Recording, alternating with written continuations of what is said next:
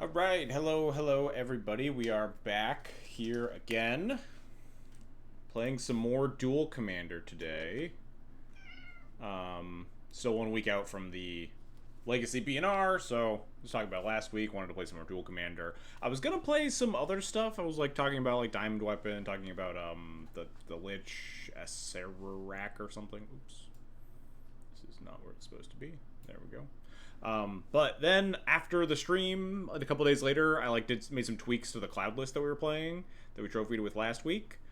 I added a bunch of cards. We'll talk about all the changes I made and try to get into like why I made a bunch of them in a bit. But made some changes. 5-0'd again. I was like, maybe this deck is really good. But I haven't been playing against a lot of the meta decks that I had really wanted to test against, Aragorn especially. So it's like, I have a free Saturday. I'll play in the Duel Commander. I forget what they're called. I think they're like called Trials or something. I just call them mini challenges because they're just like tinier challenges for the smaller formats, like Duel Commander. It's like 16-person minimum or something instead of regular 32. But then I played in that, and then I won the whole thing with this list right here. We won the Duel Commander mini challenge, bringing the total record of this deck to 17-1 from 2 trophies and a 7-1.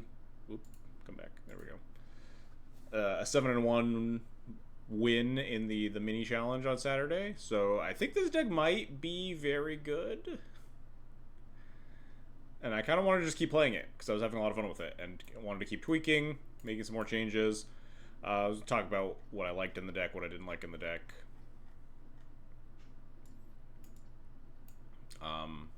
I hate that the 1-drops and the lands both go off the screen even on my desktop.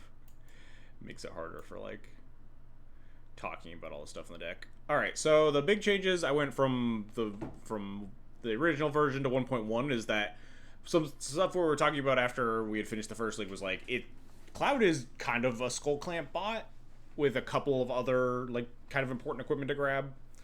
It's mainly pre-war formal wear, Skull Clamp, and Umezawa's Jite, depending on the matchup and the position on the board and a couple of other deciding factors. But there's a lot of just like, okay, Skull Clamp if you're just like really locking in the grind, Jite if you're playing a very creature heavy matchup, you want to get on the board and like try to remove your opponent's stuff, maybe gain a little bit of life along the way, especially if they're playing like smaller creatures. We'll talk about why this has some issues with some of the other aggro decks, like Yoshimaru especially. And then Pre-War Formal Wear has a really, really good loop with Cloud where you just play Cloud and get Pre-War Formal Wear, and you can very easily just block with Cloud and then bring him back as a 4/3 and then get another equipment.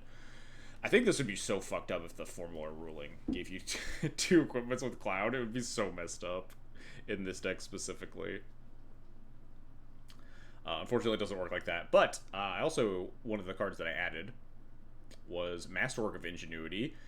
This card is really good with the Cloud into Formal Wear loop. I found it, especially against like mono red, very board heavy decks, things that like play to the board and you're attacking and blocking a lot. Just play turn 2 Cloud, turn 3 Formal Wear back the Cloud after you block and it dies. Maybe you try to trade it off, maybe they just kill it. So you Formal Wear back the Cloud and grab Masterwork of Ingenuity, and then you just Masterwork of Ingenuity, 1 mana Formal Wear back the Cloud, and then on your turn 4 you just have like 4/3 Cloud plus 3 mana to do whatever. You can like Cloud for a second creature, go grab GTA planning for the future, go grab like Lion Sash if you want to play to the board right now, or grab like a sword and put it into play, or just spend your 3 mana on other stuff and go grab a GTA or a sword and plan for the next couple of turns.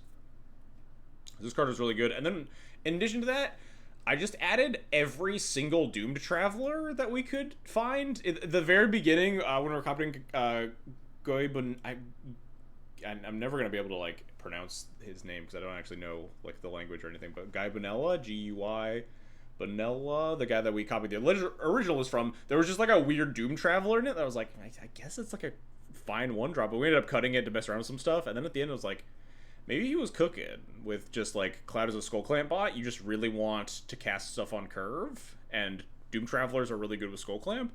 So I added what I think is every single Doomed Traveler variant. Which is this, this and like a couple others. I added like Basri, which is not really a Doom Traveler, but like, you know, kind of the same vein. Surprising amount of Doom Travelers have been printed in Magic. I did not know Indebted Spirit was a card. I didn't draft MH3. Did not know this was a real thing.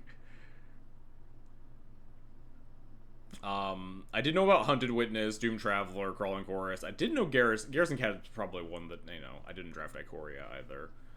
But I'd seen higher tail of a lot of these before. Oh yeah, and Nesting Bot too. I had drafted Aether Drift a lot because I was prepping for the PT. Hey Jarvis, thanks for the resub. Much appreciated. XJ Cloud Dual Commander indeed.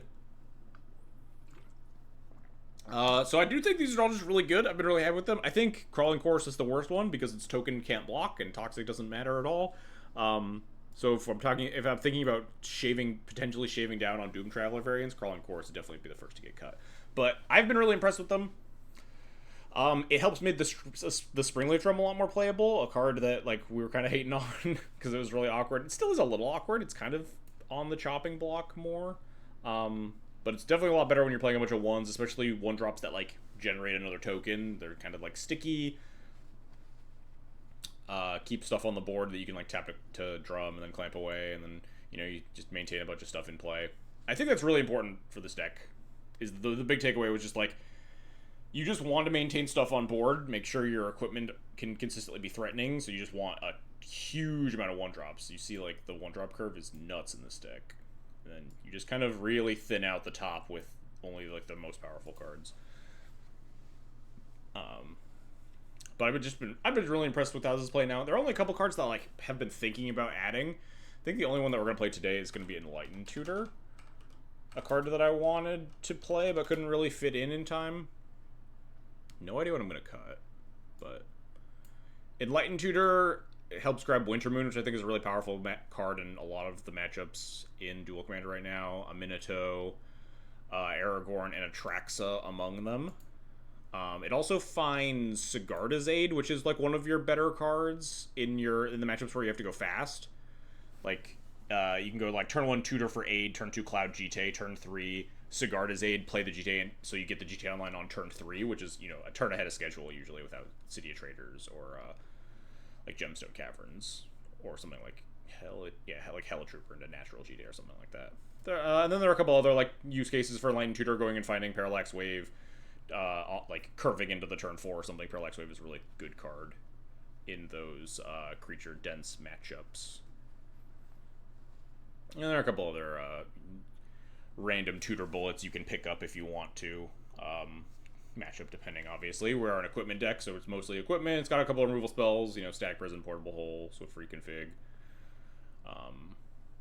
Stuff like that. If your Cloud gets, like, if you're playing against, let's say, Aragorn on the draw or something, your Cloud has been countered twice or whatever, it's an emergency way to go maybe try to find your Skull Clamp more naturally and start popping off with your Doom Travelers. Hey, Raison Rodriguez, thanks for the subscription as well. Much appreciated. So anyway, I need to figure out what I'm going to cut for this. I kind of want to cut Flicker Wisp, honestly. Flicker Wisp has been, like, nice just being able to target random things with it. But, like, targeting Cloud is kind of a pipe dream. And you resolve your 2-drop, and then you also resolve your 3-drop and successfully target your 2-drop without anything dying. And just, like, you're going to do that instead of just, like, clamping your Cloud and drawing 4 cards instead. I think Shining Shoal is another card that has been kind of underperforming. This deck doesn't have a lot to pitch to Shining Shoal for more than like 1 or 2 damage, which is generally enough. It's kind of a free removal spell, which is a good card in Cloud because Cloud gets to draw a bunch with Skull Clamp. So sometimes it is just kind of, you tap out to draw 4 cards with Skull Clamp or whatever, but you do want to be able to still cast a removal spell. And Shining Shoal just kind of does that. Killed Orcish Bowmaster with Shining Shoal. That is also a very good case for Shining Shoal. Orcish Bowmaster is like one of the better cards against Cloud. Being able to kill it for free is really nice. I think I did something similar on... was it on stream? I forget. I think it was... I was playing as Slimefoot and Squee, and then we lost that game anyway. But we had much more of a chance. And then I think we won game 3. I think that was on stream last week. I forget. The Manland MTGO, thanks for the follow, appreciated. Did I miss any follows? No, we're good. Um, I think the most cuttable cards in my mind right now are like this, this, this, maybe this. I have liked how Flowering of the White Tree plays out primarily in aggro matchups. It's obviously like really bad with Skull Clamp, but sometimes when you just don't need to draw a million cards and you do just want to like either aggro your opponent down or like play big things to the board, it is a really good anthem when you're with your deck filled with doomed travelers. I think that I'd say Flickerist is probably among the most cuttable cards. I've also been really impressed with Flare of Fortitude. I added this like last minute into the challenge. This card won so many games. This card's so good. It's especially in this deck with all your 1-drops, giving all your permanents indestructible, protecting your equipment, being able to like fog, even just like fog, counter a wrath for free. It's really really good. Anyway, Kitty, you wanna stop? Come on, come on, come on. Thank you. Anyway, while I'm doing this, the big thing that I wanted to know from both anyone in chat right now, as well as anyone like watching this YouTube video later, is anyone like, are people interested in me making like more detailed Duel Commander content? I've been really wanting to like thinking about making either a Cloud Primer or like a Duel Commander starter guide or both. Like very unsure about like what people want. I don't know how popular this format really is. I've always liked it. I used to play it in college actually, like 10 years ago or something. Format has changed drastically since then, but I've been really enjoying being able to play it on MTGO. I wish it had more paper support, but it is supported at like MCs and stuff. I'm trying to see if they will support it at Eternal Weekend. It would be really nice. And obviously it's like massive in Europe and China, I think, for some reason. But if people are interested in like a Duel Commander starter, like these are the decks, these are what they do, this is like what you're looking for when you're like trying to build your own deck. If you're trying to brew, or if you're trying to like tweak decks that are less popular, stuff like that. These are the things that they're weak to, these are the things they're strong to, stuff like that. As well as a Duel Commander Primer, like just a much more detailed version of like why these cards are in the deck, what your decision trees are with Cloud, what your plans are, and like some of the popular matchups. I really want to write that one. That one sounds very fun to me. And I've been having a lot of fun with Cloud, and I think that would be a very cool thing to write. I don't know if people would be more as interested in like the Duel Commander starter stuff. But yeah, let me know. Drop a comment on the YouTube video. Let me know in private. You can DM me on Blue Sky or on Discord or whatever. Post about it in the D&T Discord and the other formats channel where I've been posting most of my Duel Commander stuff. But yeah, I really liking Duel Commander. I'll obviously go back playing some Legacy next week when they announce the BNR, but I have always liked this format, and Cloud's been having a lot of success, so I'm hoping to keep maintaining that success, and I would love to share it with others. I saw someone took my list to top 8 the big Duel Commander mini challenge. There was like a 32-person one on Monday. Anyway, I don't know what I should cut for this Enlightened Tutor. Duel Commander cuts. I was talking to a friend about this, a fellow content creator. Like, cutting cards in Duel Commander is really hard, because it's really hard to identify like what the underperformers are in like 99 card singleton. The other thing I did want to do, which I'm spending too long like doing this, so I'm not going to do it today, but like I think you probably want like 1 or 2 more white sources instead of colorless sources, and I think Mutavault and or Mishra's Factory are the probable cuts, but we'll see. Maybe we just cut. I think I just want to cut Flicker Wisp. Flicker Wisp might come back, especially because I kind of wanted to add Recruiter of the Guard to this deck as well, but I do really like just continuing to slim down the curve and just being able to like multi-spell. Really helps against the blue decks. So let's try this.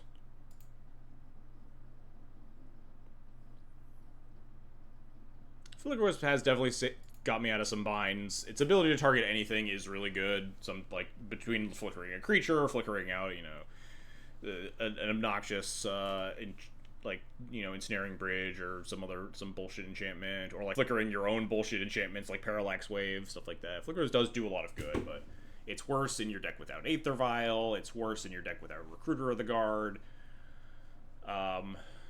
It's kind of expensive. Its body's not that good. I can see not wanting it.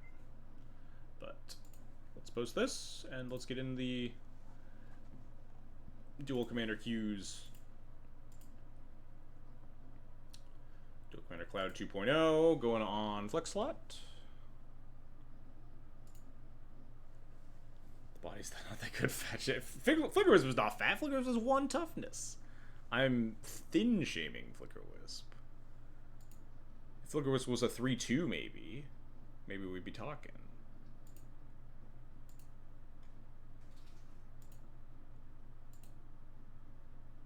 That's not that much better. Don't thin shame your friends either.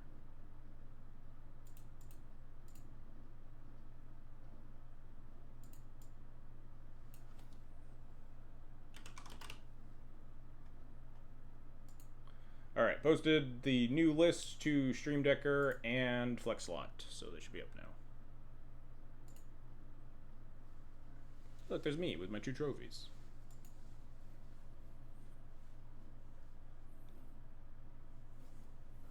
I also did, like, we were talking about how, like, our very first match last week being, like, probably a win trader. I pretty much confirmed that there are win traders in the Duel Commander leagues. One of them got really mad at me in my second league that I was, oh, jeez, this hand's pretty ugly. Is it good enough? The Dragon. The pressure's on us to win a game fast.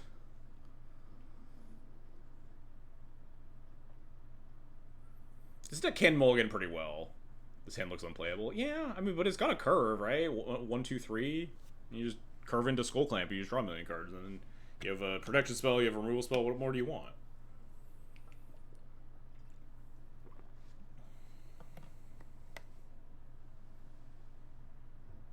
Don't all of our hands have curves? I mean, I guess ideally, yes. Because the 41 drops or however many are in the deck. But it's got a curve and a removal spell and lands to cast all of our spells. I don't know. Maybe it's unplayable. It's like a slow removal spell too. I don't really know what Dragon decks look like all the time, besides, efficient dragons that are cheaper. All right, we'll mulligan. All right, never mind. This hand's way better. It's just infinitely better than the first hand. You got me. You got me, chat. We'll keep. Do I want to bottom Skull Clamp so I can just cloud? I mean, no, I just don't need a cloud if I just keep Skull Clamp in my hand. I can just, like, chorus into clamp it, or, like...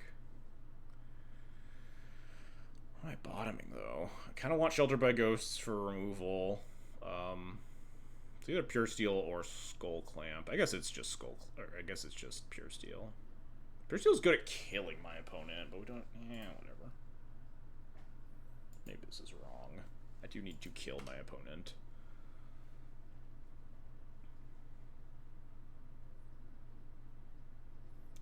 Alright.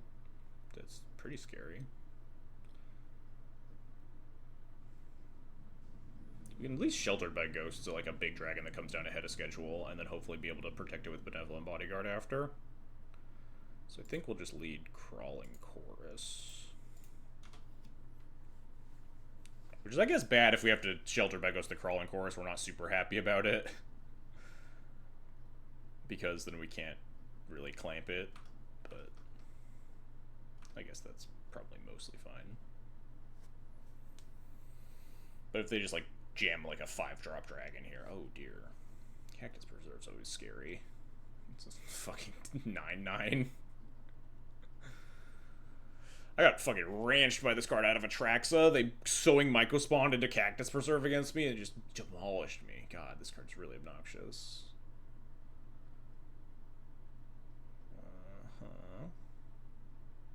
Let's see. That's not... That could be worse. I think I can develop in front of that. I might Sheltered by Ghosts at some point, but I don't need to do it right now. I might even just spend this turn clamping. Just so I can make sure I hit my 3rd land drop here. And then I can maybe, like, bodyguard and shelter by ghosts on the token.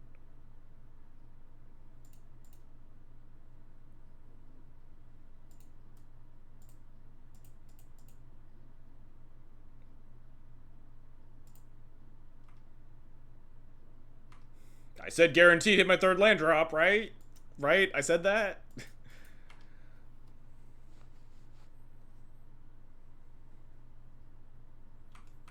is also awkward that Benevolent Bodyguard does not protect against white removal spells for however much that's worth. If my opponent has, like, Plow, it's really bad for me.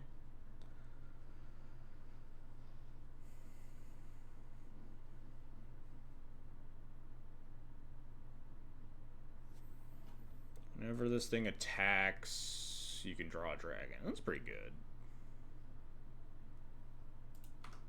Gonna get punched for a lot here. Ouch. Might need to shelter by ghost this turn. Hopefully we draw a land. Oh god, I have to read cards. It's really good with haste things. We didn't hit the land drop despite drawing 3 cards. This is bad. I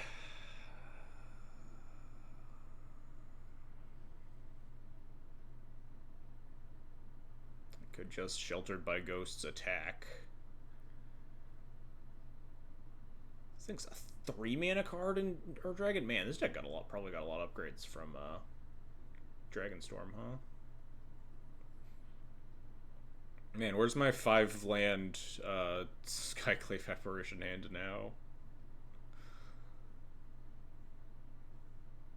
I could clamp this, try to hit the land drop, but then I can't Shelter by Ghost this turn. I'd have to, like, cast Cat plus Bodyguard or something. I could, like, try to double block this.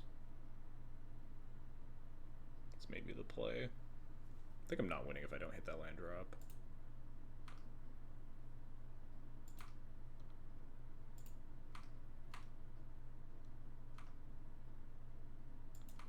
This thing's just gonna kill me, though.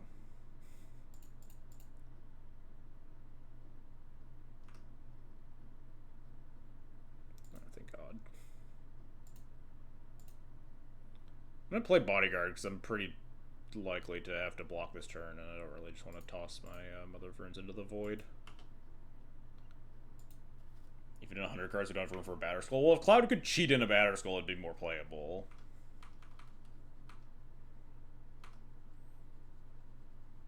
But I'd rather just play, like, the Commander Job Batterskull guy. The 3/3 for 4 that gives Cloud +2/2 and lifelink.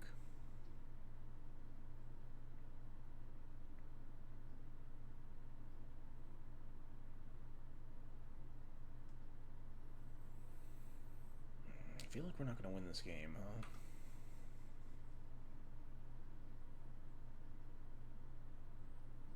Drop some, like, obscene 5-mana dragon.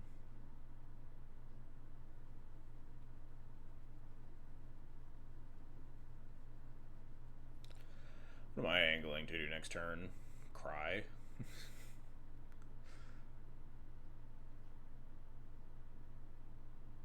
Cast Sheltered by Ghost plus Mother of Runes, probably. Maybe. No, I'm probably going to have to be trading this Garrison Cat. I think I'm going to just double block the Kolaghan Warmonger. And then Sheltered by Ghost and hope it just fucking works. But then they're just going to, like... I'm gonna go to 9, and then they're just gonna attack. They can just attack me with a 9/9, and I just have to block with Mother of Runes. Oh, they're just doing this instead. Alright, well.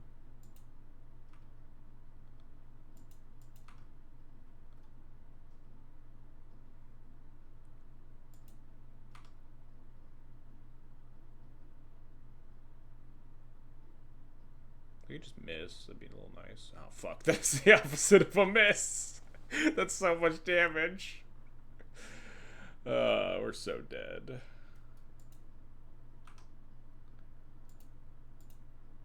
I think I just have to do this now. This thing's green, right? Yeah, okay, I did that right.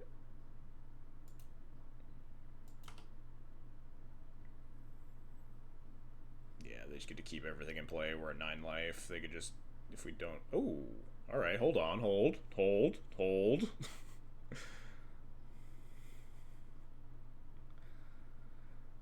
It's really unfortunate we don't have land 4 here, so we can't even, like, Sheltered by Ghosts. We can... I think it's just play Mother of Runes. It's just Wintermoon Mom, and then block, and just chump block with this with the cat. Go to 5, and then try to get the Mother of Runes online, and then, like, Sheltered by Ghosts the Surrock with the token or something like that. I could clamp the cat. That's really risky, though. Clamp the cat to hit land 4. Should have done that before I played Wintermoon, obviously, but...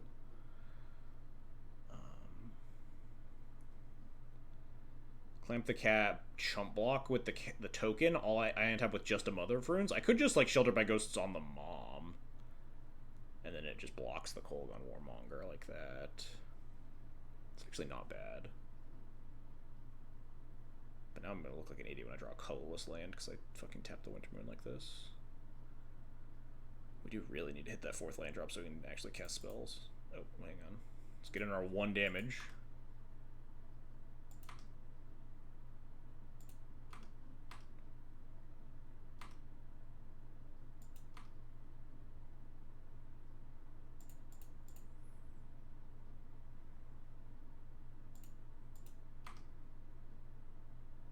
Oh, thank God. We even drew City of Traders, which could potentially do something nice. Really comfy burst of mana, we'll see.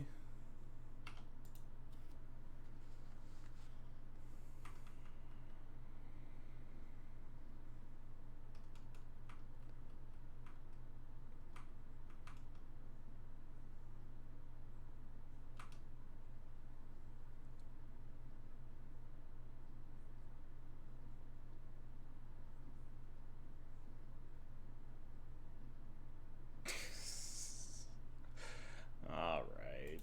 We go to 2. We're not dead.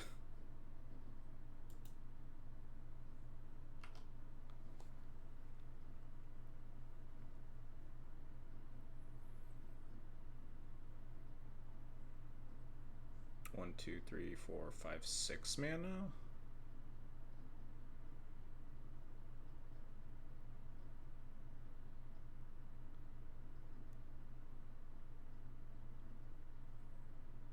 Oh, and they hit a 2/2 to cast. It's pretty bad for me. The 2/2 that also, like, gives them a bunch of mana so they can get back to Kolaghan to, like, haste kill me from here. That's dreadful. Wait, they don't cast it? Interesting.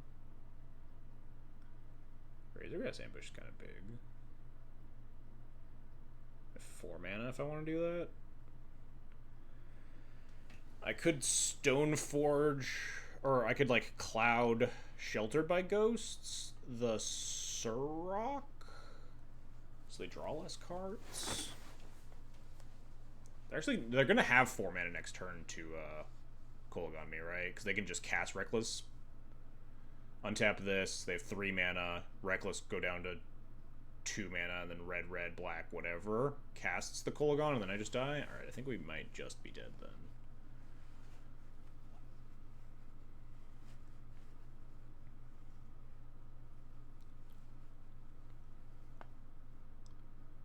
One, 2, 3, 4, 5, 6. Does haste lifelink do anything for me? Not really. I gained 3 life. And kill this, and then I die to everything.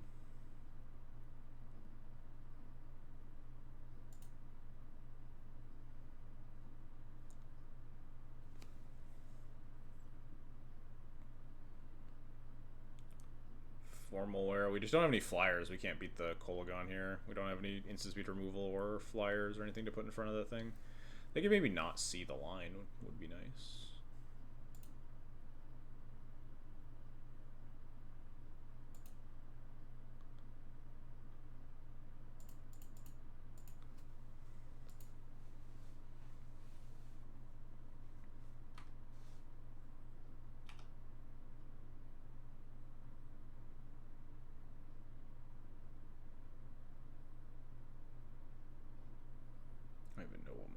is.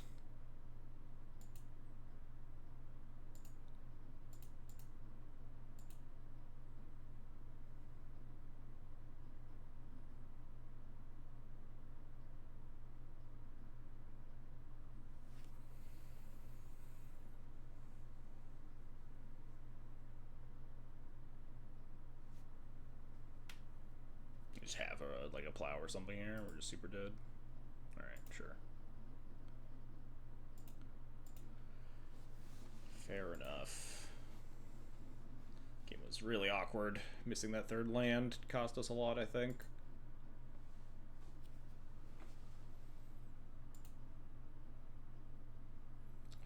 Tech Edge is nice. Strength Magistrate's pretty worthless.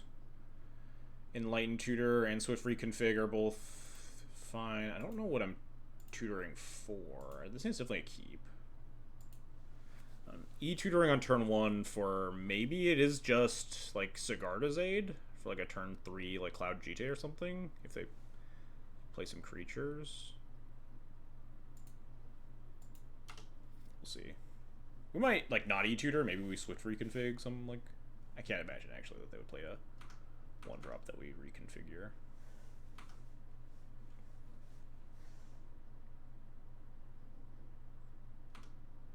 They just don't have anything.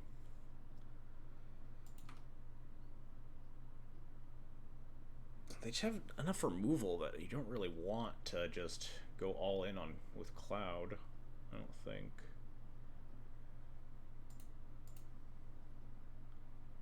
I think I do want to cast this, though. Guess we could just get Wintermoon, huh?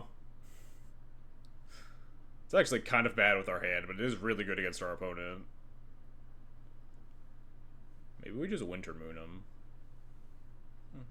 Worse if they know about it. Maybe I should have held it. Thought about this later. Let's grab Aid. We have enough other stuff. Tech Edge, and that maybe I don't need Wintermoon. And like our hand is such that like maybe we don't super want Wintermoon anyway.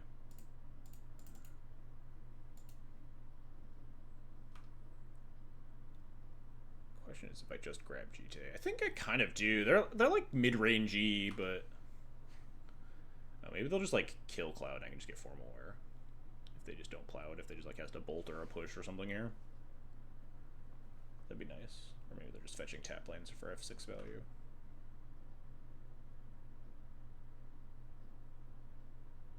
Oh, alright, well. Hey, Lunel, thanks for the resub. Much appreciated. I think I'm just gonna not put Cloud back in the commander zone and get 4 more now.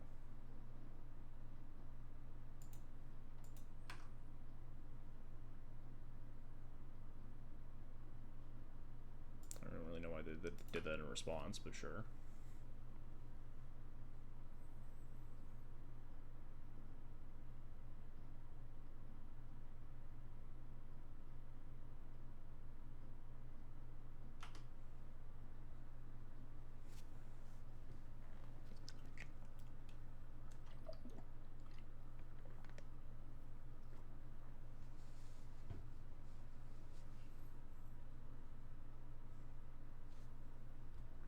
It's definitely not the matchup for Strength Magistrate, but at least he picks up some equipment. Which might matter at some point here. This guy is not getting cast.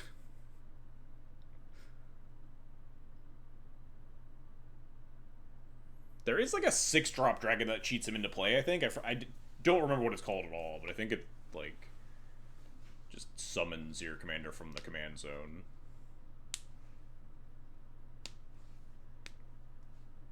There's a little gnat in here. It's driving me nuts. Hellkite Courser? Sure, I'll believe you. I'm fully willing to believe anything dragon named that someone will list us off there.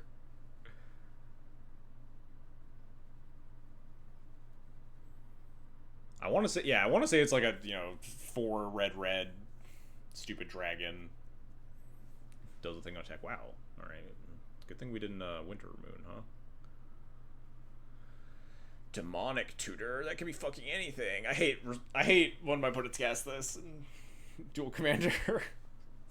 How many cards that are bad for me can my opponent find? There are, I'm sure, a lot.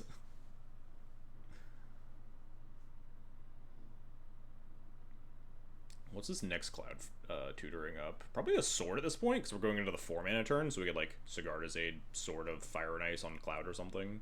Sort of War and Peace, sort of Feast and Famine.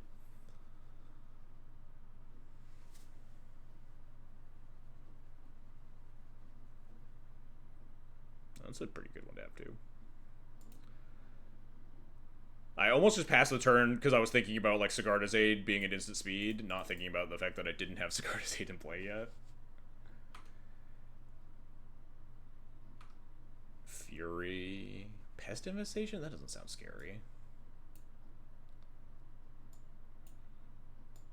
Dragon that steals artifacts and deals damage. Isn't that like 9 million mana?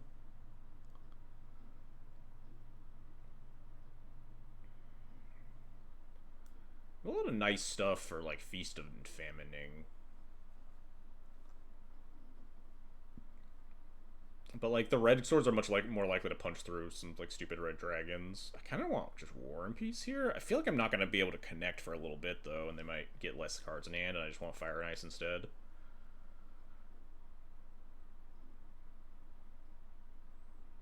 Feast and Famine ain't bad though. If I do manage to connect, I have like Stoneforge to go get another sword anyway. I have a lot of good ways to use my mana. Next turn, if they for some reason tap out like completely insanely, Sigarda's Aid, sword, attack, untap. I guess we only have 4 mana at that point because we can't do anything instant speed except Swift Reconfig.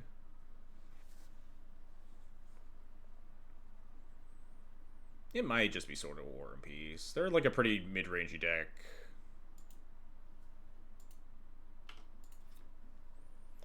Like hard to get their hand totally empty because they're just like casting a 4-drop or something. But I do have concerns with my opponent just having a resolved Demonic Tutor that there's a pretty good chance I won't connect for a couple of turns and I'll have to like finagle some. I'll have to jockey for position a little bit. It is Talon Gates on the left, yeah. We'll almost guaranteed be able to attack through a 3-drop if they just, you know, cast a spell. But I have to imagine Cloud's gonna die. If he just dies, then we can Stoneforge for Masterwork, and Masterwork for more, get back Cloud.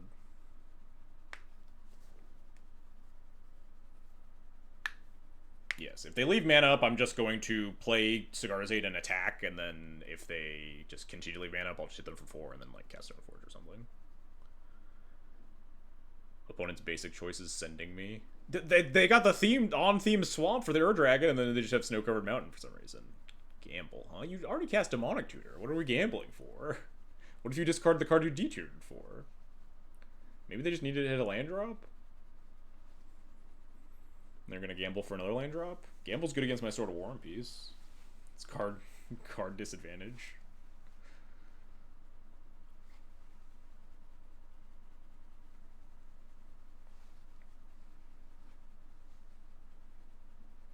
DT for Gamble. Discard a Tainted Pact, dude. They're just spewing all their tutors. Surely they will simply tap out here. Dang. Alright, no. Cloud, you can stay in the command zone.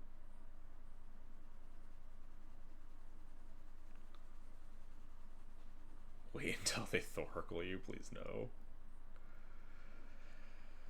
Alright, Sigarda's Aid, Stoneforge, for Masterwork's sake go, I guess.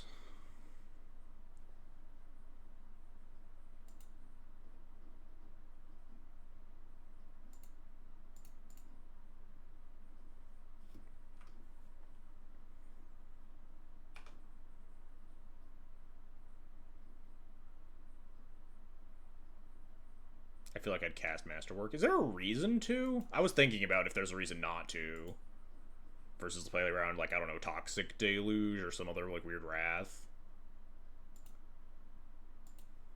They're gonna get me with some, like, weird instant speed graveyard. Oh, you put in the Masterwork and then, like, just go get, like, a 1-drop. That makes some sense, yeah. I can see that. Just to do something else with that last piece of mana. I guess it is dangerous. There could be an instant speed shatter, notably, which is something that I should be worried about. Yeah. Maybe I'll do it. Go with sorcery speed then. I'd rather this be equipped to Cloud. The bolt's already out of the way. I want to make the Cloud beefy, I think.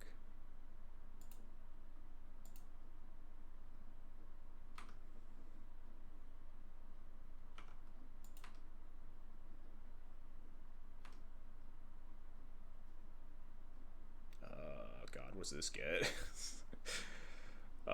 Maybe it's boots now? I don't know. It's a cheap way to, like, give something ward to start with and then go nuts with sort of, like, put the war and peace on it.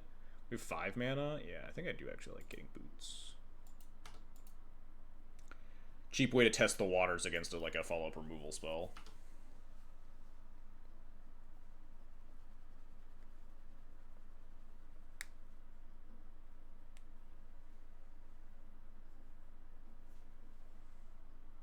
That's nothing. I mean, it's ramp. But we do potentially have, like, the ability to hold up Swift reconfig.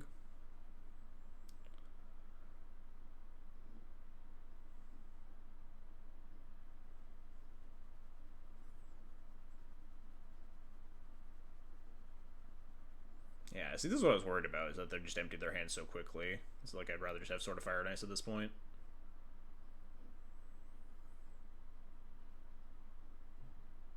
Declare blocks, question mark? Oh, wait, no shit. Hang on, it's a 3/3.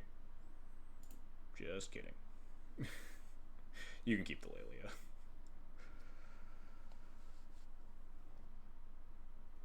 For some reason, I totally thought it was a 2/2.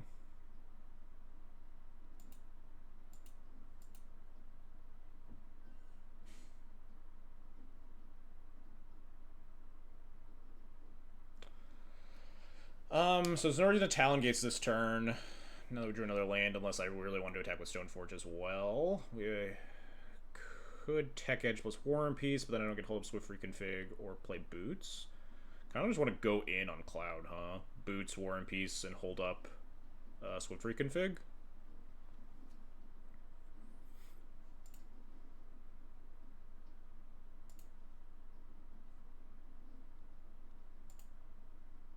Oh, the Formula's going to fall off. I should have put the Formula on the Stoneforge. I always forget about that.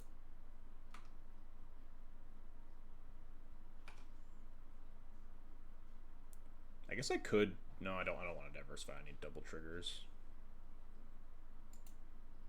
Definitely an oopsie, though.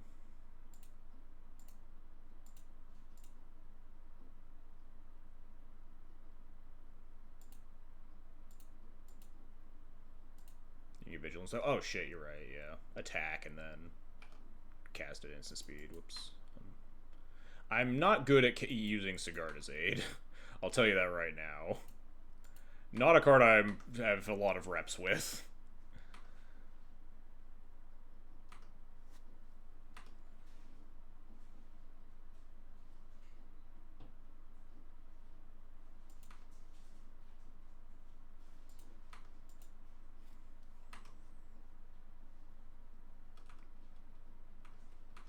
Drannith is text now. Oh, Drannith could stop the Lelia. I think I'm gonna Swift reconfig the Lelia, but yes.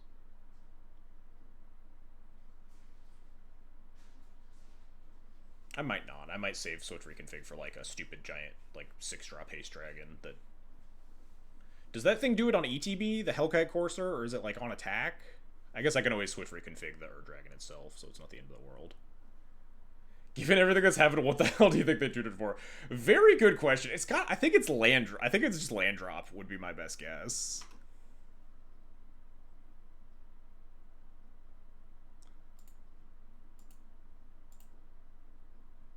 I think I'm okay Swift reconfiguring this. Because I have Talon Gates next turn. Okay, you got it. I take 3.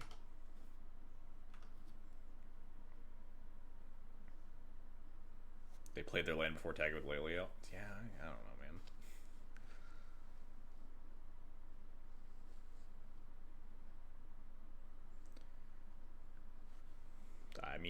Attempt lethal. Talon gates the ignoble attack. They have one card in hand.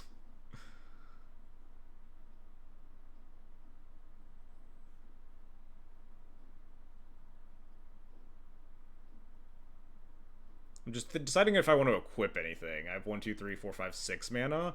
Should I equip Formalware to Stoneforge? Why was this attack? This thing has Ward 2 on it, notably. QU1 Quito 237. Thanks for the follow. Appreciated.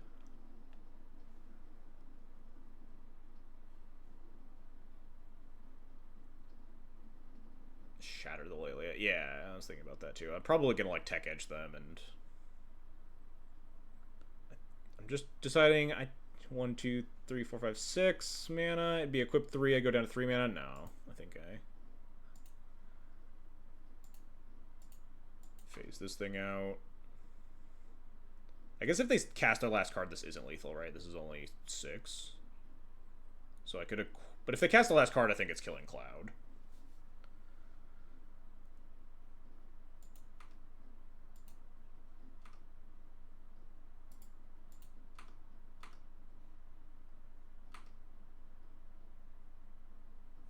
Nope, they're just dead. Cool. We did it. Weird game. Big Cloud is back. Very weird game. What did they gamble and what did they DT for? The world may never know.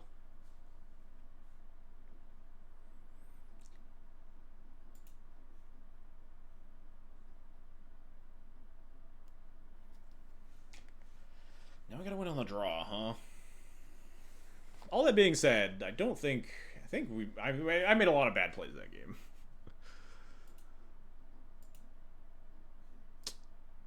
This hand's a little loose. It's a mold of 6, right? Ghost Vacuum is not really a card, but like Felly is good. Swift Reconfig is good against some of their bigger things, not against their like mana things.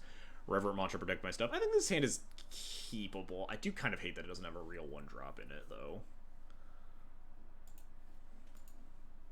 Depending on what they do on their turn 2, I can hold up Felia or cast Cloud. I think Mantra is bugged right now. Is it? What does it do?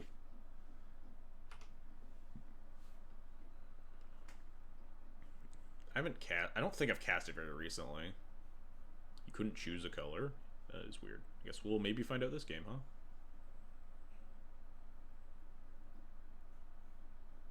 Does it just like resolve and then nothing happens?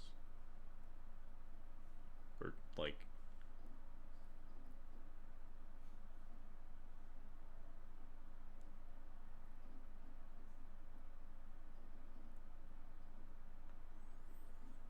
That's pretty scary. Oh, that's a better 1-drop at least. I mean, at least we have switch reconfig for the first giant dragon that they slam off of Orcish Lumberjack. I think I'm supposed to just play out 8 though, not hold it up. If they have 5 mana this turn.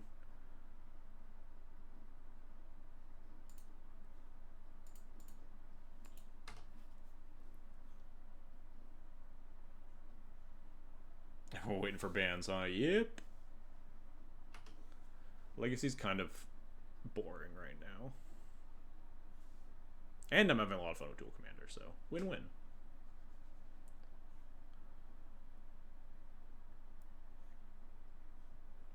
This Orcish Lumberjack is really scary.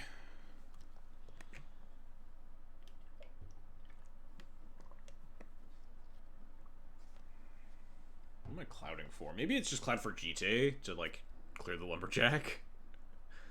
I guess cloud for Sword of Fire and Ice would also clear the Lumberjack, given the aid's already in play. We'll see. But probably, yeah, Reverent Mantra, Protect Cloud, pitching the Felia. We might need to cast the Swift Reconfig next turn, though. If they just, like, jam a giant thing.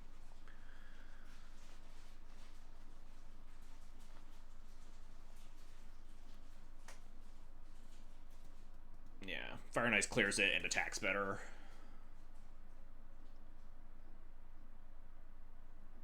Okay, I have to admit this is deeply terrifying. Orcish Lumberjack is a big commitment, so I get, like, even if they had a 5-drop dragon, if you don't have another forest, you maybe don't want to cast it. But it is scary. That said, I do think we're going with the plan.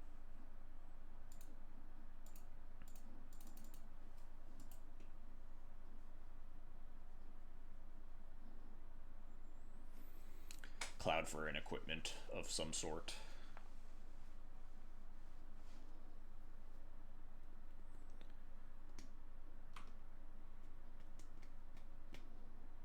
GT's better at letting me hold up Swift reconfig. So, like, if they, like, play a big scary thing next turn, I could potentially Swift reconfig it and play GTA and attack and clear the Lumberjack that way, which is, like, pretty tempting.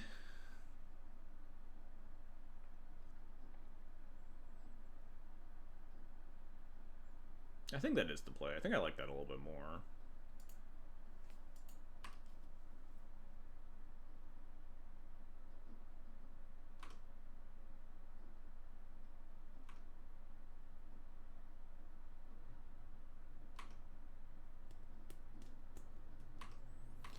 Alright, they had nothing. Maybe they'll just, like, hardcast a Fury and then have nothing else. What dragon wouldn't be red? But, like, I don't want to leave a 6-drop dragon in play, even if it's red, right? It's probably scary, and I don't want to really let it attack.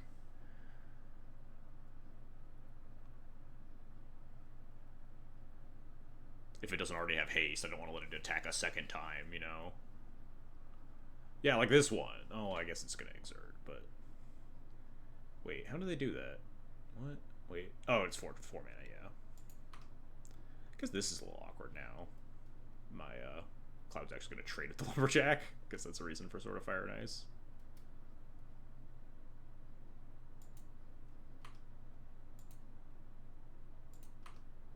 Maybe they'll just attack with both. Nice. Alright, well, let's hope this isn't bugged.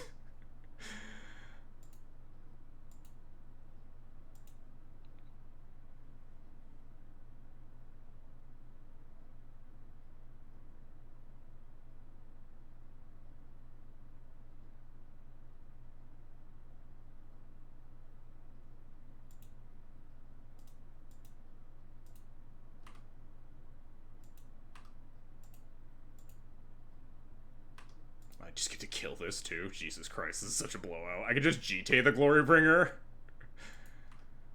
This is such an insane blowout.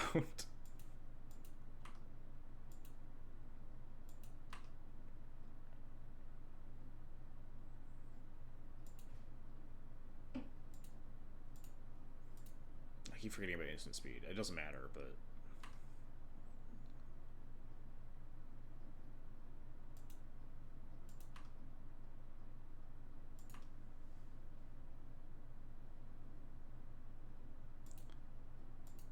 I think I'm holding up Swift. Just murder them. It's like hold up Swift reconfigure play Ghost Vacuum. Seems like kind of, I don't know, what could they possibly do versus a GTA with 4 counters? And just cast the Swift reconfig next turn. This Ghost Vacuum's just never mattering, though, is the other thing.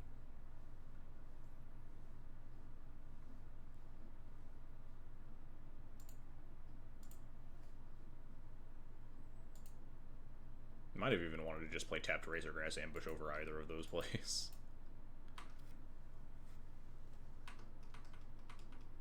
They're gonna get me with, like, fucking some sick-ass dragon pump spell with flash. Just annihilate me.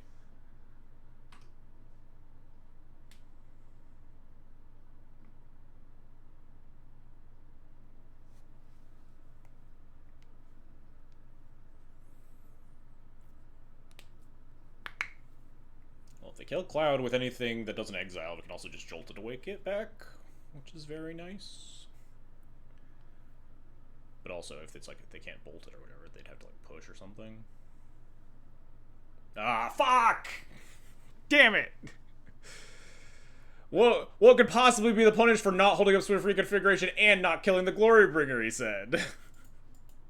What could possibly go wrong? God damn it. So fucking stupid.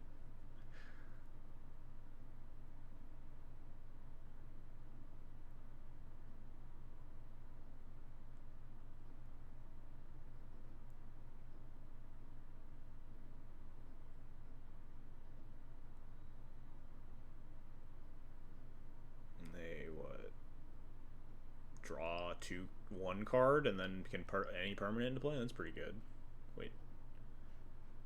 Yes. Okay. If only I had a swift reconfiguration. Oh no, swift reconfiguration actually wouldn't matter here because they could just crew it.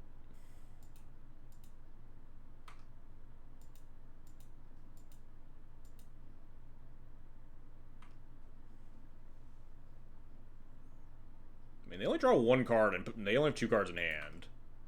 So, like, we're not dead yet. They have a lot of nasty cards they could easily put into play here, though. Oh, nice. It's just land. I'll take 10.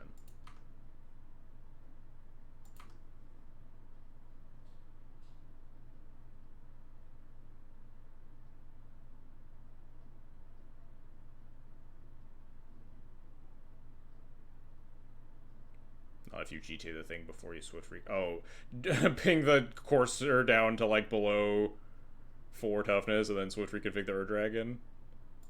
I'm impressed how this deck makes 5C dragons look like bad vibes. Yeah, our deck's fucking sweet. This is just an ETB, right? It's just a 6/5 flyer now? Alright, don't have to worry about it. We're good. We're in the clear. This thing costs 9 mana. It's not coming back. Alright.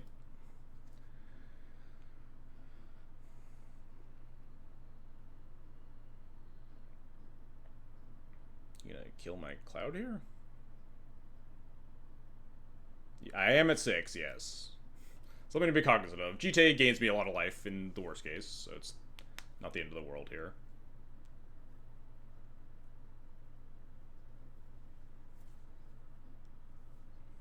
Cloud with GTA is unbeatable. You think that, but we just like colossally punted this game for no reason. My GTA, no! Wow, we're so fucked. I think we're actually still fine. I'll gain a bunch of life.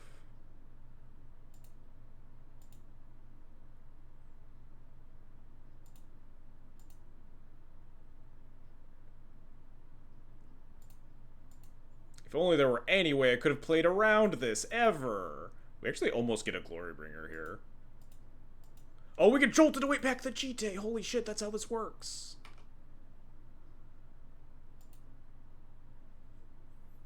That's why we put it in the deck.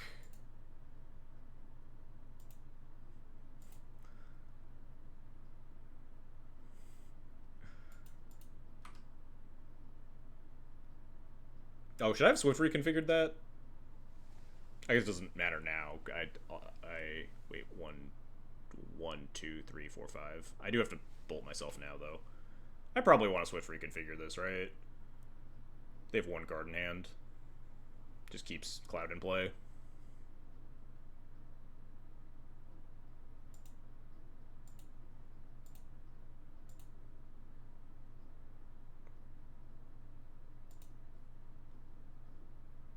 Oh, wait, no! God, I don't know what any of my fucking cards do!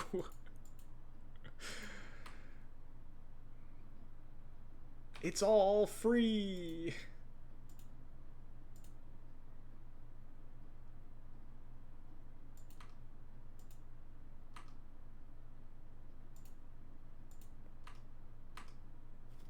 Was it worth bolting myself to attack for 2 more there with Factory?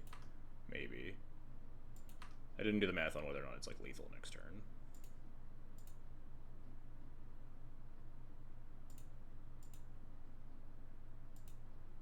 It's 10, 11, 12, 13. It would be exactly lethal. God. Could I have played this game worse? I just like don't know what any of my cards do. Just making the worst possible showing for how proficient I am with this deck.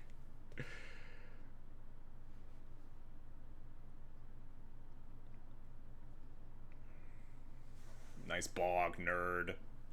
Too little, too late.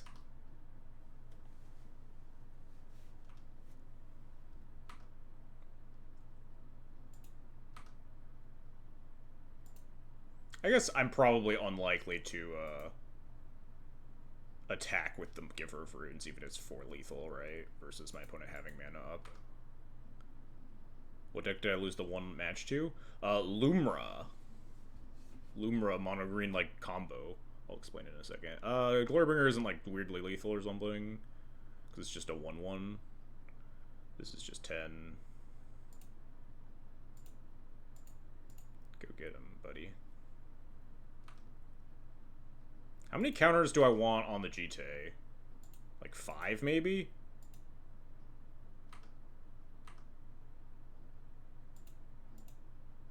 I think 5 kills most dragons, right?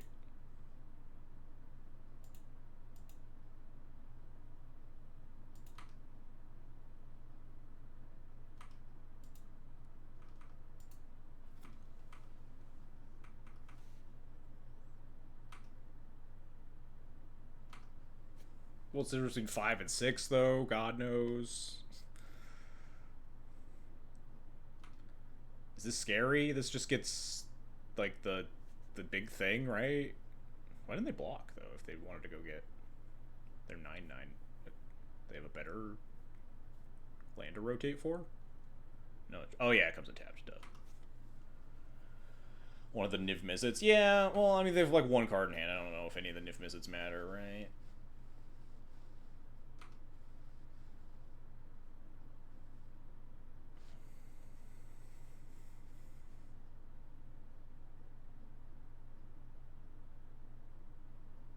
Name one Niv Mizzet that would kill us here. I mean, before they cast the crop rotation, then can't they, like... Wait, they can't even cast the Niv Mizzet, though. They have, like, so much green mana, too. Isn't all the Niv Mizzets, like, blue, blue, blue? Does the land become a color when you name it? Yeah, it becomes green. So we can, like, give her through it, worst case. Does put us at risk of their last card being a removal spell, but we'll see.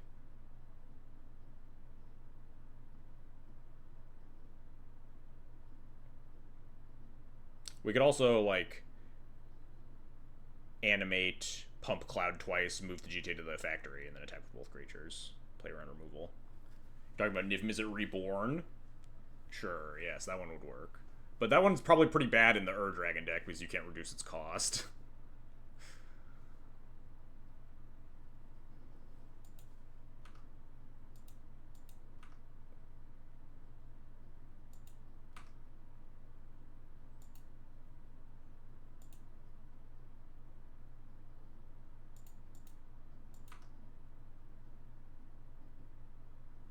Nice, the perfect draw. I think I can't. I think if we just animate, like, double pump Cloud, move the Jite over to factory, attack both, I think that's just lethal, and there's, like, no card that they could have to stop me, pretty much.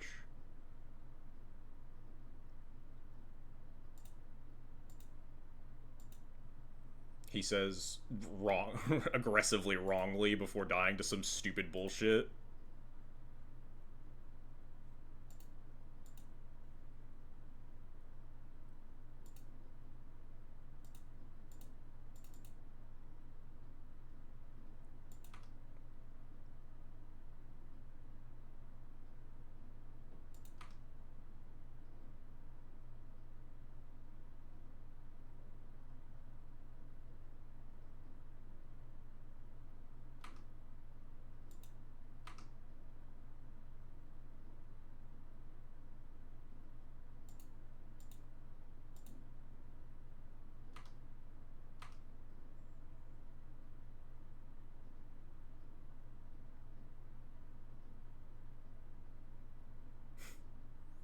That's allowed.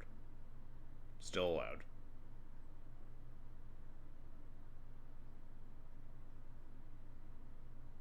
Still allowed. Also allowed.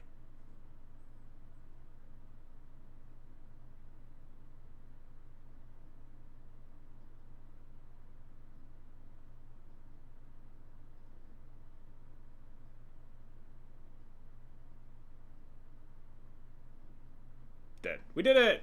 Oh, despite our tremendous fuck up.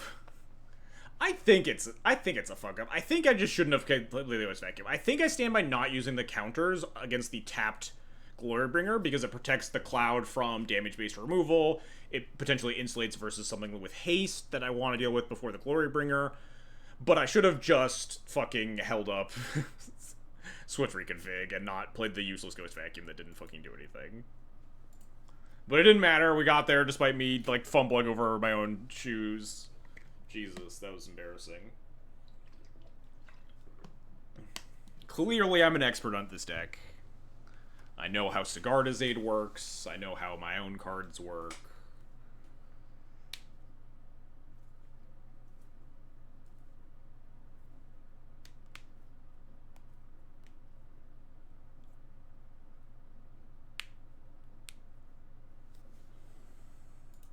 Let's wait another round.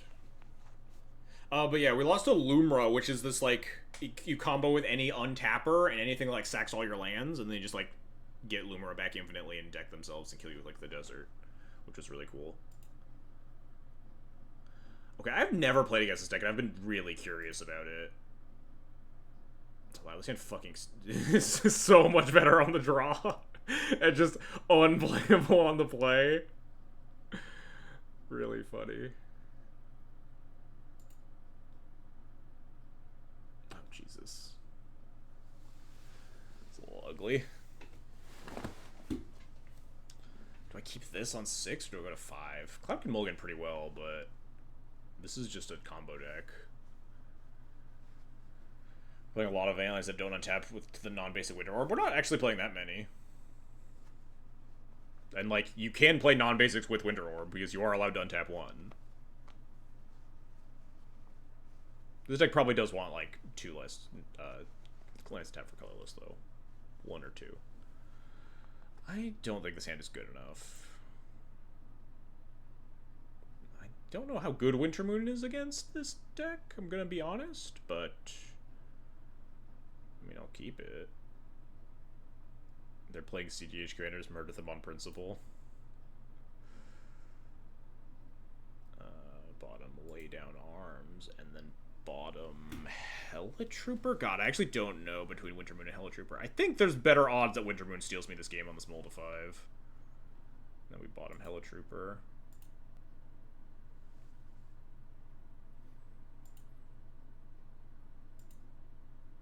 Also, like, I'm not intimately familiar with this deck's combo fashion. I only think the Swift Freak could fit, because I think this deck is like the Reanimate Sacrifice deck.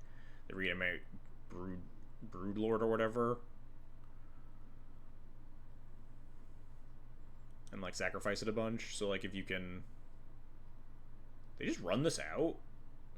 Reason for that? Maybe I should have kept my, my laydown arms, huh?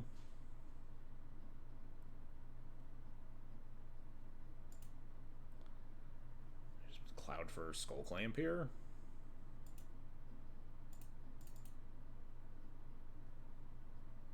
Kind of need to draw out of my Mold of 5.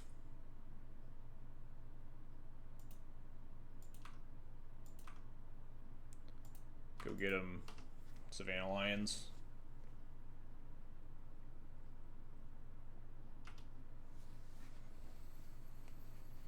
Yeah, I know this is like a combo deck, but I've seen iterations that are like straight Storm, and I've seen iterations that are Reanimator combo, where you reanimate is it Hoarding Broodlord? It's like one that Demonic Tutors a card, and then you like use it to cast Sacrifice and sack the Hoarding Broodlord, and then kill them that way.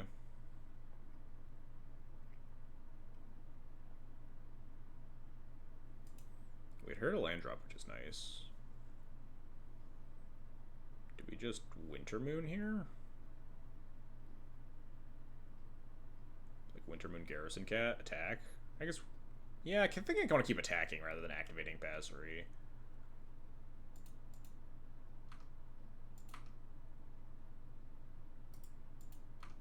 Obviously, the Winter Moon isn't good right now, but they will cast something eventually, presumably.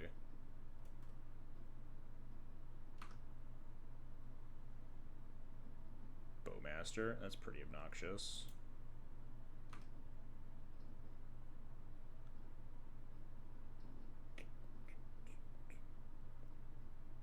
Switch reconfig Cloud doesn't do anything.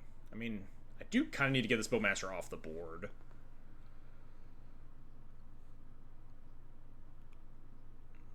Otherwise, I'm just gonna fucking die.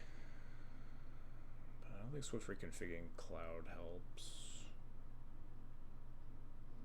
Swift reconfiguring the Bowmaster obviously doesn't help. I think it's just Wintermoon, Garrison, Cat, say go. Basri dying here sucks, though. Now I wish I had went on the making Cat's plan. Now that Cat's gonna die to the Orc army. I'll have no board besides a Cat and the ability to clamp it. I think that's okay. What do you mean can we beat that? Of course we can beat that.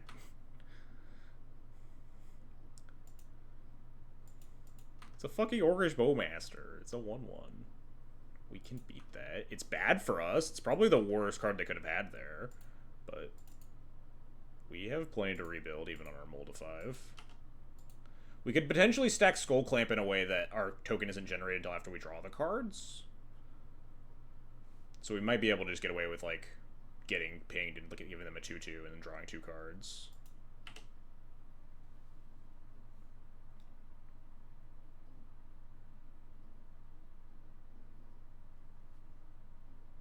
You get a draw step every turn, Matt, man. We could literally just draw a 4th land and cast Cloud a second time. Go get, like, anything. Okay, this is not the Rog C deck I expected at all. Now we might be dead. I was expecting a Storm deck. This is just, like, weird tempo, guys. Alright, never mind. We're fine.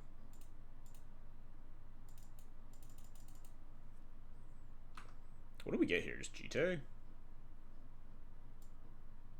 I almost want to get Formal Wear, but I think it's just GT to kill all these fucking Bowmasters. 5 cards in hand, which is a bit rough, but...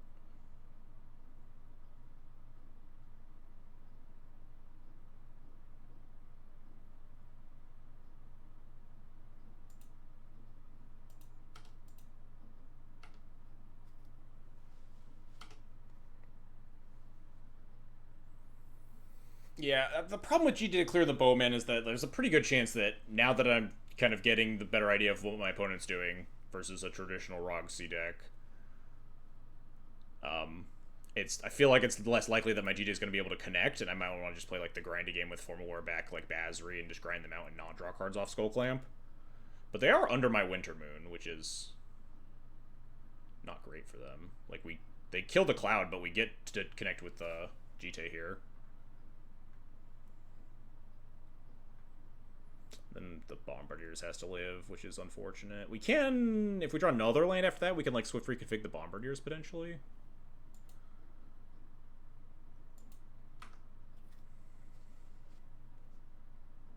But yeah, usually when you see this commander, I've literally never played against it, but you almost I've always seen it be like Storm combo or Reanimator combo, not just like Grixis Tempo. It's a really good land to draw too. Holy shit.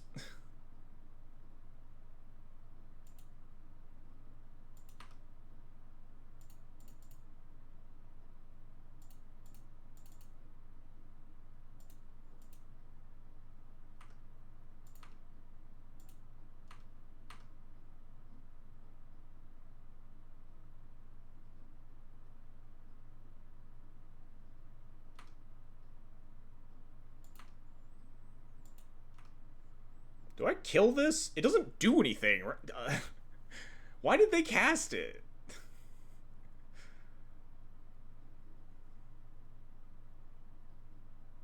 I could just kill the broadside and leave the Swift reconfig. We're just like on Saga plan now, and we don't need the clamp yet. We get the GT Online down the line with Saga tokens.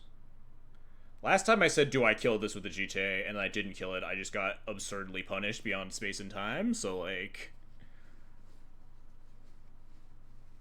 Yes, I know the deck is like a popular like CDH deck as well, but I've seen Duel Commander iterations of it, but definitely not with like just a bunch of tempo cards. I think we're fine if we don't ping.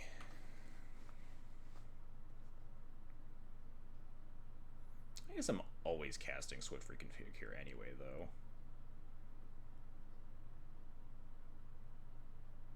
Because I want to be... I guess maybe that's not true. Maybe not always.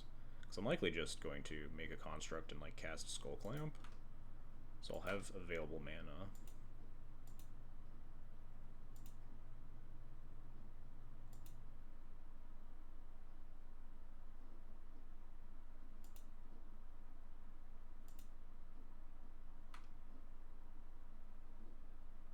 If they had, like, Kaito, that'd be pretty bad for me.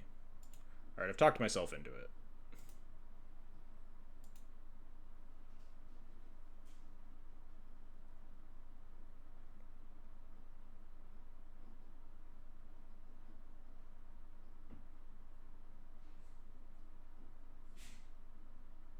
It's just like a counter. It's kind of fine.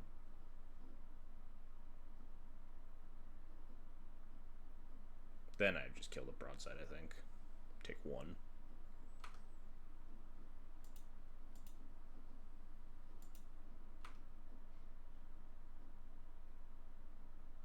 I'm killing both these guys for sure.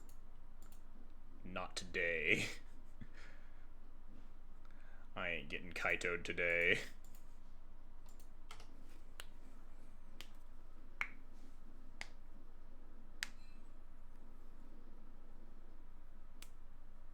If they want to recast, yeah, recasting Rog is not very good for them. Rogak.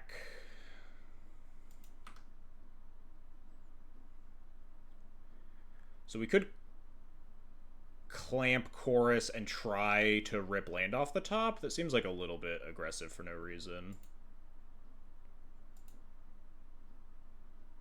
Because if we miss, we just miss out on constructs, which is not good for us. I think I'm just going to cast my spells. Should have cast these in the opposite order, but it's whatever.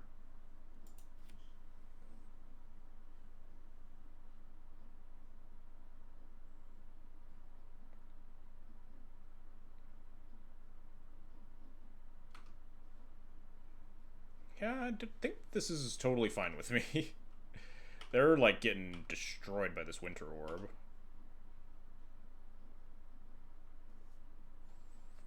I think I'm just gonna go get, like, boots.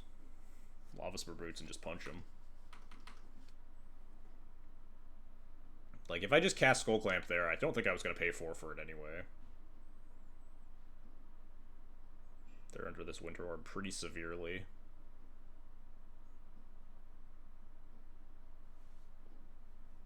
What was that about? The can we beat this? Come on, give me some credit. That was even before we got second Bowmastered. That was like the worst possible series of turns for us. Nice tap land.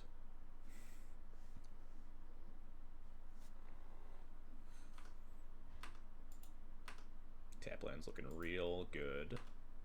Versus my Winter Orb. Winter Moon, whatever.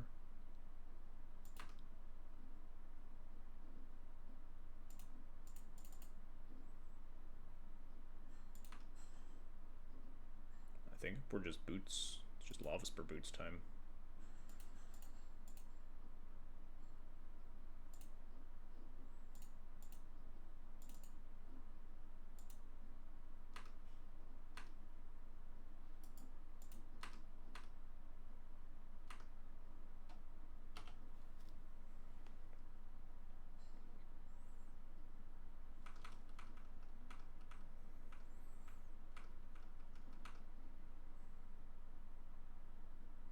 Nice, let's go. Oh. Interesting. It's just like Grixis tempo. I don't get the commander. Is it just like for the ninjutsu creatures, I would guess? Like you just play main deck like the good like Ninja of Deep Hours, the whatever the good Ninja of Deep Hours is, the blue black one, Yuriko. I think that card's only banned as commander. I have to imagine that's the case. Like Kaito. But like, is that good enough to play like your commander as a 0 mana 0/1 that doesn't do anything else? There's got to be some other tech for it that I'm not thinking about. Anyway, Winter Moon continues to pull its weight. I love Winter Moon. I mean, obviously I play a bunch of monocolor tech, so it's much more playable in this format, but... hand doesn't have a 1-drop, but it has a Swift reconfig, which is kind of a 1-drop. In CDH it activates like Mox, Amber, and you can like sack it to Diabolic Intent or whatever, and you just like a lot of ways to use a 0-drop. Not a lot of ways to use a 0-drop in like a 0-drop 0/1 with like no text in a tempo deck specifically. I think I'm gonna keep this. I think Flowering's pretty good against them if it resolves. Yeah, it does not work with Beseech. Also, wait, yeah, Beseech the Mirror, not Beseech the Queen. Not that it works with either of those. You got it, Chief.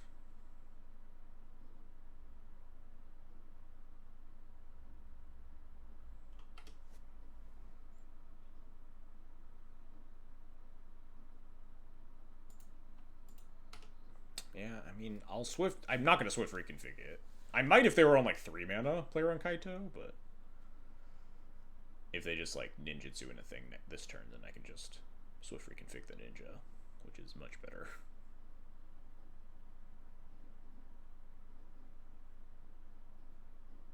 I'd really love to draw a 3rd land, though. Would be a big fan of that, gotta say.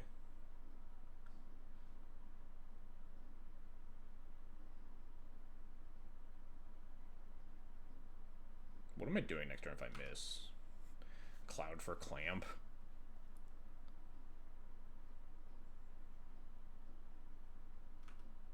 That feels like a ninjutsu fetch.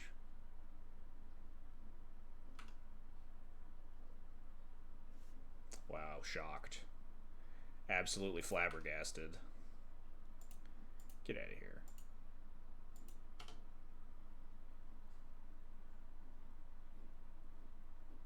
He's back.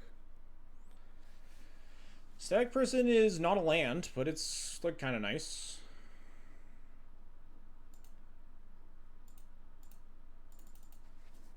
I think we're just getting... I guess maybe we get Formal Wear here against a Grixis deck. Formal Wear just like seems like it's going to be nuts. And I don't feel super comfortable grabbing Clamp in this position against a tempo deck that probably has a bunch of removal spells and me having no board state or like mana to sink into Clamp repeatedly. I think we just kind of have to hope we draw a 3rd land and then the Formal Wear will just kind of work itself out eventually.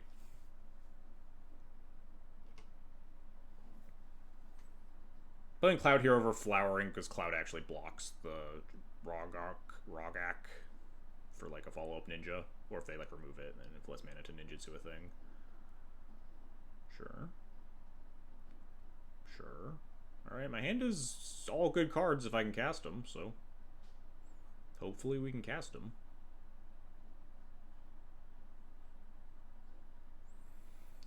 Presuming that I draw the land, I guess it's probably just like Skyclave Malcolm. I almost want to Skyclave the 0 because we have the Ephemerate and it'd be nicer to take down the other guys, but...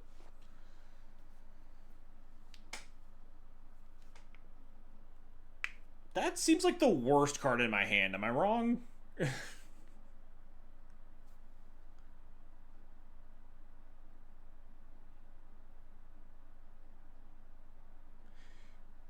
Menace. Okay, there we go. Thank you. I was about to say I was flabbergasted at what this attack was. Okay. Never mind. Oh, thank God we drew the land. Nice.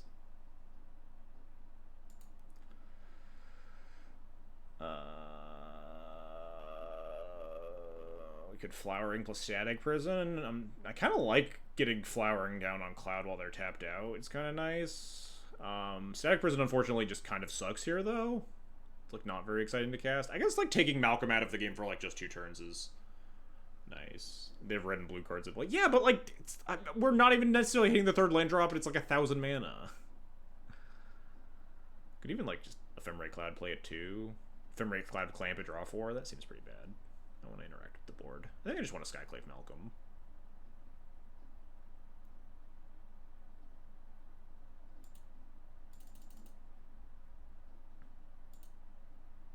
I have good plans if they kill it or if they don't, because I have Formal Wear and Ephemerate. Am I supposed to attack? I feel like I have to attack, right? If they had a ninja, they would have just ninjutsu'd in rather than playing Malcolm, I think.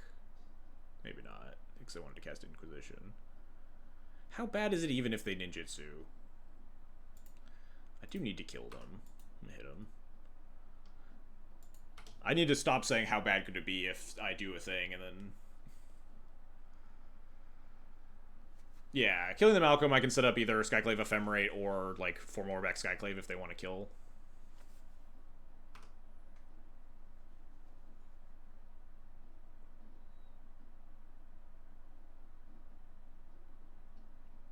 Okay, this is the worst that they could do. That's, like, not actually that bad.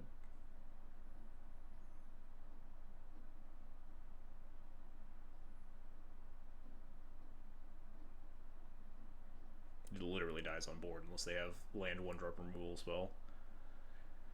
And if they do, then what do I want to do? They'll kill the Skyclave so they can block the Cloud. I can Ephemerate the Skyclave to kill the Kaito, but the Cloud's still gonna die. We could play Flowering. That doesn't.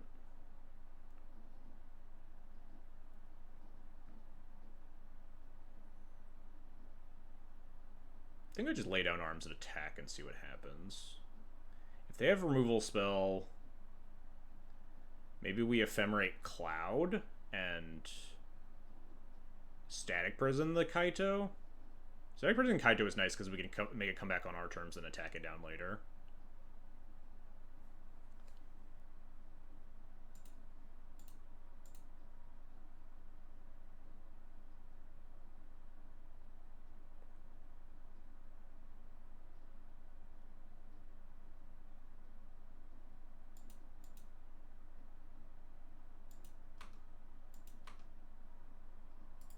I didn't think about what happens if this attack just works and they don't have a 1-mana removal spell.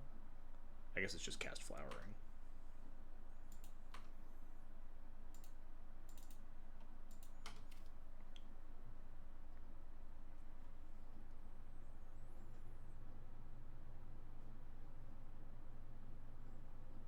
Good Sheltered by Ghosts, the Clue token. Oh. Well, that's not the end of the world.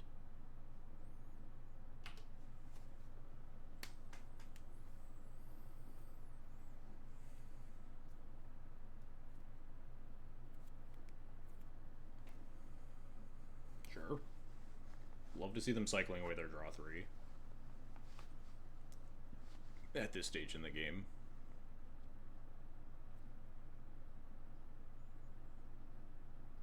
Mill Abhorrent Oculus. The card feels like it'd be pretty good here. Oh. Fair enough, it is pretty good here.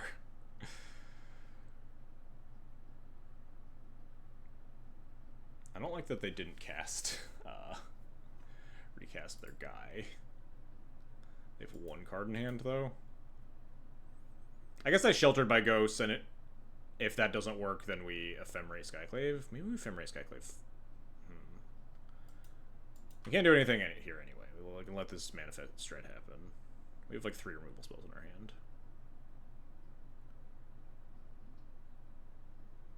We can figure out what to do here. This is mana neutral-ish. I'm not attacking this turn, so...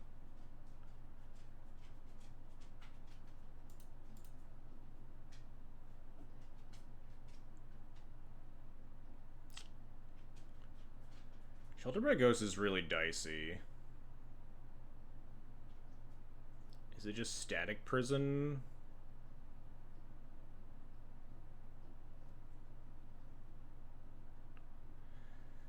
It'd be nice to induce the removal spell. Somehow.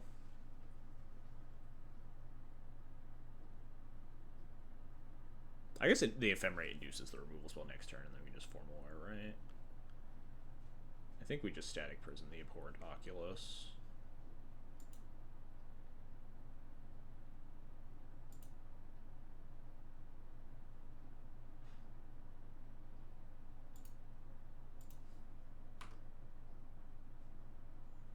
Oh, they should have crewed this and attacked, maybe?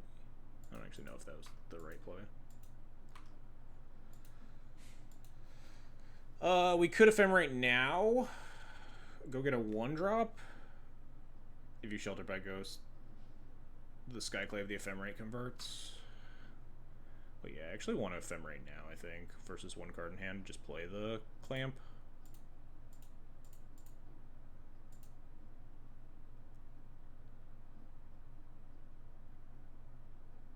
I should have done this to start the turn if I was going to do this, though, because if they do have the removal spell, then I could just, like... I guess I can't Formal Wear. But the window would potentially be down to sheltered by ghosts. Let's just go get Clamp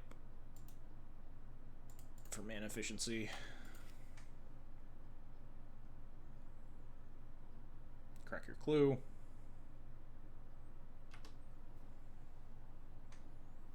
Clamp Cloud to draw 4. It's the first time he's in play? Yeah.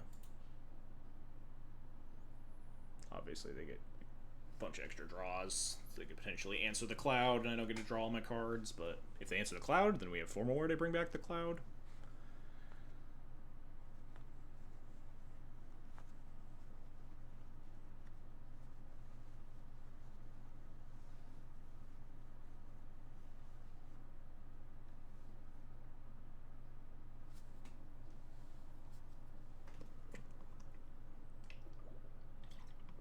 Attack. Yep.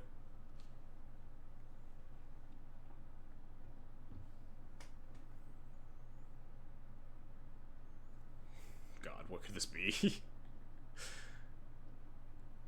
Hopefully it's not really bad for me. Okay, that's not that bad for me. I just draw 1 card. That could have been a lot worse. I think that means we ephemerate the Skyclave now, then? Just try to tag it.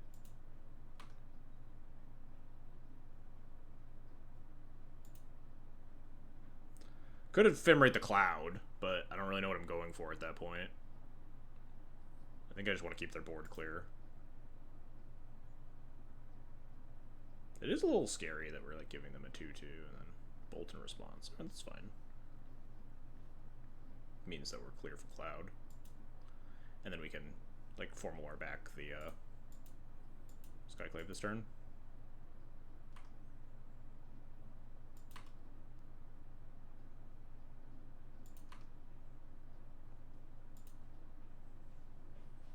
Oh, that's a good one.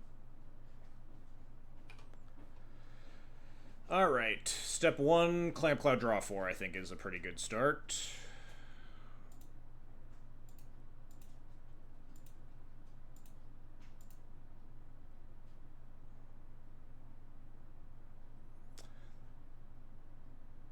Dang. Alright. I think this goes back to the command zone then, because I want to form more... Wait, no, we can... Oh, shit, yeah, we can let this die, pre-war form war it back, and then get Masterwork of Ingenuity, Masterwork of Ingenuity, the Skyclave. And then we just have a huge board.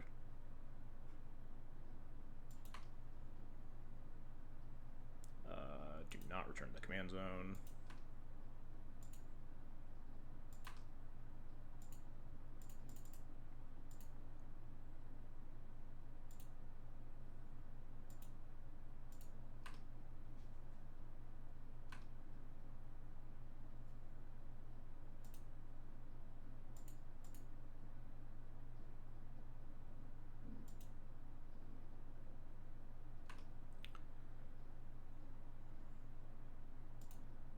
How much power does it demand up the ninja? 5?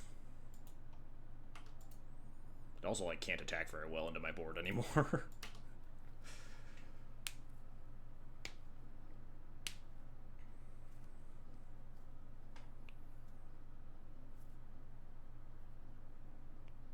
No, my sheltered by ghost. At least I don't have to like hem and haw about trying to resolve this thing now. I was probably gonna like target the illusion token with it.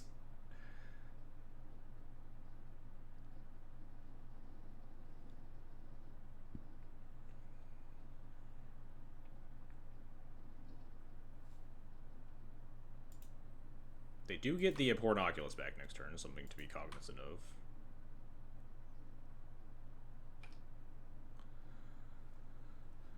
Clamp Cloud attack with just Cloud seems fine.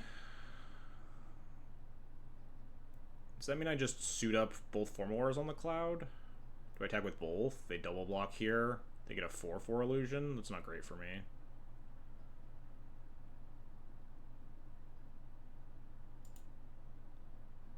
One, two, three. This thing attacks for 6. Oh no, then I wouldn't have enough mana.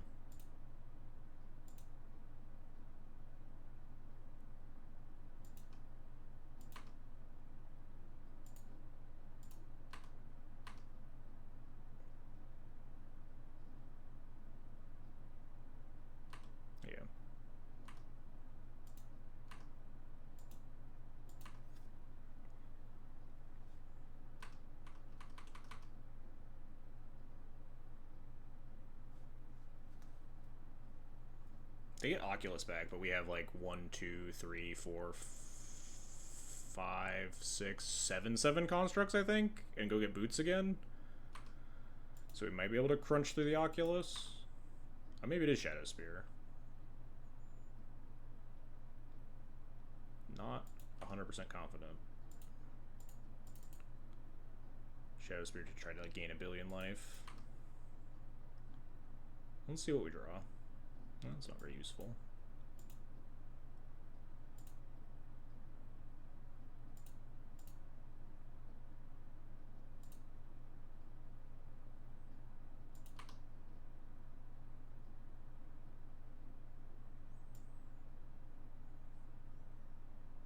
This is not a Ghost Vacuum Angle. There are actually like surprisingly little creatures in any graveyard.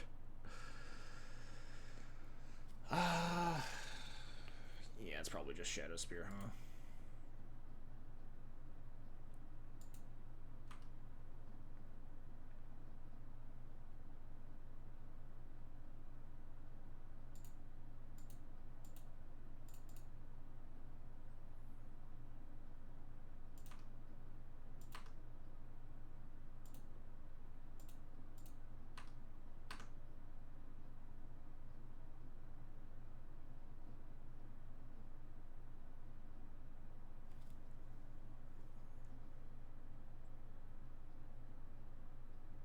Might put it on Cloud.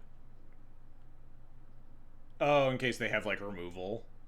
You gain the life or you draw the 4 cards. It's probably pretty valid.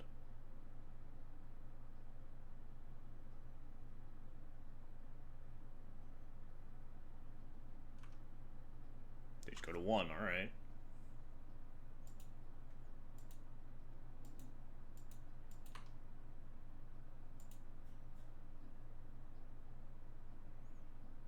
Move 4 more post-combat angle. Well, it costs 3 mana, so no. Also, I think I just want to leave all my guys untapped.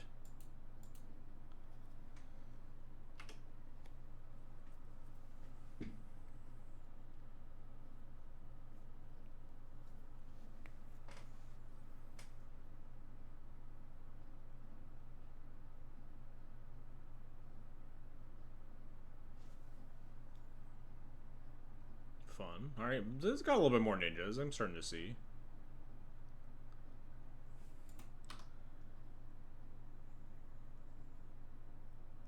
Do I attack all now? Okay, there's dead. We did it! Alright, hell yeah.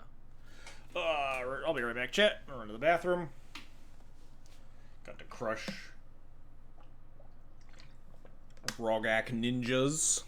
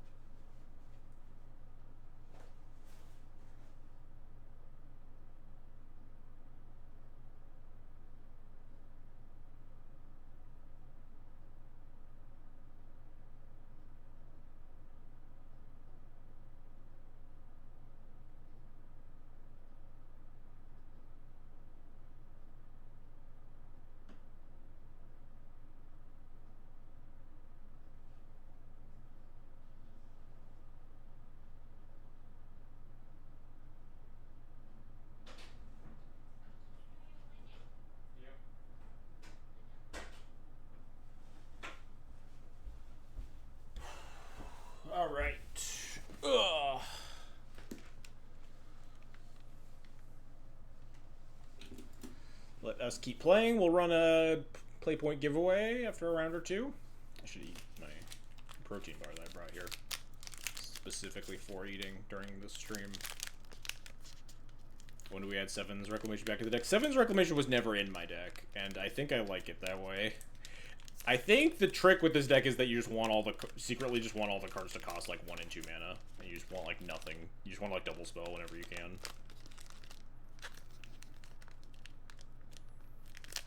I think the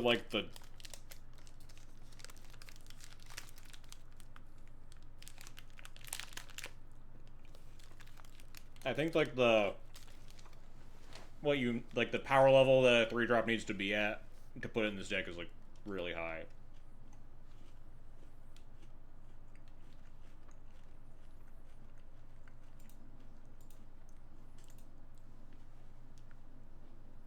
The trick with Bowmasters is you mold a 5. Oh, that was a mold of 5 too, wasn't it? The mold of 5 versus like the worst possible double Bowmaster start when we grab Skull Clamp, and then we just still won.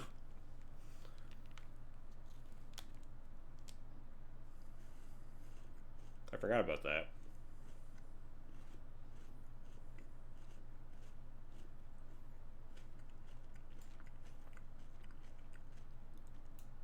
But like, if you look at the cards in our deck that cost, I think a Shelter by Ghost should maybe be cut. It's just like a little bit too awkward. I think the Cloud synergy is a little bit of a pipe dream, and then it is pretty good. It's really good in matchups that aren't as interactive, but those aren't as common in Duel Commander in general. Obviously, like, O-Ring effects are a little bit more of a premium in Duel Commander because targeting commanders is extra value, but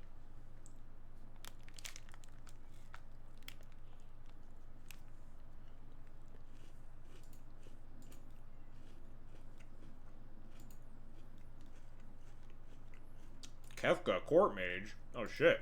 Definitely haven't seen this before.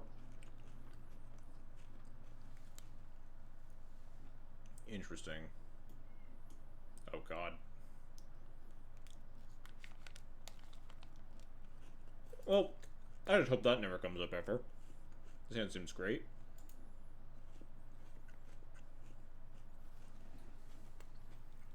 Kefka looks like pretty good value, but it's also 5 mana. 5 is a lot of mana.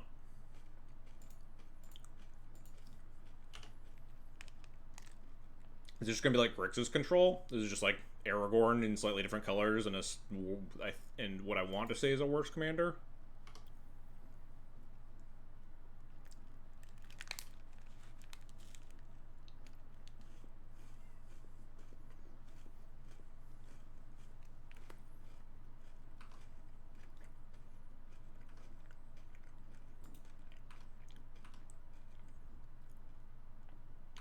Chat, what's the odds I get Force Spike, Spell Snare, or Wash Away here?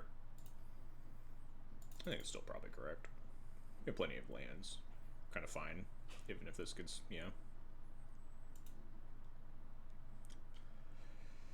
It's a little risky to put in the graveyard for like Jolted Awake synergy versus counter spells. I think I'm just going to put it back in the command zone. Oh yeah, or Scolding if I was Scolding. Good call.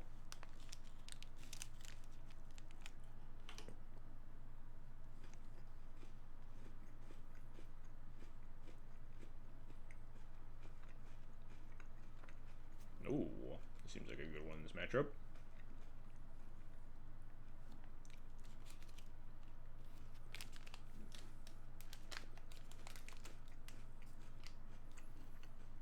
Trying to figure out if this is an Urza Saga turn or not. I think it's not. I think it's just Guide Dranith, turn 4, Saga Cloud, or potentially if the window's open, just Saga Cataclysm, keep 2 lands.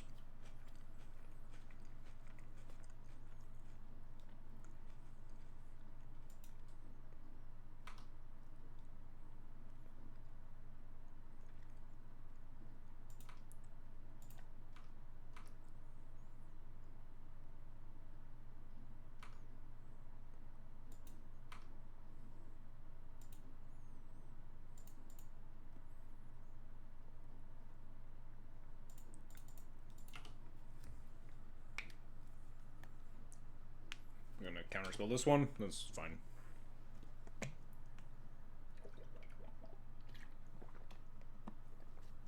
Possible I should have just sequenced this slightly differently. The thinking the guide trigger doesn't matter play around, but it only plays around like exactly 4 spike, right?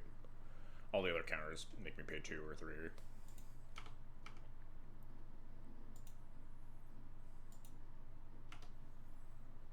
We can Jolted Awake this one if we really want to. We might do it on like the 4 mana turn.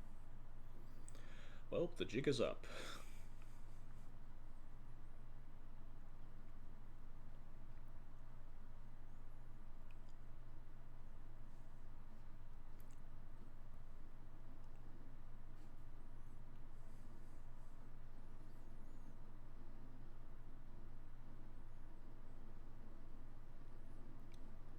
Cataclysm and Durant do the same thing for the noise part. Do they? What in specific are you referring to in this instance?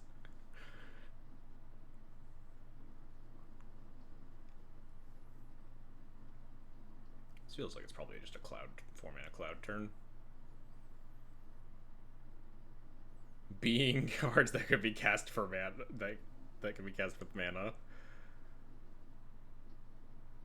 When are they casting a 5-drop after Kata? Oh, okay. You mean they both just shut off Kefka for the rest of the game, I guess. Kind of funny, this Talisman of Creativity makes my Cataclysm plan a little bit worse.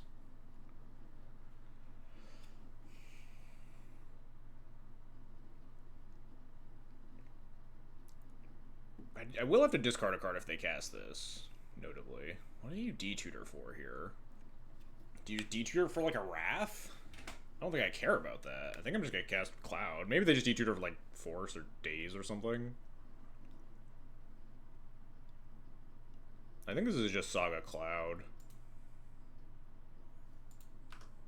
Maybe I should have played out Saga earlier to like just go get Skull Clamp that way and just like not win on the Cloud plan, like played Saga last turn. I wasn't really thinking about that.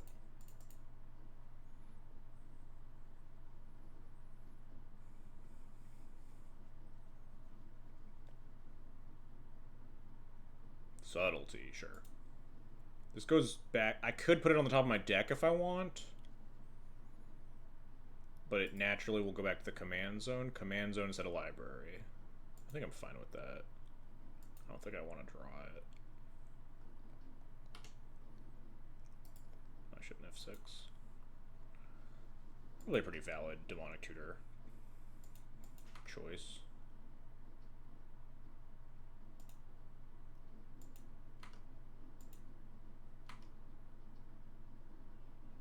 If they tap out for Kefka, I think we just ditch Jolted Awake and then Parallax Wave it and keep going. Putting on top what Force Devils of Blatant Play Grixis. Is drawing Cloud better than like just drawing more lands? Am I getting comboed? Or is this just like Kefka value? This card is deeply concerning, just in general. The card is very horrifying.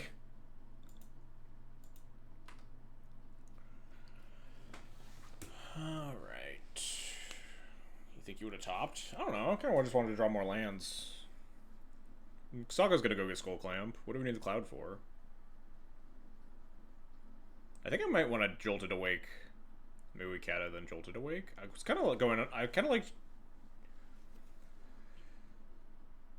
The problem is if we Kata, if they have a land, they can still cast Kefka. Oh, Kata into Jolted Awake. I mean, they have. If their last cards counter, it kind of sucks. I was thinking about just Jolted Awake into activate Sagas, and just beat down that way versus one card in hand.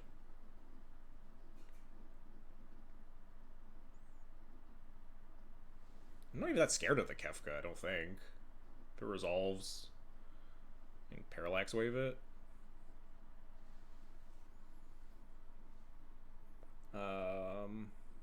We can't get enough energy to jump anything with Guide this turn. It's a 3-4 now. I guess it's like a draw 2. This Talisman of Creativity is kind of mucking up the math of things that I want to do. I guess Kata's probably not getting better, huh?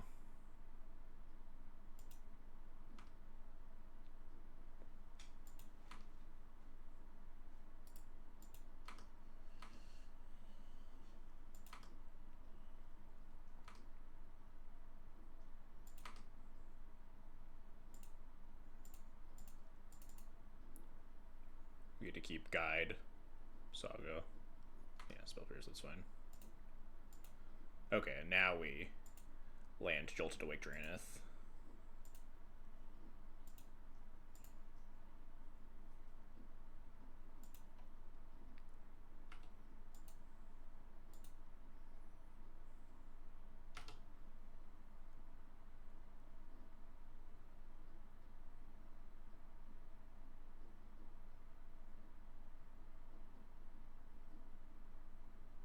That could be a lot worse. They have 0 cards in hand, huh? I don't even want to make a guy, do I? I just, like, clamp time. Might just even be clamp once Parallax Wave attack or something. They have no cards in hand. I think they're just dying. Time to give them the clamps.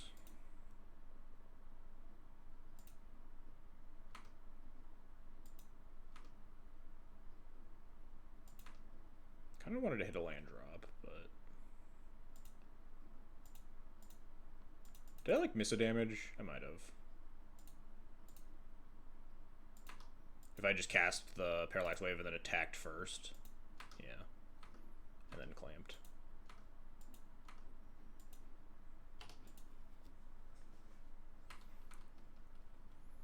It's really funny that if they, like, even if they, like, blow up the Skull Clamp here, we have the Forge Ado. Yeah, they're just dead. Unusual, but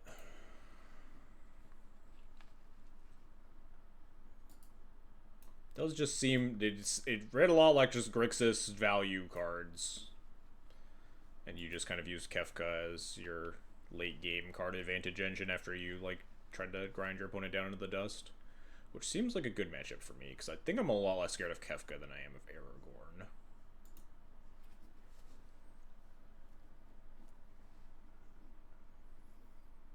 Also, there's no much less exile-based removal, so like Formal Wear gets better, and Skull Clamp gets better. This hand is very bad. This hand is fine, not great. Keep bottom. Paladin's actually kind of nice, like Cloud into like Paladin Clamp just to like draw more cards. Although versus like counter spells and stuff, could just be bottom the Parallax Wave. I don't like having no removal, but Parallax Wave is really expensive removal against a deck that probably doesn't have a ton of genuine removal spells.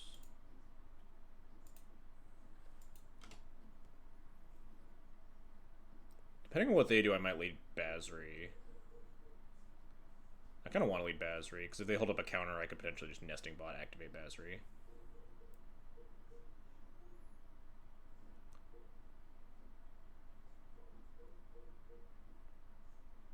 And if they kill the Basri, then I can just jam Cloud, go get Skull Clamp. Ooh. I can't say I'm not scared. It's really bad if something happens with this Oculus. I feel like their deck is not built with this in mind. Like, the odds of them having, like, what exact, like, Animate Dead or Unearth you would respect the Graveyard from Grixis. It's definitely not unreasonable. I think my matchup is good, and I think my hand is good. So I think it is just better to play it safe here against what could potentially just sneak a win if they'd have, like, Animate Dead or Unearth here. Tournament Vacuum is fine anyway. I think it's a lot worse than Tournament Basri, but alright. The jig is up. Whatever jig that may be. They hold up mana here, we're just gonna go 1-1. Yeah. Opponent cheating, looking at our hand? Yeah, for real.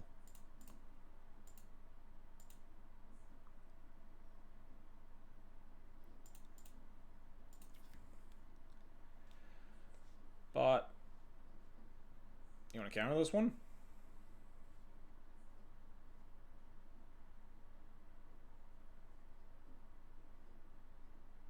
Opponent reading Nesting Bot. Start your engines is a lot of text. I did actually... I had Nesting Bot, like, genuinely be an aggro card. Oh, man. I was really hoping that they didn't have Orcish Bowmaster. They always... Why do the Bowmaster decks just always fucking have Orcish Bowmaster, man?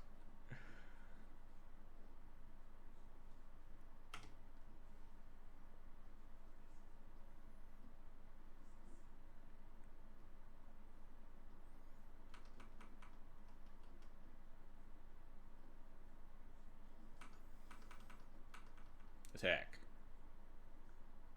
Dang.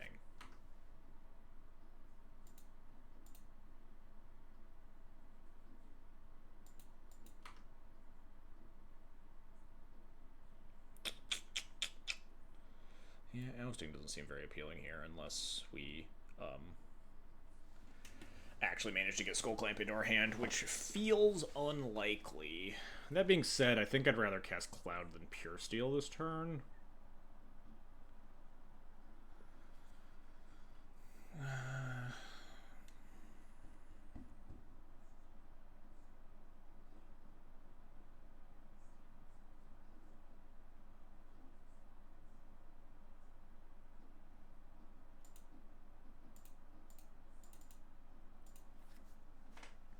Just like 0% chance this resolves.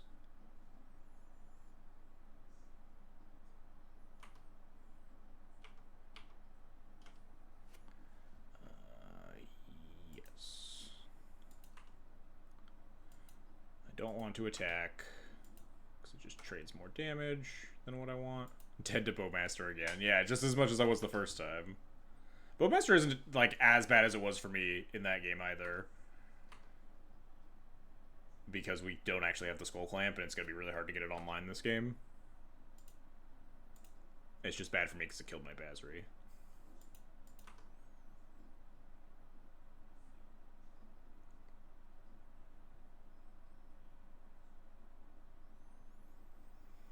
So I think the play is Cloud again, try to, like, whittle down their removal spells, and then Cataclysm them? Or is it the play and Cataclysm them, and then Cloud them after? I think Cloud is just kind of worse because of this Bowmaster. But also if they just like cast Kefka next turn, I'm not really sure if I could beat that. I guess I just discard Pure Steel and then I can Cataclysm and have Oust. Nice, got him. Speed 2. You fool. Didn't fetch on your own turn. I'm 100% to miss that trigger. Every single game of Paper Duel Commander I ever play for the rest of my life. I will never hit a speed trigger besides attacking.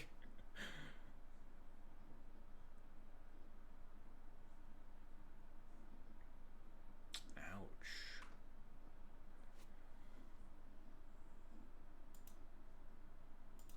Does it matter?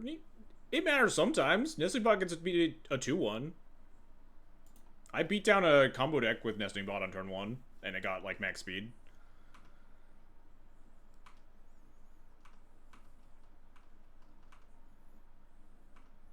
Alright, they'll just tap out for Kefka this turn. Not a real format, though. Are you saying Aether Drift Limited isn't a real format?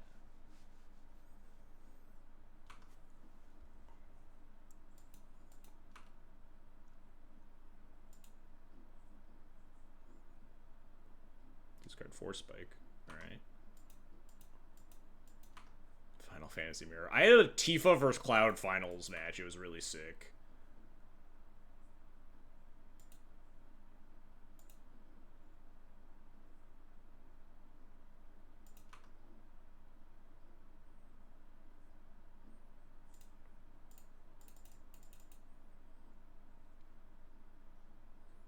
Wow, that actually just worked. I'll keep this. I'll keep this. I'll keep this. Done.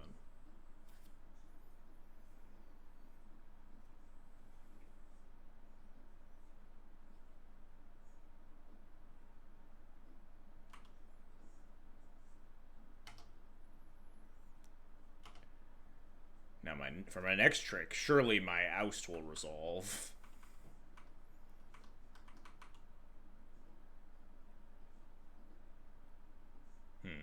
bad news about my oust. Is it better than dealing with Kefka? It's kind of the hope and pray plan. Oh, this thing triggers on attacks too. Okay, legitimately, that's the one's on me. I didn't actually know that. Yeah, we're maybe losing this game then. Nice, we discarded it. No, wait, no. Wait, why did they only draw? Oh, because they discarded one and then drew two.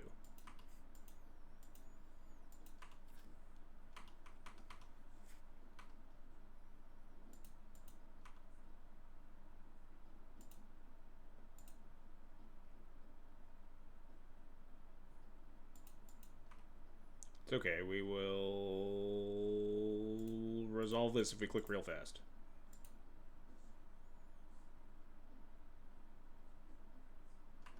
Alright, fine. We'll go game 3. Big Cloud, here for moral support.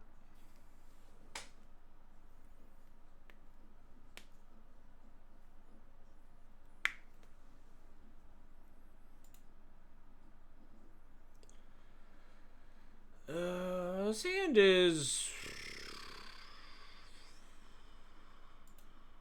keepable, I think.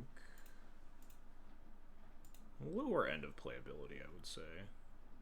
Voice of Victory is pretty strong if we can get it resolved. I almost want to keep this Sigarda's Aid in hand for something as Reverent Mantra, but that could be Draenith potentially. Okay, we stop. I like having the cards in my hand be a secret opponent. I'd rather them have probe every game than Bowmaster every game, at least. We should have the Jam Cloud. They have like 4 cards that... I think it's 4, maybe 5 that are the punishes here. We listed them off in game 1, but we just gotta... I think we really gotta jam here on the play.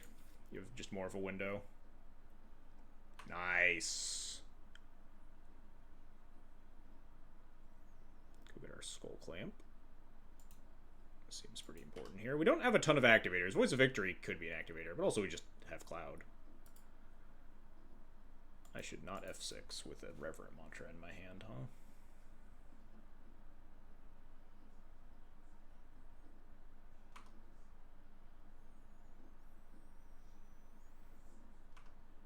Drawing up to 7, land drop down to 6, clamp down to 5. So if we clamp the Cloud this turn, we'll actually like way overdraw, but we could potentially have Reverent Mantra.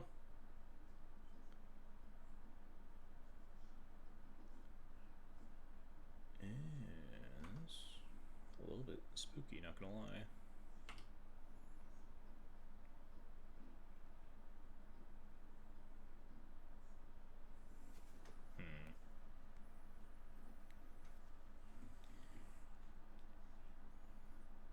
I guess I just hold up Skull Clamp. It's pretty bad, though, because we can just try to resolve it with the Voice of Victory. Draw 4, discard 2 is not nearly as good as draw 4, though. But it's still pretty good. The problem is then we only have 1 card in play as well, which is a little bit dangerous. We could just clamp first. Play, like, potentially get Force of Will, Force of Negation, but have the ability to, like, draw an answer to Psychic Frog instead. It's kind of tempting.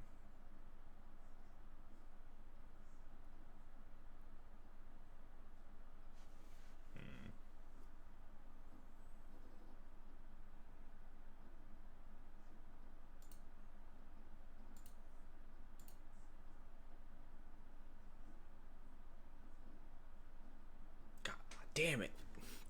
Fuck.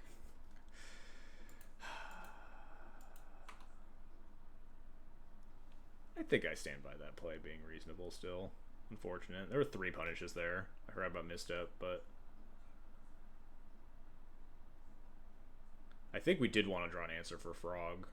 And drawing 4 cards is like pretty good odds at like hitting one of our many removal spells. And we just don't cast the Voice of Victory that turn. Now how do I want to do this? Sheepishly main 2 my Voice of Victory, I guess? Or sheepishly cast my Voice of Victory afterwards? Voice and chump with Cloud. Not super keen on chumping with Cloud, we'll see. It's obviously nice if the voice resolves, but if I jump with Cloud and they just kill the voice of victory, it's kind of horrible for me, right? I might also just jump the frog. Maybe I'm supposed to play Mutavault that turn.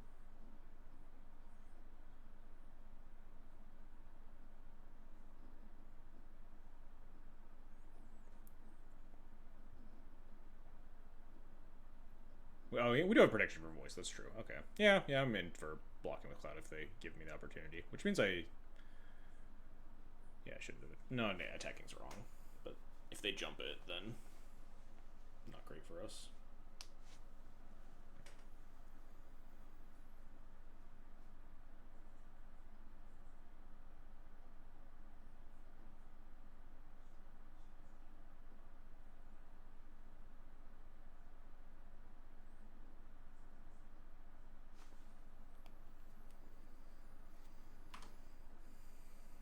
I feel like I would jump in their position. Unless they have, like, Murktide Regent or something. Interesting. Main phase surveil makes me feel like they're definitely jumping, right?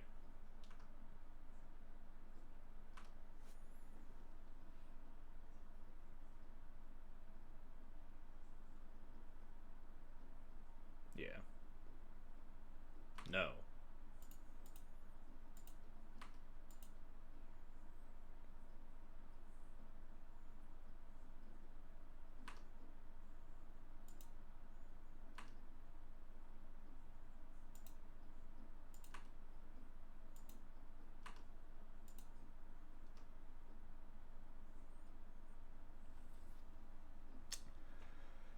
Now what do we do with Cloud?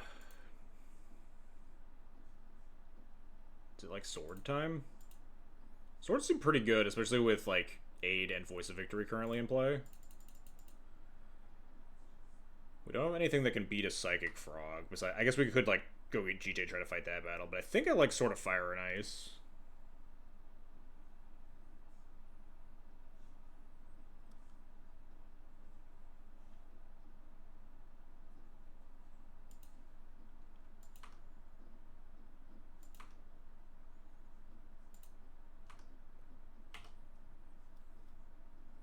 Yeah, Sword with Protection up is really nice. Even if they like totally clear the board or whatever and fight through the protection, we have like Animate Mutavault, Sword it potentially. Cycle Troll. Maybe they do have like Animate Dead, Exhume, or I guess not Exhume. Unearth doesn't work well with Troll, but it would make sense. I do see a lot of like the fair deck still play the Reanimate cards just because they're like pretty reasonable value. I will not block this time. You can have your card. Oh, okay, nice. They're jumping this time. I was not going to block.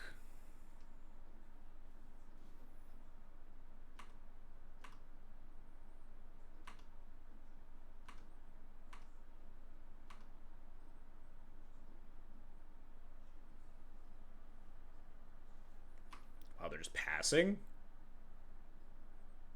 Oh, no, they have an effect on end step. Tarfire Cloud. I suppose I'm supposed to fight over this, huh? I assume this is just counterspell, but then we just suit up the Voice of Victory, and then we're still kind of okay.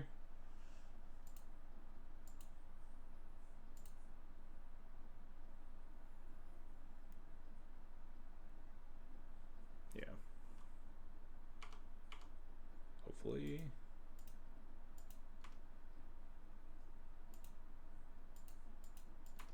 Nice. Still on taps. That's great.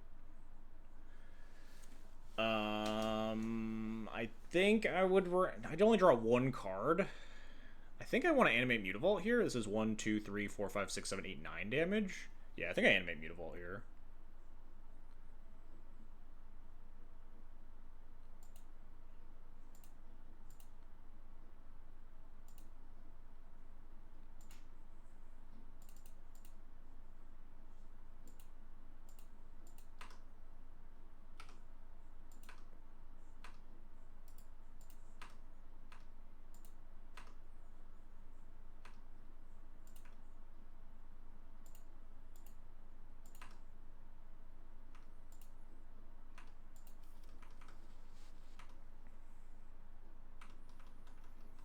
I mean, pro 2 out of the 3 colors in their deck is pretty good. We also have a Mutavault on layaway here as a potential like second threat to attack them with.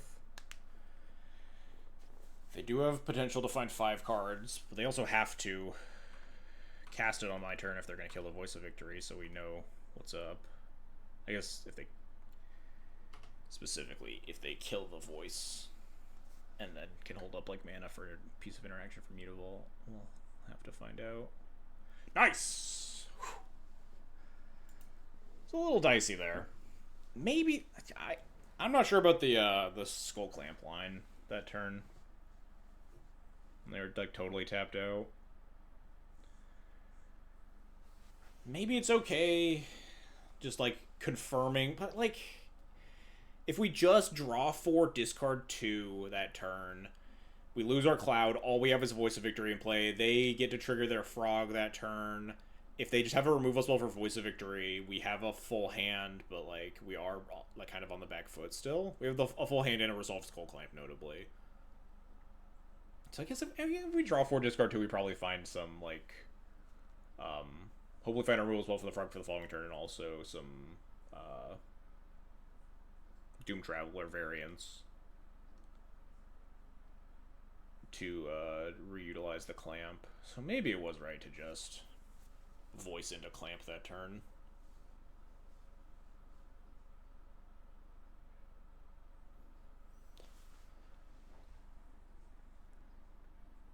Tough to say.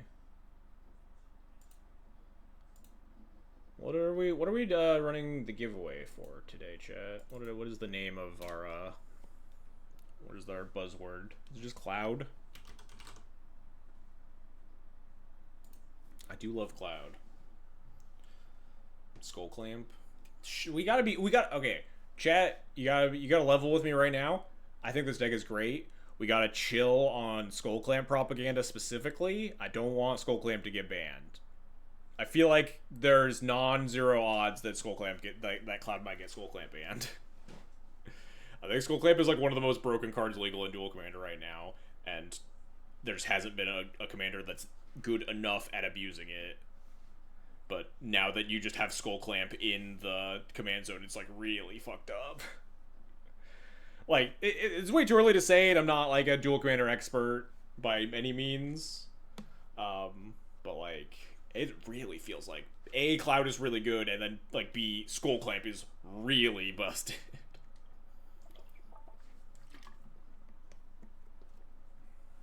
Bowmasters? What, as, like, are we saying that, like, there's a foil to Skull Clamp, therefore it's fine? For what it's worth, I think, like, most of the cards that do get banned in Duel Commander are cards that, is the giveaway word? Sure. Are, like, cards that don't have reasonable axes of interaction points. But then, like, also, like, Reanimate got banned. And that's just because it was just, like, a really, really efficient card that was too good at what it did and basically just was auto-included in all of the, like, black decks. As well as kind of, like, nerfing some of, like, the more combo-oriented Reanimator black decks. But, like, I don't know. I hope Skull Clamp doesn't get banned, because that would definitely make this deck a lot worse. We'll do Cloud as the giveaway, though. Exclamation point giveaway. Cloud. Type Cloud. For your chance at 120 play points. Courtesy of Daybreak Games. This is my last one to give away for the month, because next stream will be in July. Get your clouds in chat. We are also now officially 20-1 with this deck. Fun fact. This deck is actually just fucking murdering people. It's been great. I really wish there was like a paper Duel Commander tournament I could be going to and like trying to take this down. With how like good this deck has been feeling. Hopefully someone out there in EU has some sicko. I've seen their fucking like 400 person paper Duel Commander tournaments out across the pond. They're doing Duel Eternal weekend. I have inquired with the powers that be to hopefully get a Duel Commander event at Eternal Weekend this year.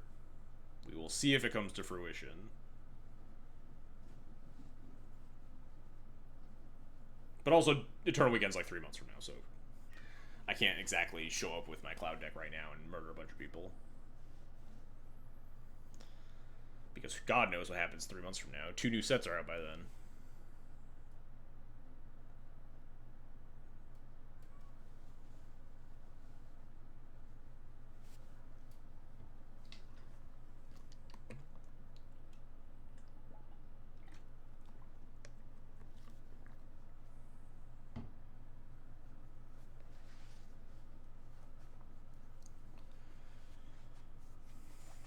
This deck definitely isn't also like Duel Commander shifts so rapid. Duel Commander does feel like it like shifts pretty quickly. Although Aragorn's kind of been the king of the castle for a really long time. But then like I guess there have been waves. There was like the Ezio era and stuff too. So oh god, the bad. I was about like literally before I got distracted. I was about to say like there are Cloud does have some like pretty bad matchups, and I think Lear is one of them. That being said, this ain't even good. Swift reconfig is like actual blank. Our 1-drop is Springleaf Drum. We Springleaf Drum into like turn 2 Cloud.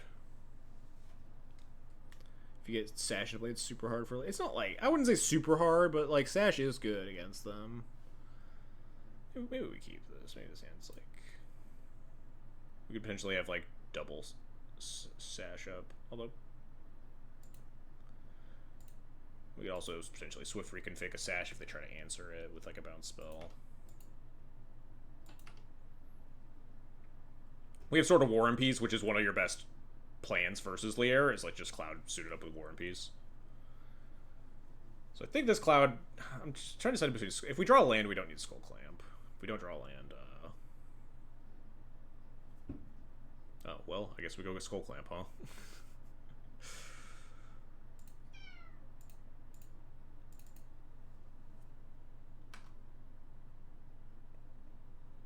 There's like nothing else even close to being good. Lava Spur Boots, like a little bit interesting. In tandem with sort of War and Peace. Do you switch to Thalia Postboard? I don't have a Thalia in the deck right now. Which is like maybe an oversight to like specifically to improve the Lier matchup. Lier is just High Tide. Is the long and short of it. But I don't like how Thalia plays with like the rest of the deck. Spiral is banned. Maybe? I don't actually know. But they have like a bunch of other untappers. Anyway, I do think I probably want Clamp. In case we miss land drops and we need, like, desperately to hit more land drops. They have, Rewind and Snap and Turnabout and it's probably like Cloud of Fairy. I don't actually know if they play Cloud of Fairies. Usually they'll say play like 1 or 2 creatures. Spellseeker, maybe the second one's Cloud of Fairies. I don't actually know. Hey, third land. Nice.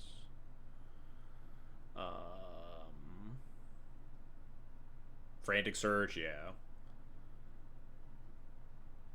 It's gonna be real awkward if I get my Sword of War and Peace countered here, but I kind of just want to, like, double Sword of War and Peace.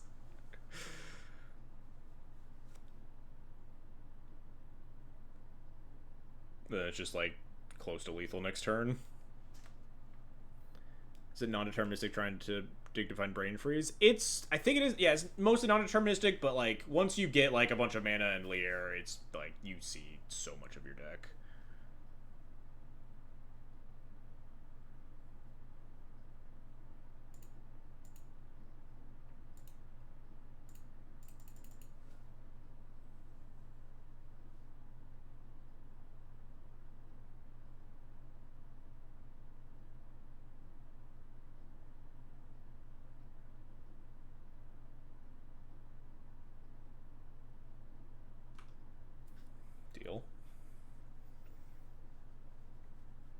If this resolves, I think I just play Masterwork and try to high roll the land off the top next turn. Just fucking Exodio obliterate. 4. If they have 7 cards in hand, it's only 18 damage.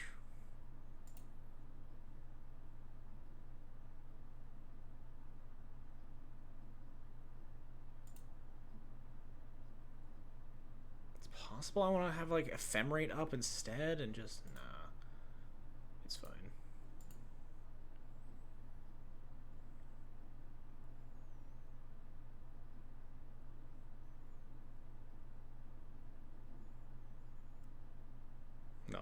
Lear fans in this chat. Lear's usually beating me up, so I'm not a huge fan of it. All my decks are bad against Lear. I think this deck had a better matchup than Philia does, though. Just because you have the ability to like take an aggro slant versus Philia, which wasn't very good at doing that.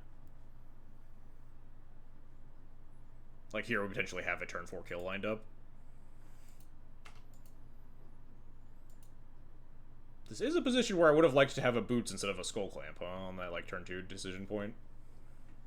Like, so if they answer Cloud, we have a 1-drop, we could like 1-drop. I guess we wouldn't be able to 1-drop Sword and Boots.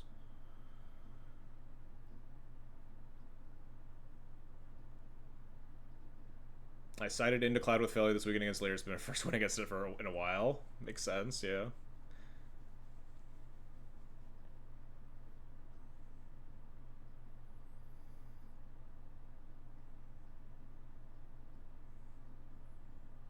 Four plus 14 is 18. We only have 19 damage if we don't hit this land drop, and if they don't, like, if they have 7 cards in hand.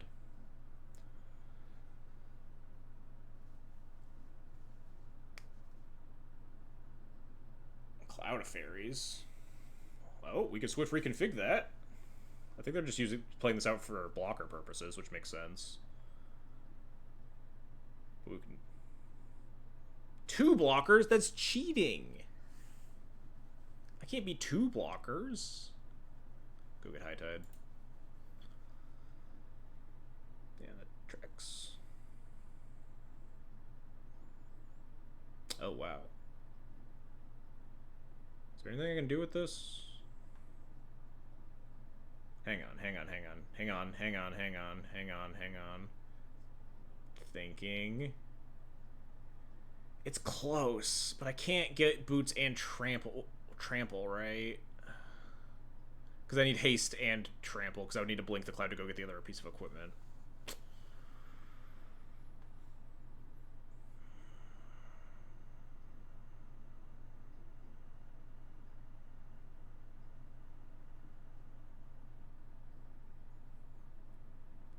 You try to draw the other off the trigger. But then I don't get any damage, which is really bad. Oh yeah, and we are short of mana too. Yeah, never mind. We can't do all that. Wait, no, we could go get Boots and Boots the Paladin, right? Wait, no. No, we need the haste doesn't matter, because we would need haste and the trample's the important part to get past both of these.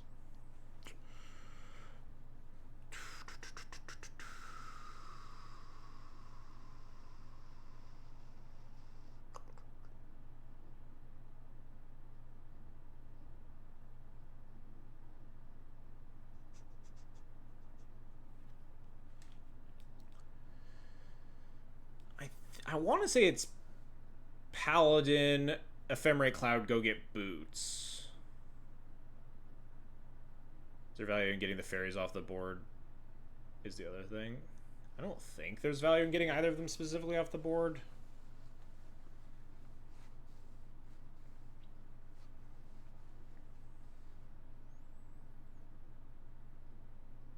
They have Snap, exactly. Well, one of them is going to die, and the other is going to become a non-creature, right?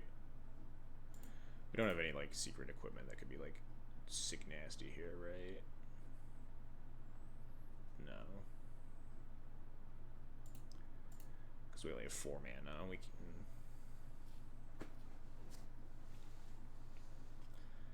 If we get Boots, we don't have a reconfig up if we don't draw a land.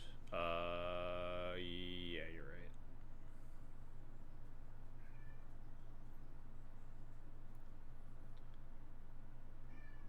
Maybe it's just like Sash this turn then? No, because we have to equip at least one sort of War and Peace to threaten like 8 billion damage, right? Clear their board. So we can just line up the kill next turn.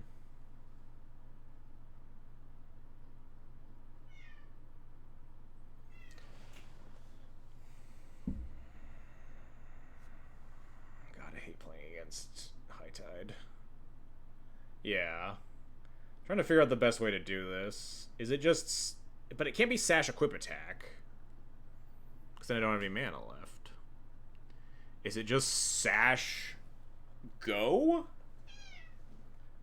Sash Go seems horrible, but it would let us, like, end step Ephemerate Cloud and go get both Shadow Spear and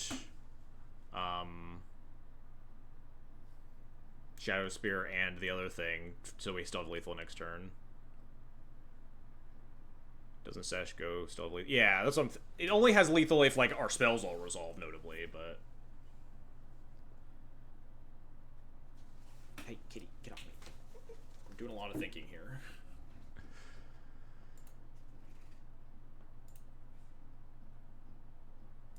Yeah. God, this was, like, so close to being nuts with the Paladin draw, but it's just, like, not quite there. It's, like, not even allowed to attack either.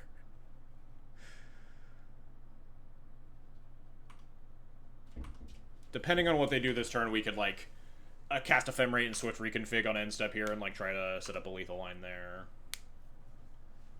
Kitty, get out of here. What is your problem? Get. Yeah,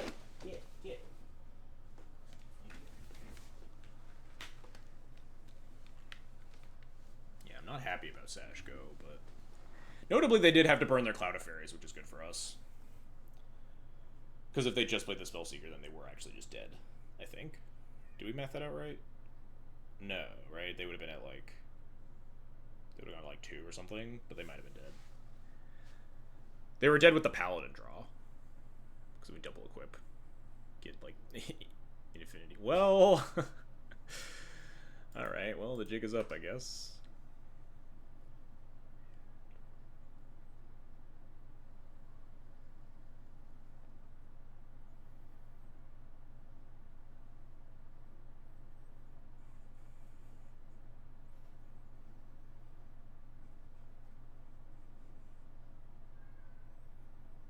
So if they just pass end step, we're gonna have Ephemerate Cloud go get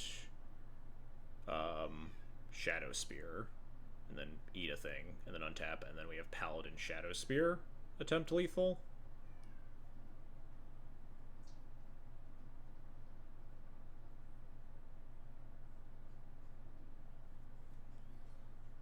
The second Cloud Ephemerate just doesn't, or the second Ephemerate will just not target anything.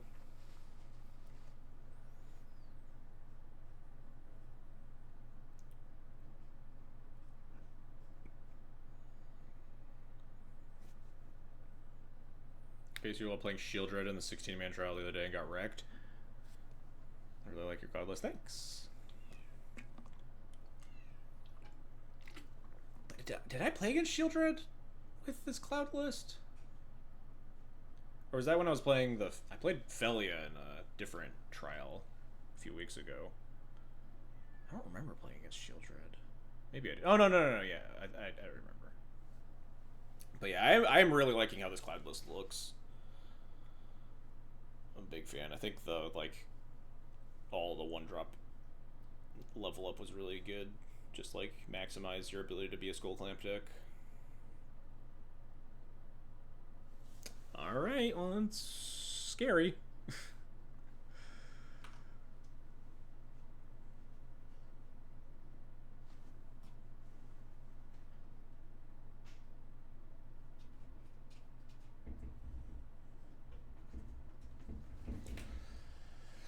Can you stop it, kitty? What's your problem?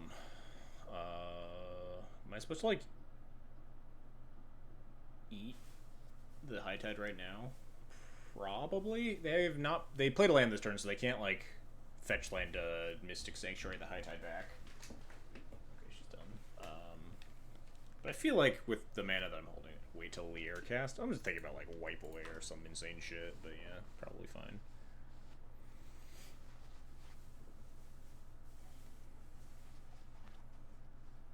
Wash Away. Different away card. Alright. Yeah, it's like 9 mana?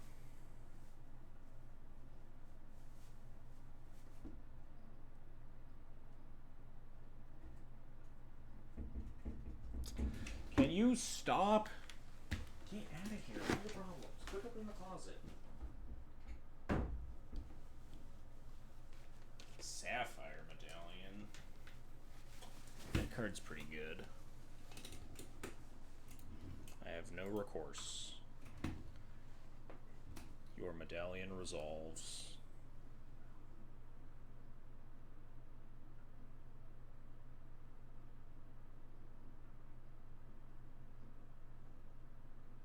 In response to Lear, I just have to eat High Tide and Frantic Search, I guess.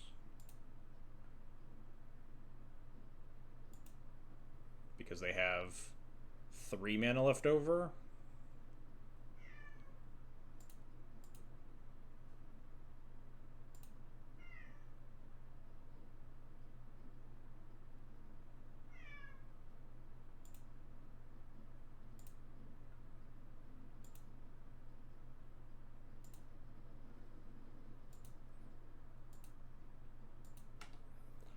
Alright, I mean, they have perfect info. I don't like that they have perfect info and are going for it. It makes me feel like I'm dead, but can't really do anything about it.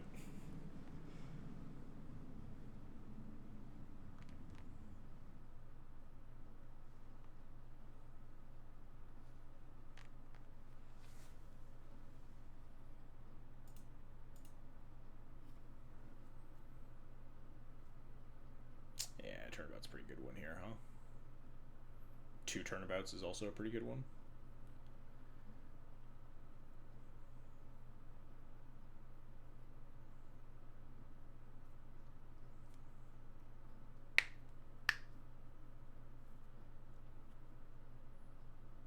Man, if I got the boots, was it lethal, right? If I had, like, actually gotten the boots on that turn 2 instead of the clamp.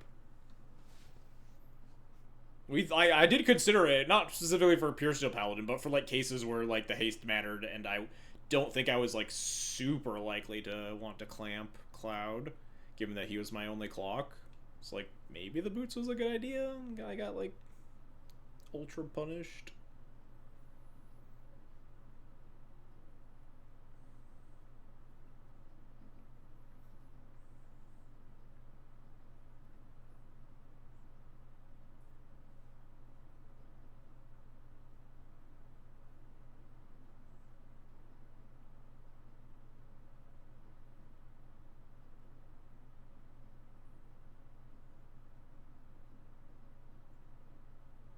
Oh yeah, there's the reason that we would maybe want. Although we can't like Swift Reconfig doesn't beat the repeal anyway. It only beats the snap.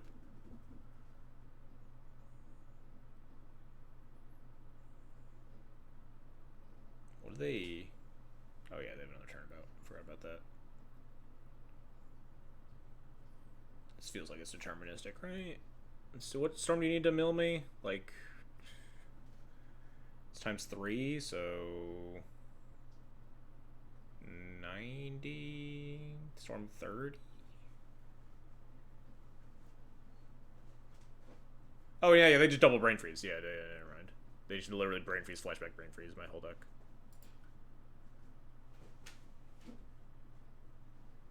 No, they just get. Oh, I mean, I guess you can just snap for more storm. That's also valid. Merchant Scroll Intuition. Oh yeah, playing around just my Emrakul for the Lear matchup.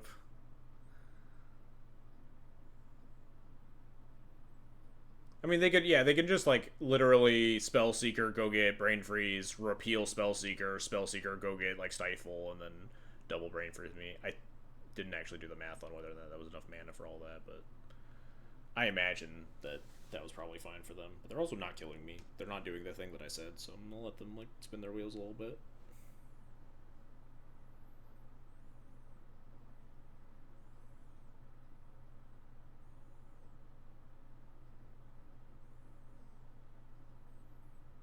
There's their unsubstantiate for the brain freeze.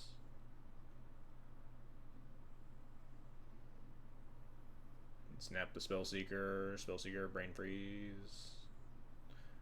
I don't know why we're doing all these other things instead of like winning. Some people love casting spells instead of killing people, which I can appreciate to a certain extent.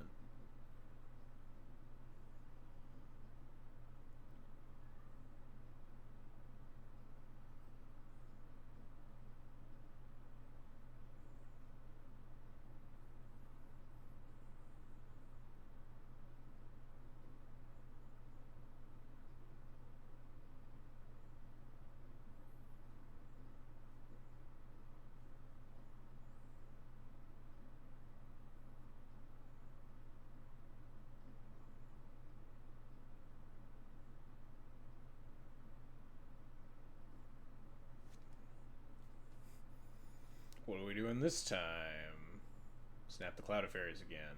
I still don't really know. I mean, I imagine they probably just have like the kill in hand. And they don't need to snap the Spellseeker, and they're just generating more mana for fun. Unsubstantiate, is this also an unsummon? Yeah, okay. They got another bounce. Another 1 mana, make 4 mana if they want. I'll let them do their thing. Chow was curious on what the win condition... Although the win condition's like been pretty apparent.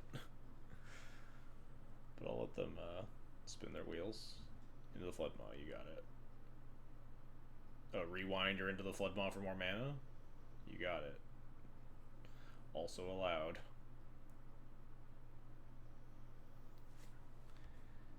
If this was sort of Fire and Ice, would I have had lethal that turn?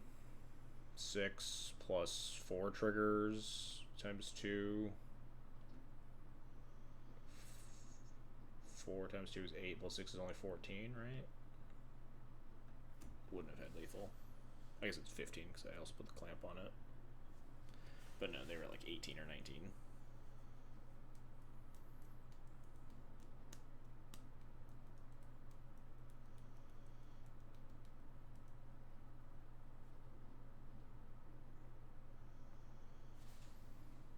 Good chance for me to see all the random cards because I never have enough patience to look at like dual commander deck lists thoroughly. I'm just like, oh, it's high tech combo. I get it. You play the high tech and you untap your spells, and then Lier lets you cast your whole deck.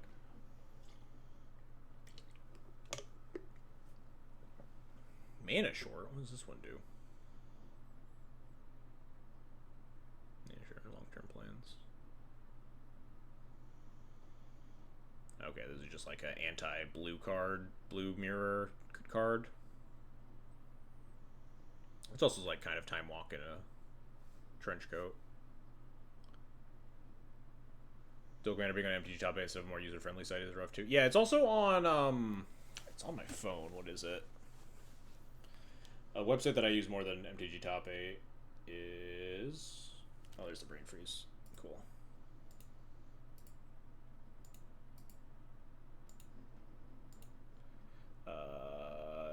What is it called? mtgdex.net.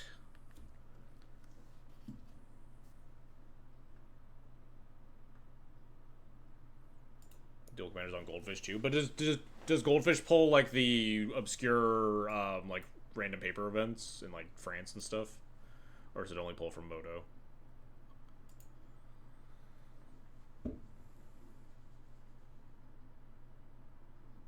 Yeah, Goldfish doesn't do the paper. mtgdex.net and MTG Top 8 both grab paper events.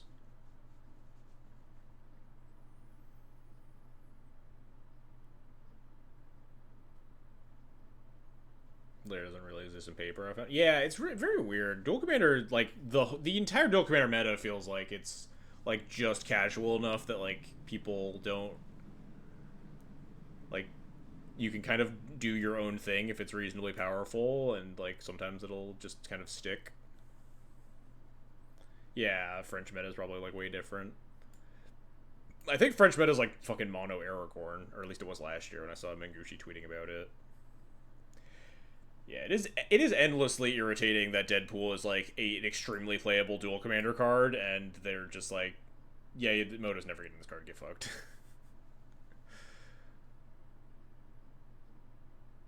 It's really frustrating that WotC is just like, yeah, we're just gonna print these cards that literally can't be printed in paper because of licensing issues, and it's not our problem.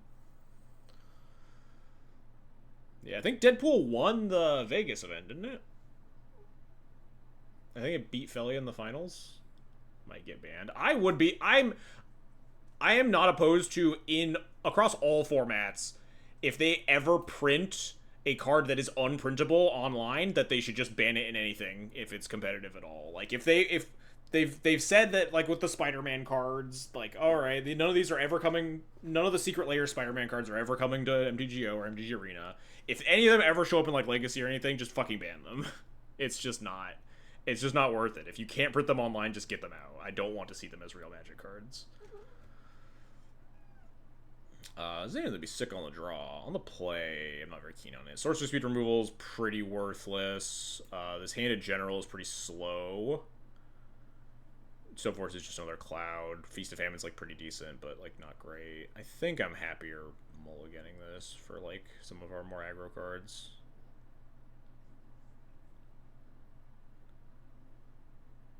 Yeah, the Philly versus Deadpool matchup is like actually horrible. I think Cloud's Deadpool matchup is probably a lot better in theory. Entire Spider-Man set is going on an arena with different names and art. Yeah, but they said specifically if it's not going through standard, it's not coming to arena with different arts through their whatever it was, universes, not universes within, whatever that. So like that Spider-Man secret layer that they announced that had like Doc Ock and Green Goblin and stuff, not coming to MDGO. All right, well we might just be dead here. Maybe we'll mulligan into like land, Sagara's Aid. I don't know.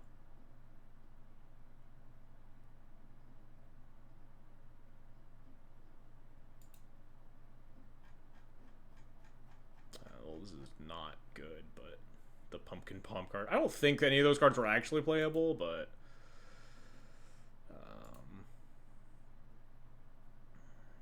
we want a 1-drop, we want 3 lands, and we want a sword. I think we want Fire and Ice over Feast and Famine.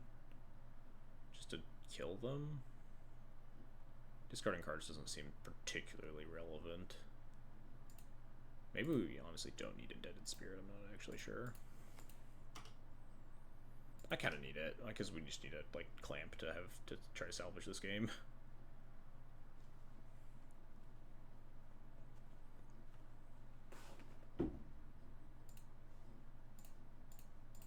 I'm gonna get, yeah, no. I just said. Maybe I'm getting nothing. Maybe this gets countered. Yeah. Alright, well, we got a plan, and it's Indebted Spirit holding a Sword of Fire and Ice. I would like to put Cloud back into my command zone.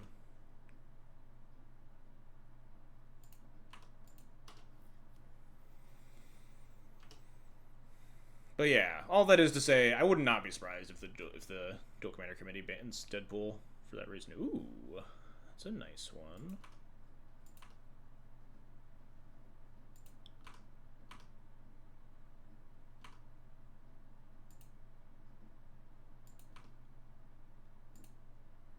Really hope we draw land 4, so I don't have to gamble.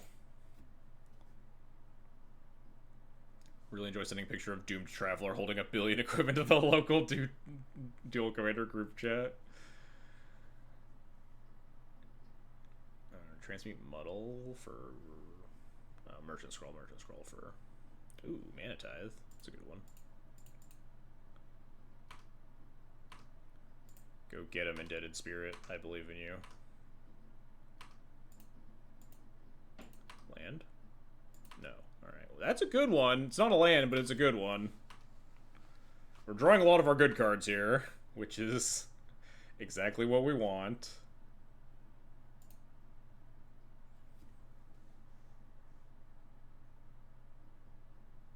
Muddle the mixture for Merchant Scroll for High Tide. Yeah, sometimes you gotta do what you gotta do.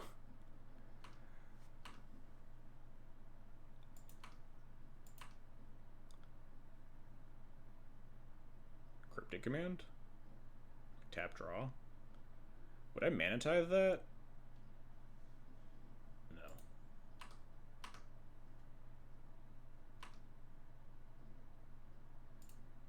I would love to draw another land.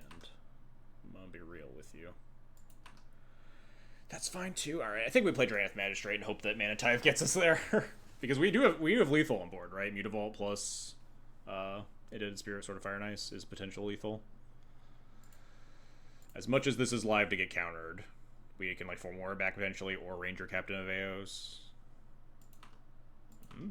Didn't get countered. Big. Just gets bounced. Cryptic bounce draw? I think I Mana Tithe that.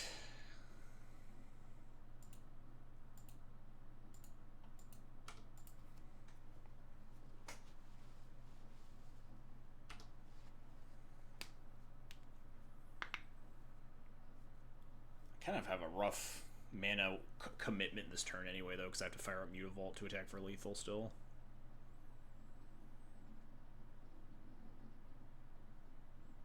It's possible that I wanted to like let that resolve and let them try to go for it or something and mana tithe something and try to win, but I don't know.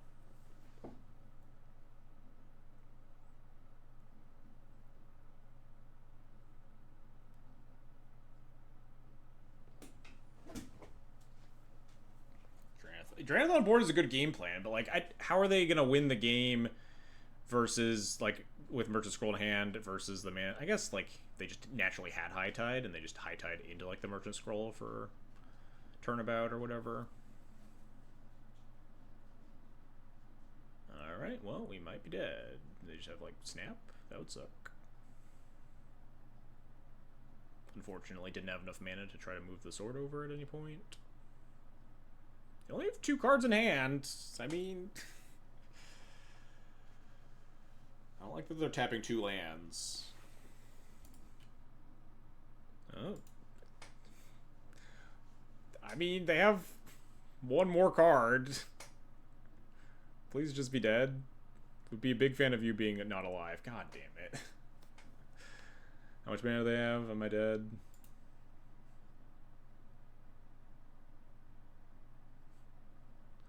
We put up a good fight on our Mold of 5 too. Like, yeah, they just have High Tide into Turnabout into Merchant Scroll, blah blah blah. Yeah. Dang, we came really close on that Mold of 5.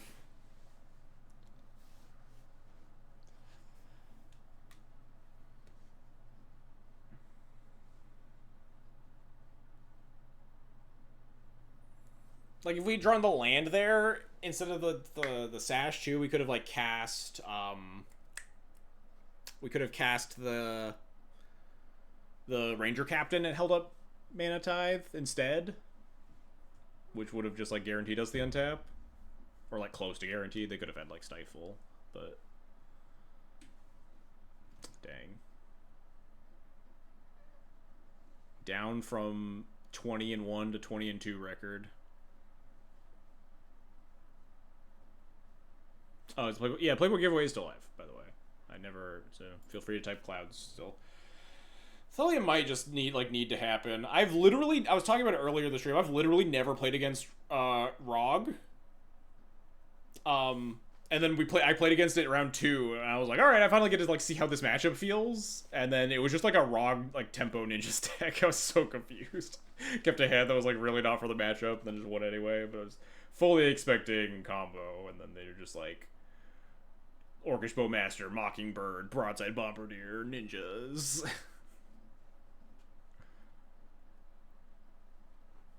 Which is, I guess, like, kind of cute, like, game 1 trick.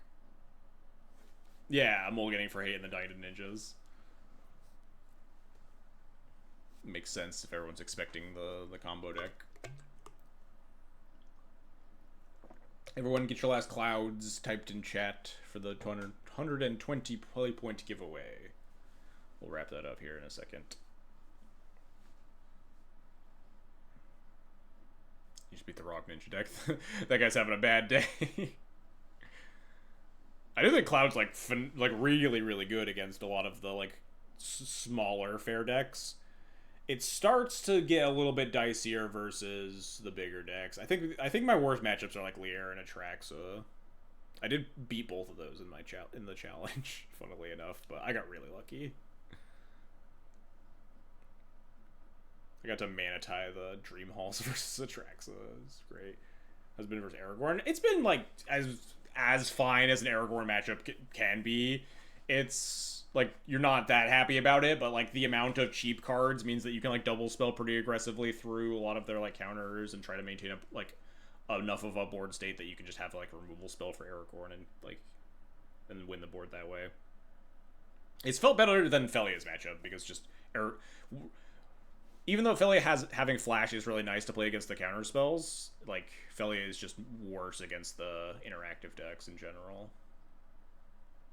Yeah, a bunch of Doom Travelers on one to just sticky creatures in play to fight for the board state to make it more threatening. if Aragorn ever enters play, you have enough removal spells to try to like get it out of the way and take Monarchy. I thought about like adding in like the flash package that goes in a lot of the, like people put in a lot of the mono white decks, or like 2-color white decks where you add like Archivist of Ogma, Cathar Commando. There are a couple other like 2-drops with flash, and generally like the flash cards help you a little bit more in the Aragorn matchup, but I kind of hate those cards in a lot of other matchups, so I haven't added them. Yeah, no, not a lot of synergy, just like generically okay 2-drops. Like I had some of those in Felia for a while too, because they synergize a little bit better with Felia too, because when you're holding up Felia, you can also hold up these other cards with flash.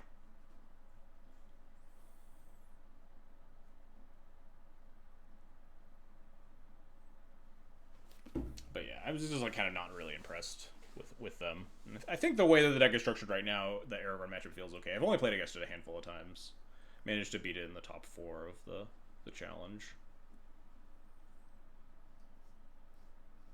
But like, it's hard for anyone to say that their Aragorn matchup is good. Aragorn is a very frustrating deck to play against a lot of the time, at least for me. It is kind of just like the Delver of Duel Commander, though. Are combo decks strong when people don't have sideboards? Combo deck, they're pretty aggressive about banning a lot of the combo decks. If you look at the sideboard, or not sideboard, if you look at the BNR list, they like ban a lot of combo stuff.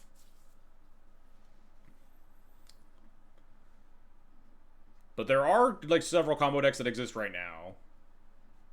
Lier, Oops All Spells, Rogsy, Acerak. That one's a little bit more fringe, but Oops is also kind of fringe. It spiked a challenge, but I haven't seen it like a ton. Who's the Oops Commander? It's the new one. People were playing the 3-drop that flips into the 5-color thing, but now it's Wandering Minstrel. Because your mana base is so fucking bad, Wandering Minstrel at least untaps all your fucking lands that come in tapped.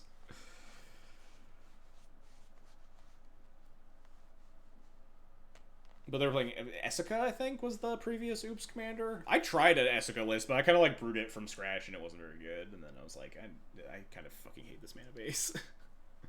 I'm off it.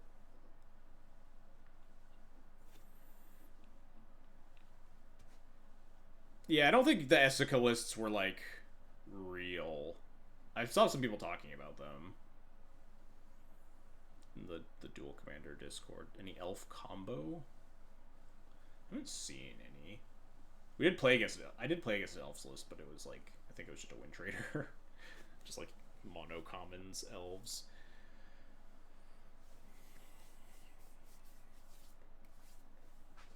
Come on, last match tonight. All right, let's actually no real table decks. You see Muxus every once in a blue moon. Let's finish this giveaway, huh? Storm Thief, rigged, fucking rigged as hell.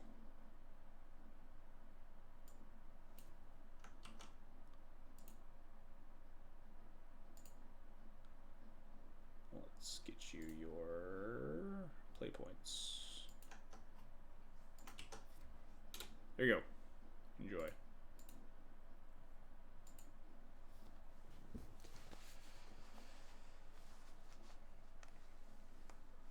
But yeah, the Duel Commander meta in general is like very fair, grindy stuff, which is kind of the nature of Commander in general. If you're gonna like do 1v1 Commander, the fact that everyone starts with an 8-card hand, and then your 8th card can be cast multiple times over the course of the game for like more and more card advantage, and also is always a creature, so the format lends itself to being very creature focused, means that there's going to be a lot of like aggro mid-rangey, like removal spells are almost always really good.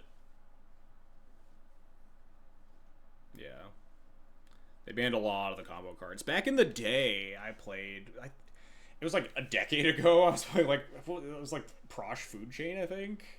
No, it wasn't that. It was mono black Sidisi Buried Alive combo.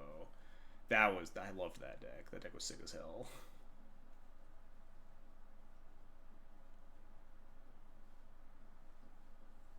Buried Alive is, or Necrotic Ooze is very banned. Prosh, yeah, I played Prosh before that or after that. I don't remember. It all phases together. It was a million years ago.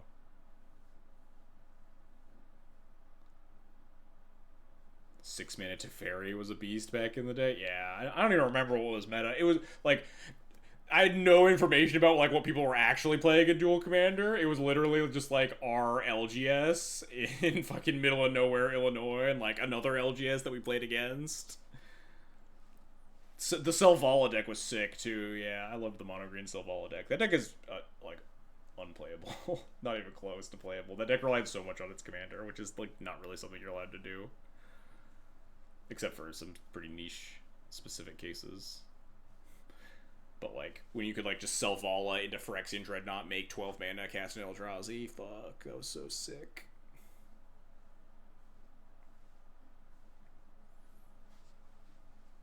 Now you just play Selvala and then it dies. And then you cry a lot because your deck just has a bunch of terrible cards in it.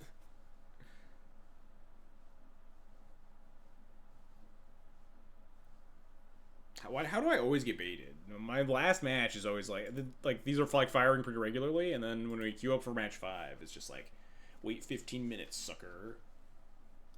You wanted to go to bed? Get fucked.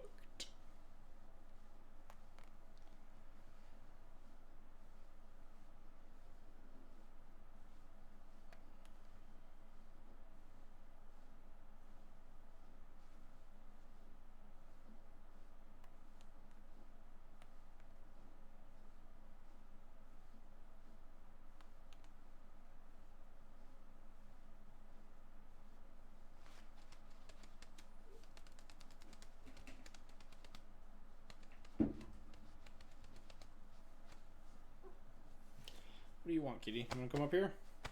Come on. How about let chat see you? Come on. Yep. They can hear you. Come on. Nope. Nope. You can keep climbing.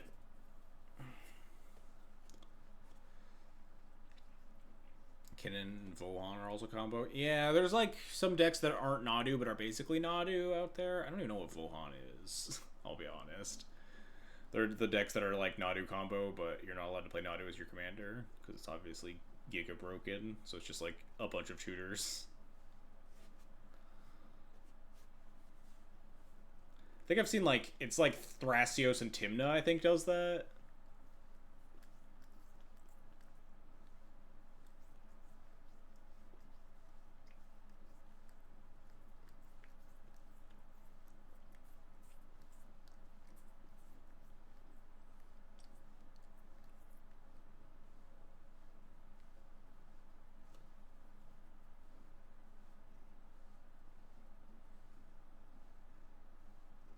But yeah, these are all questions that I would love to write about in like a beginner's guide to Duel Commander for all us Americans who aren't well versed into the Duel Commander meta.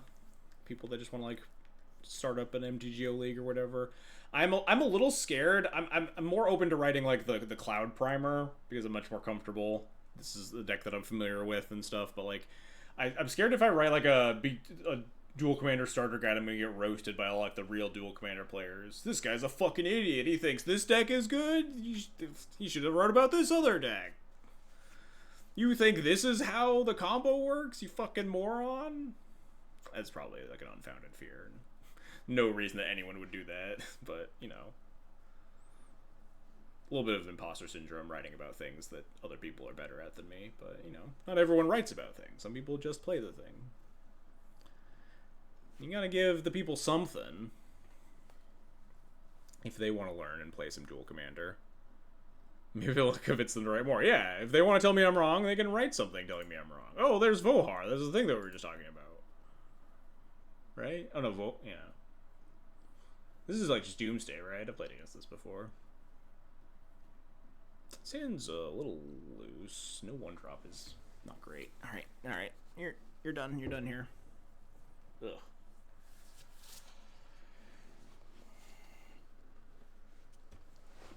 And the reason why I've come in is because I believe Duel Commander more than the CDH after hearing how the tournaments are going. You believe in Duel Commander more than CD8? I get it, yeah. I'm so, as a Magic player, it's just so unappealing to me to think about playing competitive, like, 4-player. I just, like, it's just me versus my opponent. There's no, like, arguing and yelling at each other and, you know, whatever. It's just, I'm gonna play and hope that I play better and draw better than my opponent does. It's possible I wanted to, like, mulligan for a 1-drop or something, but I like a lot of these cards. Maybe Wintermoon's not very good against the 2-color deck, but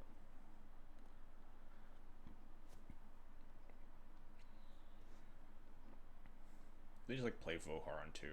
I guess I just play Cloud and go get Clamp.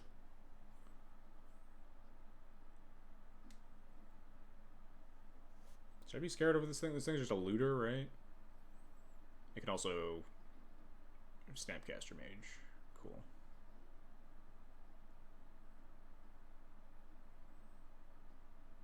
It's a good static prison this if I draw another land. Before I looked at, my only problem with the ban list is Price of Progress. I mean, Price of Progress is a real nasty card. Price of Progress, the great banning when they reduced the life totals. Life totals used to be 30, I think? And they brought them to 20, and they, like, banned Zergo and Price of Progress. And, like, I kind of want to Wintermoon them. I'm gonna be real.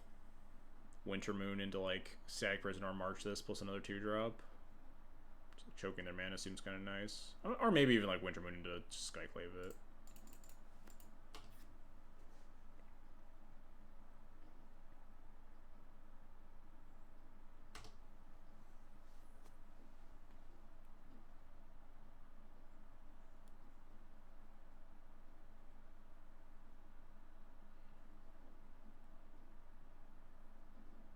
Real odd stuff on the... Yeah, a lot of... Oh, dear. We're gonna die?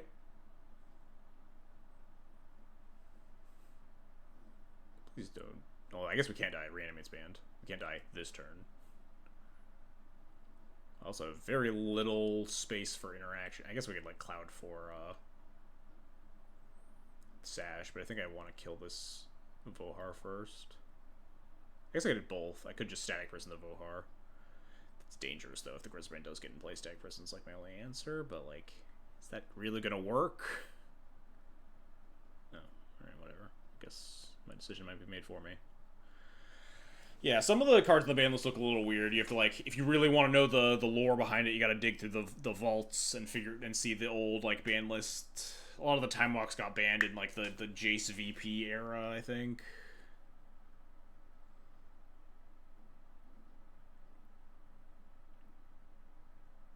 Or maybe the Teferi, I don't remember. I don't know specifically.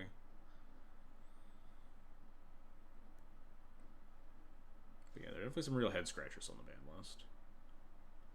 Alright, yeah, we'll Static Prison this and Cloud for Sash, I think. I'm very scared of this Grizzlebrand in the graveyard.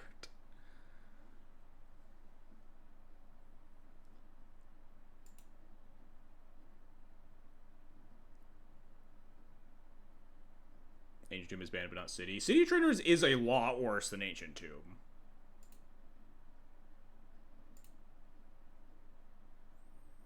As someone who plays a lot of Ancient Tombs and City of Traders, you can put Ancient Tomb into a lot of decks. City of Traders, you cannot, like, put in... A lot of decks are not allowed to play City of Traders.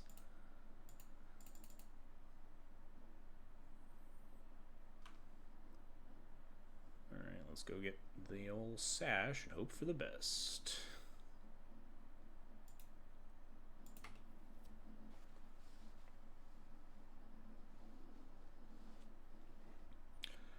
Does Helitrooper work with Sash? It doesn't, right? This doesn't. Does this qualify as an equip ability? It doesn't. This specifically wants equip abilities.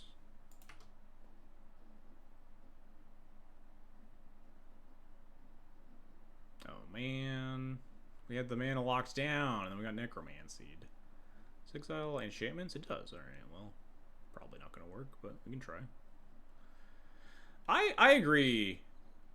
Big Cuddle Monster. I respect that. Some people don't like that the BNR looks as weird as it does.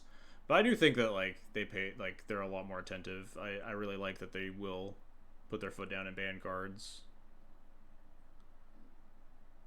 at a very reasonable pace. They actually care about how the format feels. Like, the Comet ban was fucking based as hell. They were like, Comet is just horrible. Like, no one wants to fucking play against this card, man. Just get this shit out of here.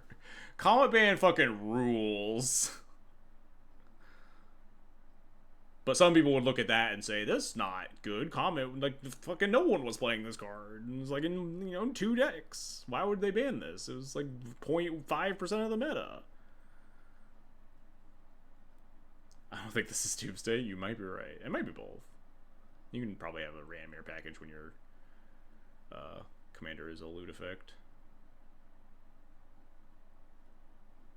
Or they might just be a straight Reanimator deck. Who's to say?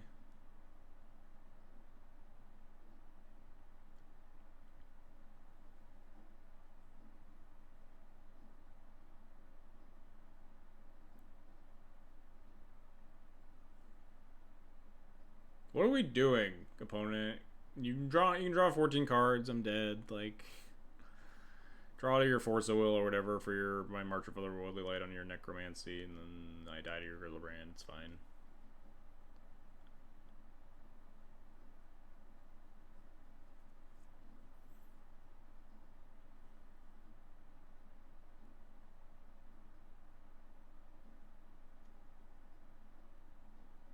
Oh yeah, and the coin flip counter too. Yeah, fuck that shit. Get that shit out of here.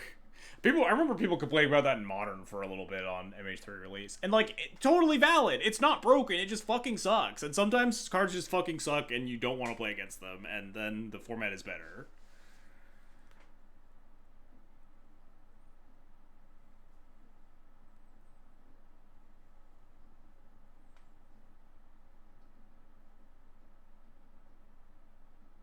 Oh dang, they found a Thoughtseize in their top 14? How unlucky. It's fine. Top of our deck is Source of Pleasure. No, Solitude? No, I don't even know what I wanted to be. I don't really want to let them gain life. I guess Solitude, so we could like, I don't know, that would exile the Grizzlebrand anyway. Oust maybe?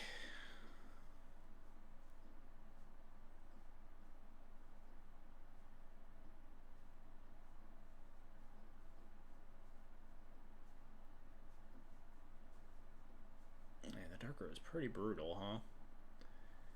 Had the Winter Moon to lock them out of playing their Necromancy before we get to Sash.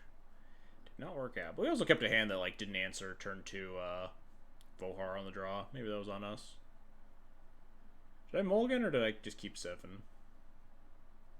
I think I just kept 7.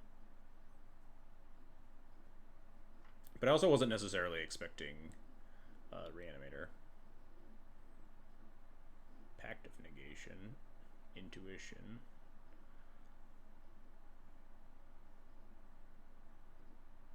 I guess this is just like a tutor worst case. Alright, yeah, we can move on. I want to see more of their deck, honestly. Maybe we'll wait. We'll give it a turn.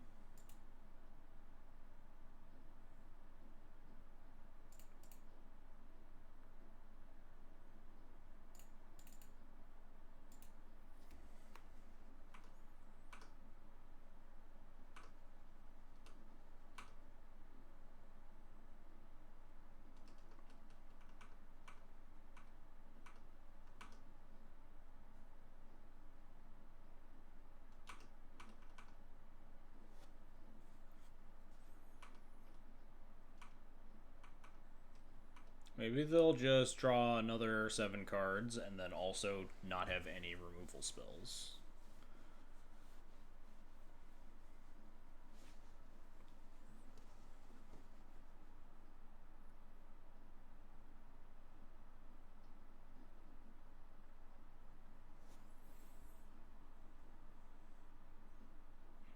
Yeah, stuff like Wish Claw and Pact of Negation makes me feel like there probably is also a Doomsday deck in here.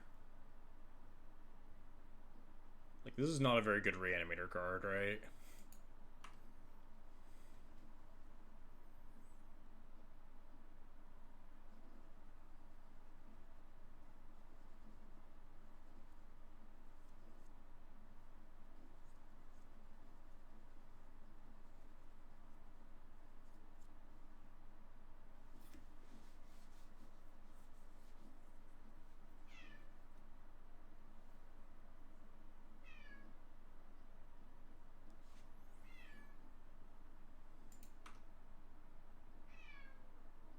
Killing my sash. That's not very nice.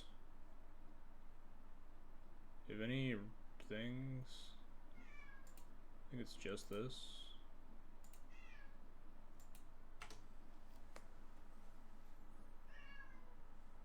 What if they just don't have anything in their 13 card hand and they just die to Flowering of the White Tree? How fucking funny would that be?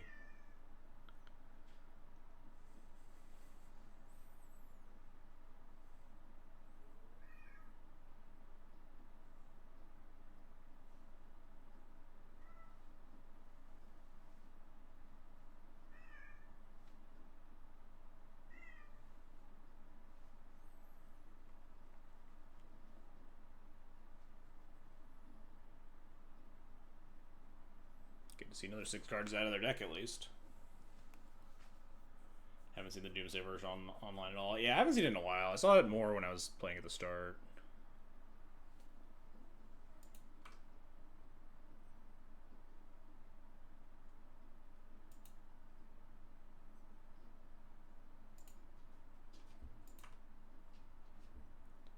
Surely this will just work.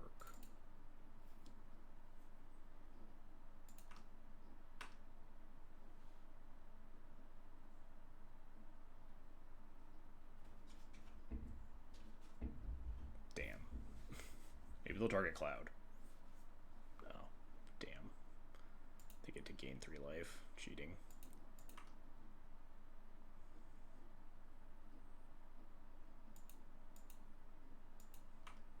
Masterwork for my 0 equipment. Nice.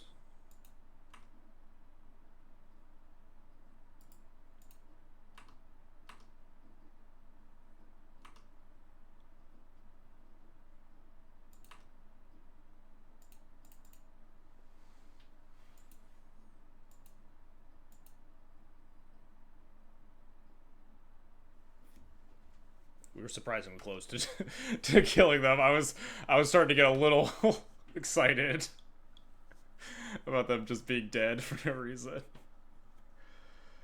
So if they attack and don't draw cards, we only have 8. They're at 11, which means I think I block.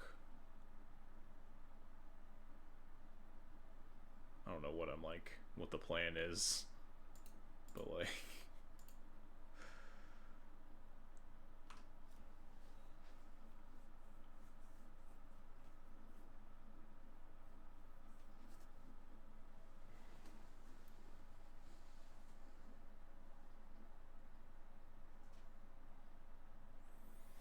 The plan is they have nothing again. Oh god, she got in the closet? Come on, kitty. Get out of there. Hey. Get it. Get.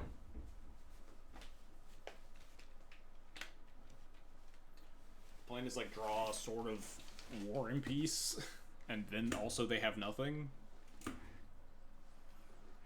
Yeah, it looks like more dedicated Reanimate deck, huh?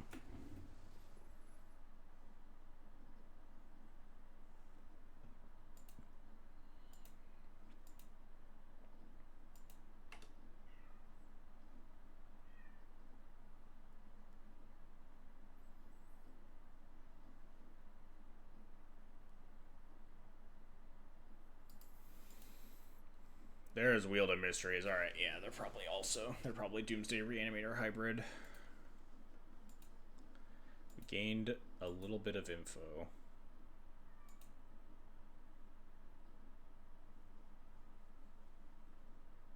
Any ones we want to tutor up here? Any ones that, any 1-drop creatures that can kill a Grizzlebrand? No? Dang.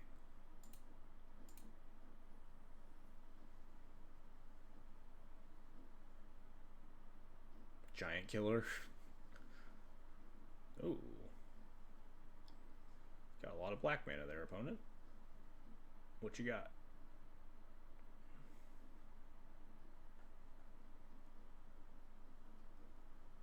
The Grizzlebrand again. Got it. Understandable. Have a nice day.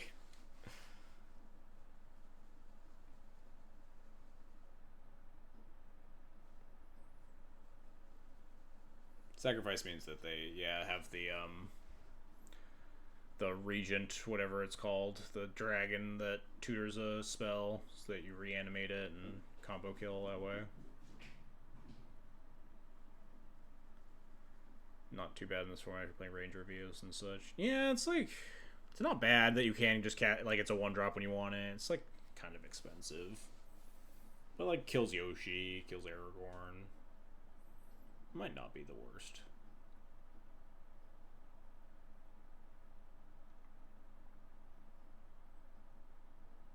Oh, Yogs will. Alright, yeah, seems like we're dead.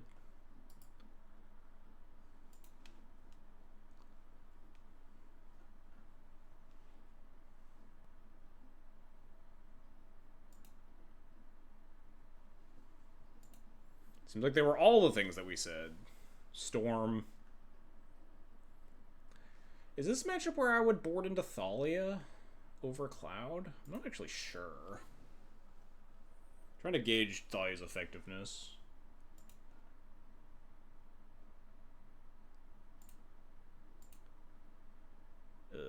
Seems a little ugly.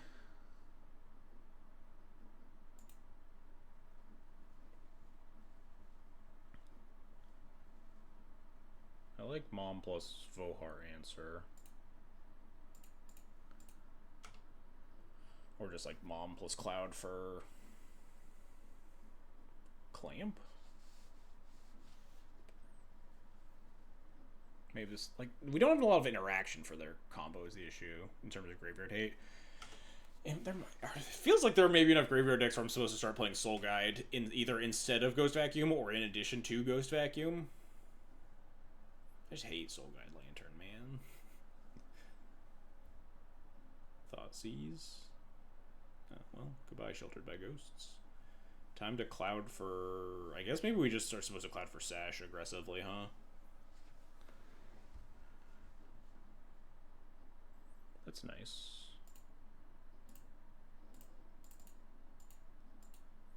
Yeah, probably supposed to Cloud for Sash aggressively. If they have another discard spell, obviously it's a little bit of a bummer, but, you know, what can you do? We also already have sort of Fire and Ice in our hand, at least, so we have, like, a clock equipment. We unfortunately don't have a Vohar answer, besides, you know, the sword. But that takes a while to get online. But if we get the Sash online, then we're at least not... We're like have, like, Sash plus Mom to not be dead to Reanimator stuff.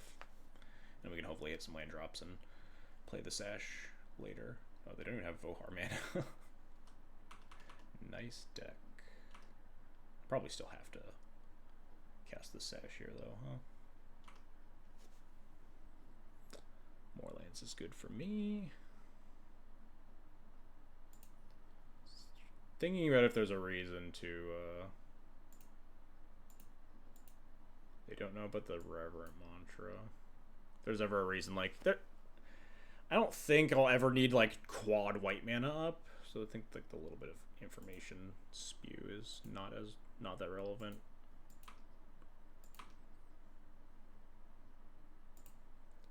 Yeah.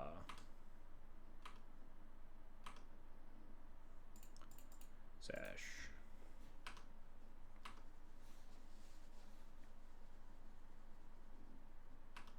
Sure. I guess they're not starved on blue sources, cycling away their fetid pool.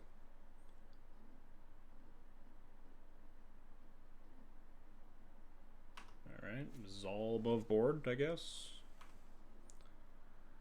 What do you get with this? In this situation. Demonic Tutor. Yeah, I guess that's fair. They played Fetid Heath the last game, which is, I think, a sure sign that they played Doomsday. Yeah, that would make sense, huh? I think I'm just casting Sword. Oh yeah, the Jace was definitely the biggest sign. But yeah, I think I'm casting Sword holding up white mana this turn. I'm attacking for 2, not attacking with Cloud.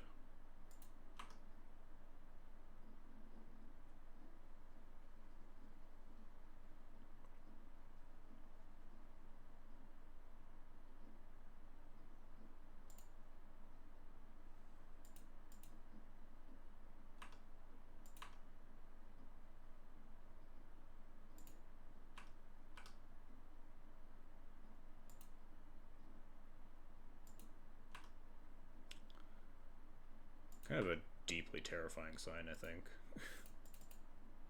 I think if they Doomsday and don't kill me, we might have lethal, though, so... Fingers crossed. It's kind of hard for Doomsday decks and Duel Commander to kill you from this low of resources.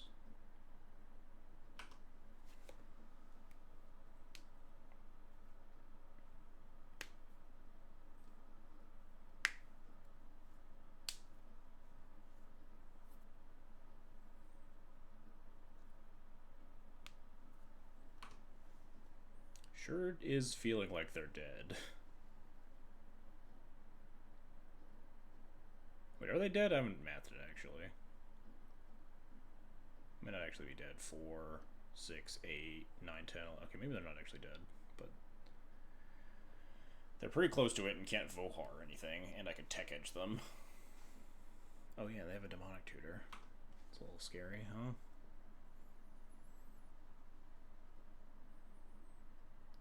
Do we have lethal here?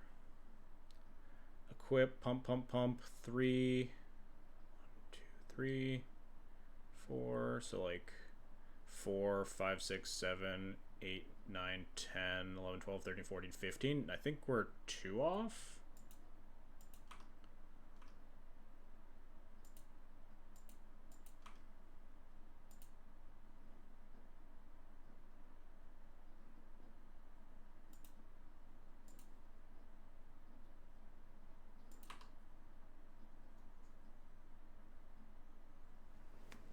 Hey, Rain, welcome back. Thanks for the resub, buddy. Alright. Equip sword here is 4 power. It's 8 power because I get double triggers. So this is 8, 9, 10, 11, 12, 13, 14, 15 off of Sash activation. So I do not have lethal. So I should just tech edge and leave up a white mana, I think.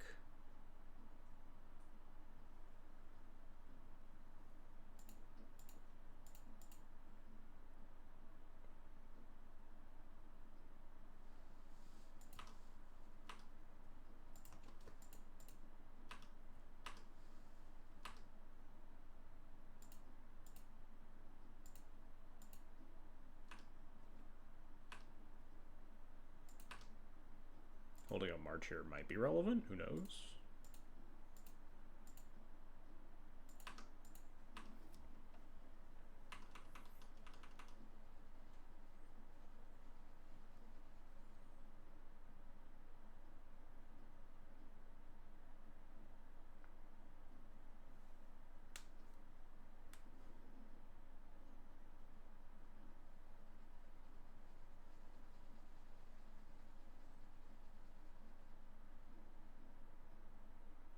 Deluge. They go to 2 life. Yeah, I almost tried to play around with this. I just eat their D-tutor. I guess Guide of Souls is still just lethal anyway. The difference between 2 and 1's not high.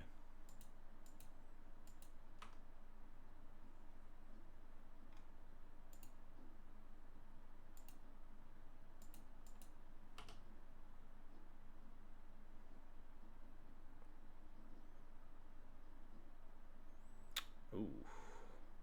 Griefs. I guess no, we can just replay Cloud still, though. If he griefs the Guide of Souls.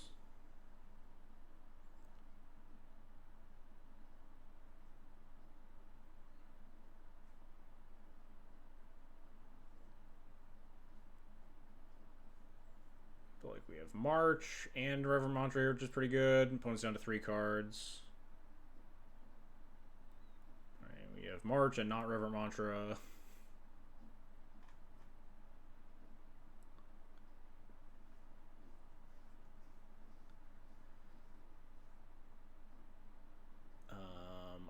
Ever.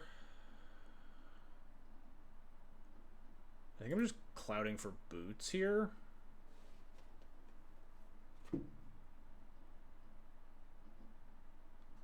And then casting. We're just gonna guide into cloud for boots.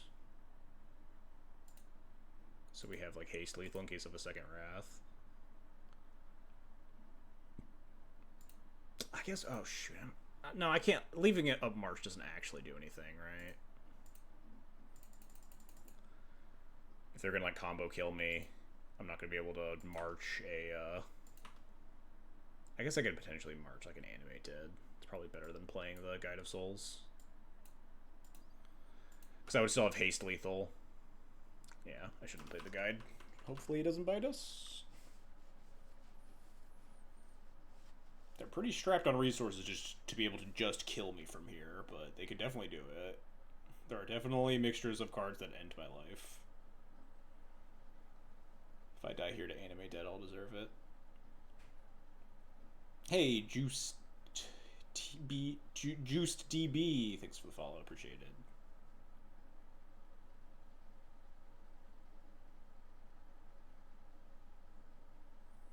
Oh, you guys are talking about the cycle. I was totally missing this whole conversation you guys were having about like what land means that it's Doomsday, and the cycle land apparently means that it's Doomsday. The fetid pools, not the filter land.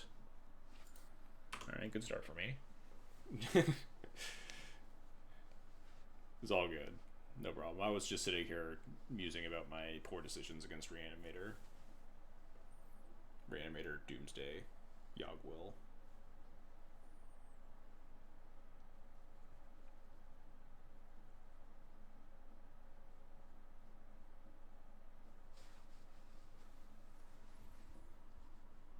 One top. Don't love that. Means they have decisions to make that aren't just being dead.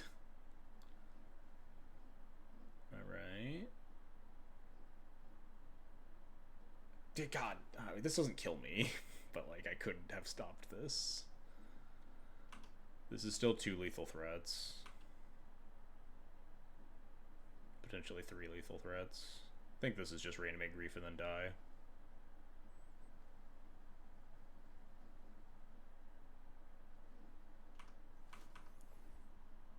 Oh yeah, we can even Witch Enchanter the animate dead away. So we just have 3 lethal attackers into 1 open mana.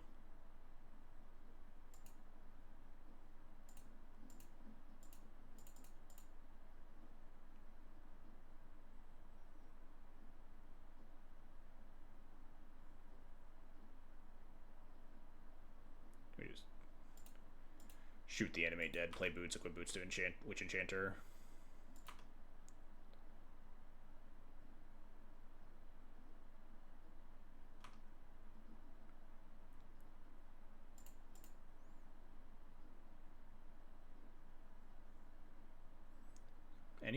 Any darkness enjoyers in chat? I think that's like the only card they could have here to get me.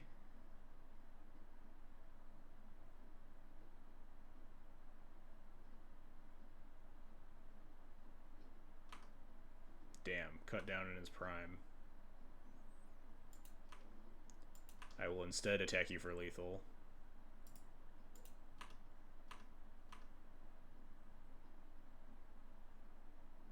Dead. Opponent reveals hand of Inquisition and Jace. Cool. Alright. Yeah, it definitely feels like Cloud for Sash is more important than like boarding into Thalia for this matchup. But the Doomsday stuff is a little bit of a concern if we can't clock them fast enough. Certainly. Well, this hand's good. Got a lot of our good cards. Snapkeep.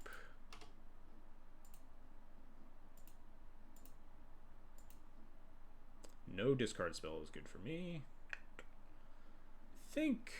Is Ghost Vacuum turn 1 the priority? It's kind of scary that, like, the Vohar gets to stick around. But... It's, like, the only way they can, like, turn 2 is with Dark Rit, right? But if I play Mom, and then turn 2 I, like, Sheltered by Ghost the Vohar, that's still, like... Then we're getting into risky territory. I think I'll have a careful study into stuff, but it still feels a little bit unlikely. But I am risking it to, like, discard every turn. I'm also risking it to counterspells, jamming it right here, but...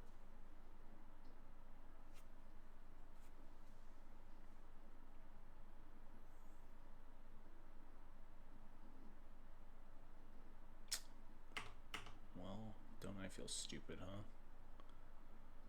I have to like cloud for Sash this turn. Let the Vohar live. God, this sucks.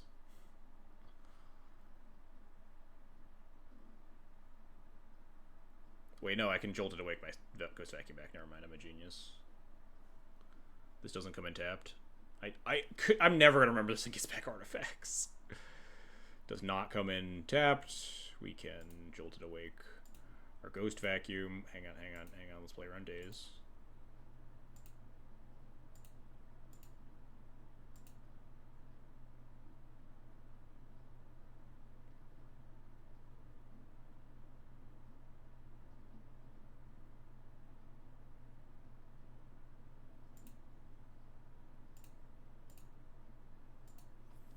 Mother of Runes gets our Sheltered by Ghosts online.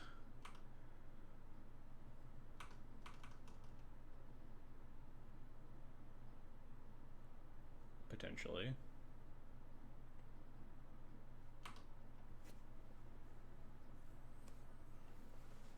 It is a little risky versus the deck that has Wraths.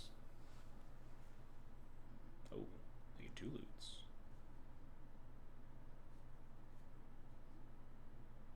Sad. Guess we'll just have to settle for Cloud for... Alright, seems like our Ghost Vacuum's probably doing work here.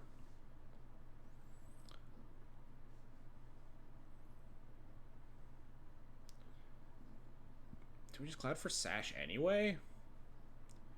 We have like a clock.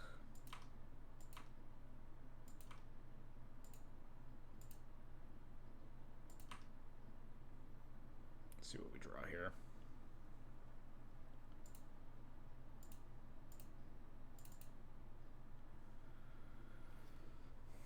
We have Feast and Famine, which is nice. We could just... They have 4 cards in hand, and they're going to get a draw step and a loot.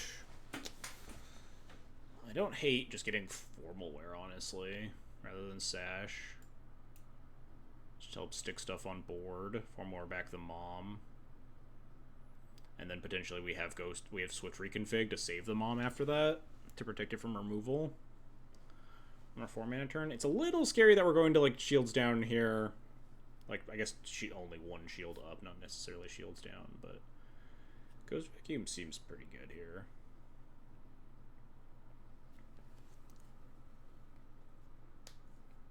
Do you think they can overload the Ghost Vacuum that easy? They need like multiple reanimates and multiple activate. I guess they have the every turn the Vohar sits in play, they can potentially overload the Ghost Vacuum a little bit easier. But like if the Sash just feels so slow, like I guess next turn I would just play Sash and also be able to potentially reconfigure it to protect it forever.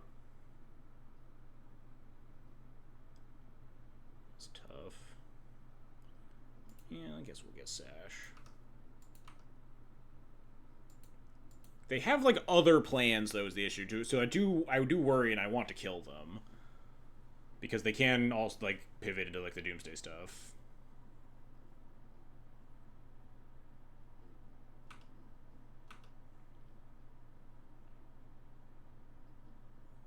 Sash is a mana outlet with Feast of Famine, that is true. I might even, like, cast Feast and Famine next turn. We'll see. We'll see what the board state looks like next turn, and they might, like, you know, Thoughtseize me and change my plans. If they hold up a bunch of mana, maybe we want Sash to make sure that they can't, like, bounce a Ghost Vacuum or whatever. Hey, Offhand MTG, thanks for the follow. Appreciate it.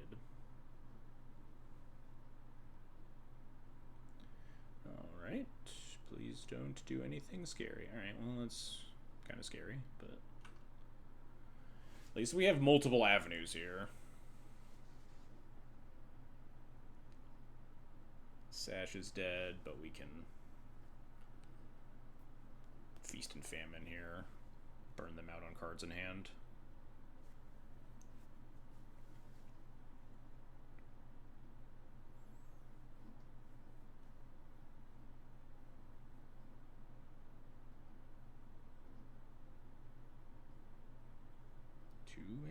Blue. Any Murktide Regented?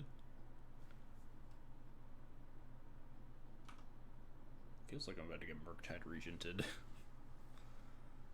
I could just Swift reconfig it. It's not the end of the world. I don't even know if their deck plays Murktide. Duress 2, that's pretty rude. But they are rapidly running out of cards.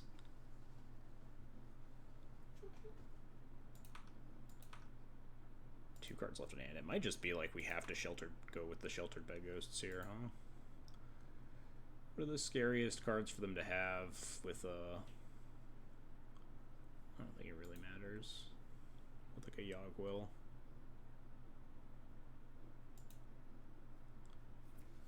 I think I'm just gonna jam Sheltered by Ghosts on Cloud and hope for the best. If he dies, he dies. At least we can recast him.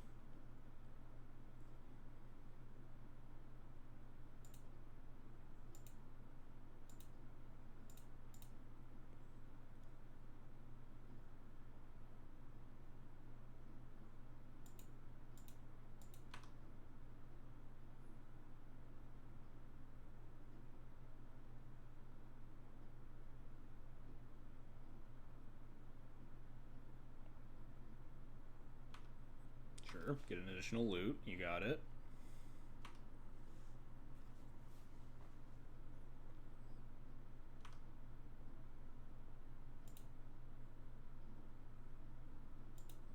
Back in the command zone is good for me. I guess it's probably like it means that it's like at least safer. The Cloud dying isn't as disastrous for me.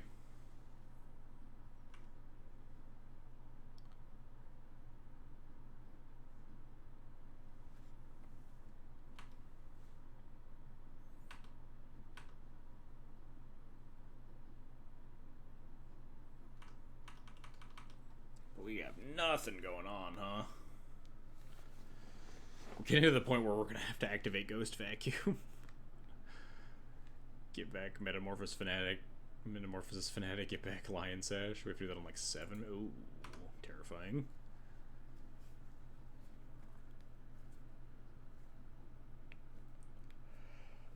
Oh, very scared card to watch resolve. Stock up. Very rarely are you happy when your opponent casts stock up. Finding some real good ones.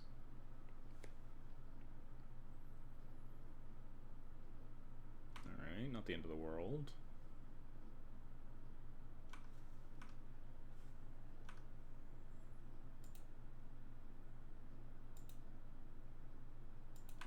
Let's draw something cool. That is not something cool.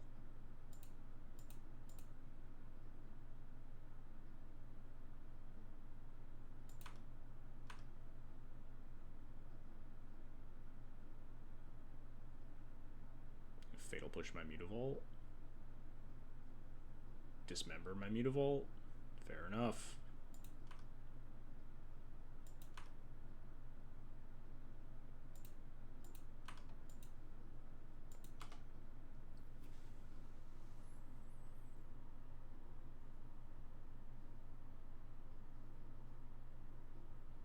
I wonder if I was supposed to like Swift reconfig that. Probably not.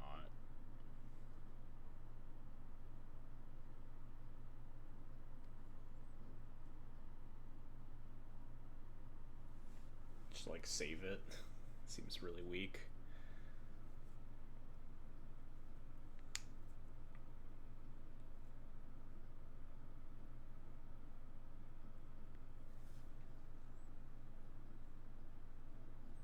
Now I do have to be cognizant of like this can tuck cards away for them. If I like tap Ghost Vacuum and step, they can like loot in response and get a card under this.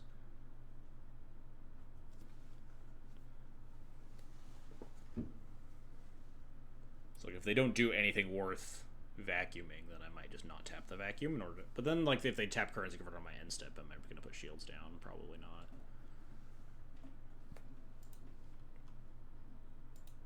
Spellseeker for Demonic Tutor.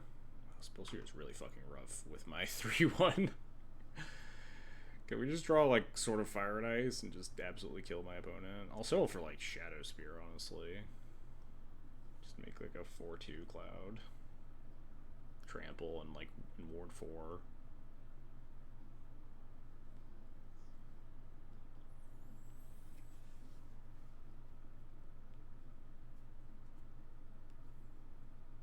This probably just gets like D2 right? Blood Chief's Thirst. Just cast it next turn, I guess.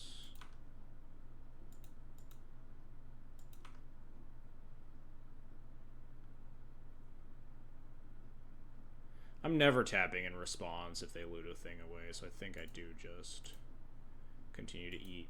I might even want to start eating my own cards. We might actually be in the Activate Ghost Vacuum scenario.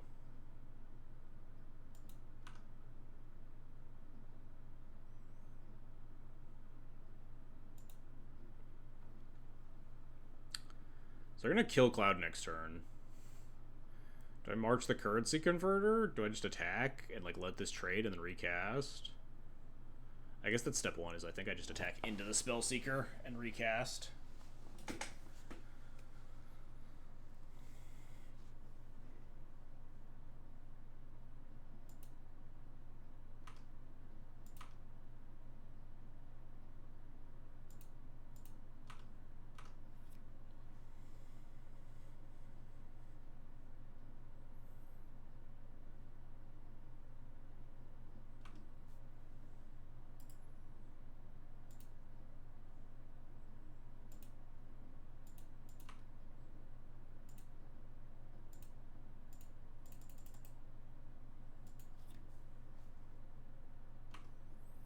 Now we go get Formal Air for sure.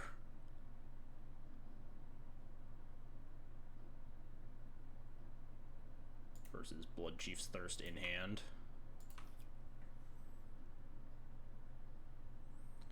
Loot with Currency Converter. Sure. I'm going to let them have a thing. Yeah, it's just Nurse's Bauble. They can make a 2-2 with it, but I can't let them just untap and then like loot away a fatty and then reanimate it instead. I could like march. I could like have marched it, pitching Swift Reconfig. Yeah, this is fine. Do I let this die? They have 2 cards in hand. If I let this die and go to the graveyard and then they have a discard spell, it's fine because I can just Ghost Vacuum in the Cloud. So I do just let this die.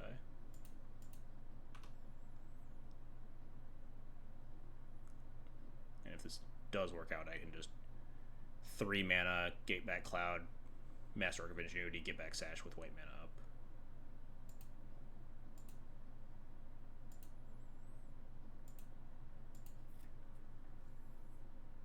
Yeah, here's the Grief. So this doesn't really affect me. They take the Formal War and I can just put Cloud back in the command zone.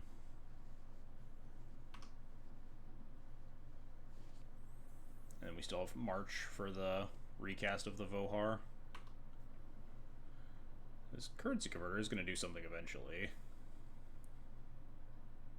But I guess we are getting very rapidly towards that point where we can just activate this Ghost Vacuum. We're at 5 mana, and they have no cards in hand right now.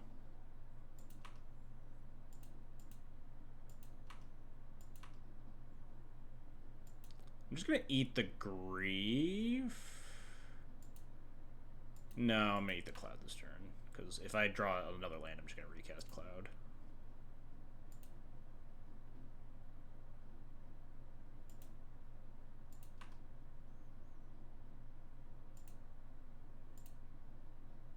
Am I, though? Am I supposed to kill the Vohar? Probably.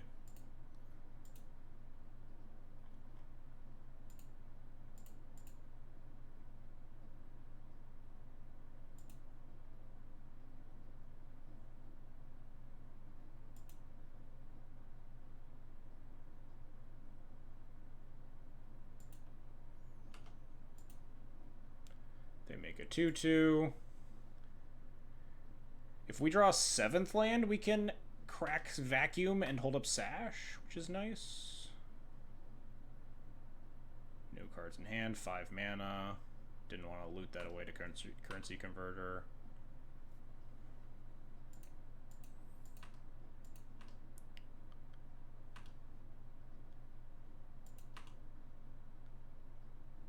I think I just want their Grief out of their graveyard more than I want like my own Mother of Runes.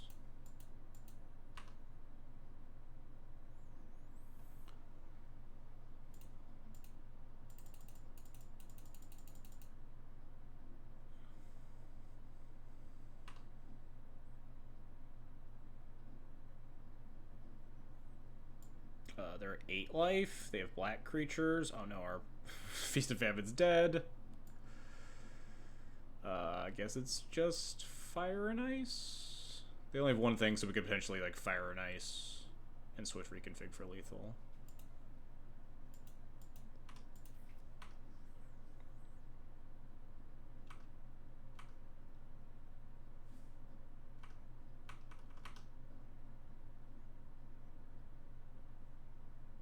Maybe I actually want their Spellseeker. Go get like a Plow too. More than I want my Mother of Runes.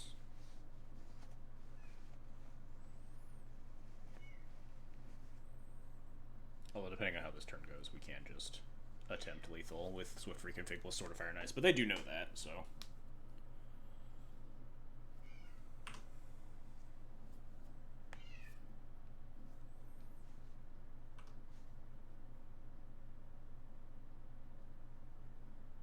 Okay, they're just dead. Cool.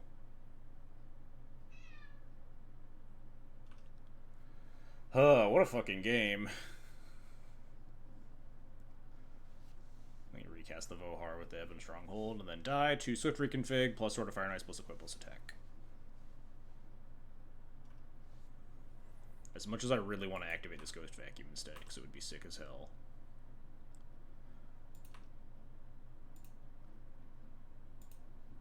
I will instead accept lethaling my opponent. Damn, we even drew the mana for it too.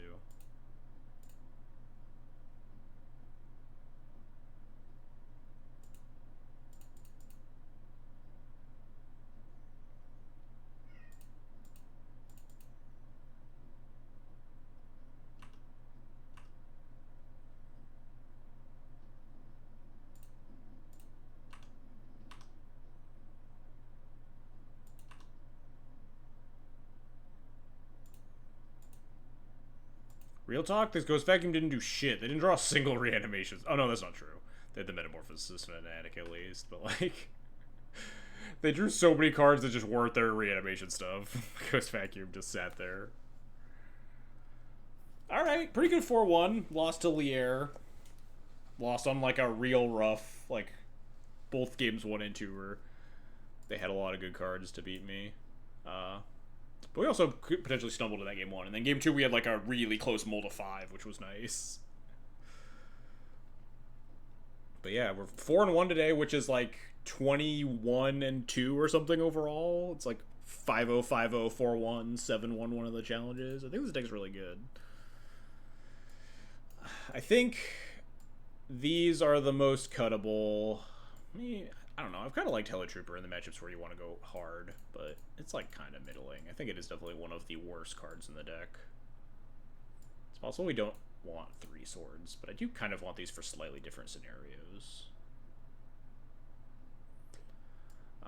But I think these are the most cuttable. I'm definitely going to like think more about what I want to add to the deck. We cut the Flicker Wisp, which is like maybe you still want. Kind of want Recruiter mostly just as like extra Solitude answer.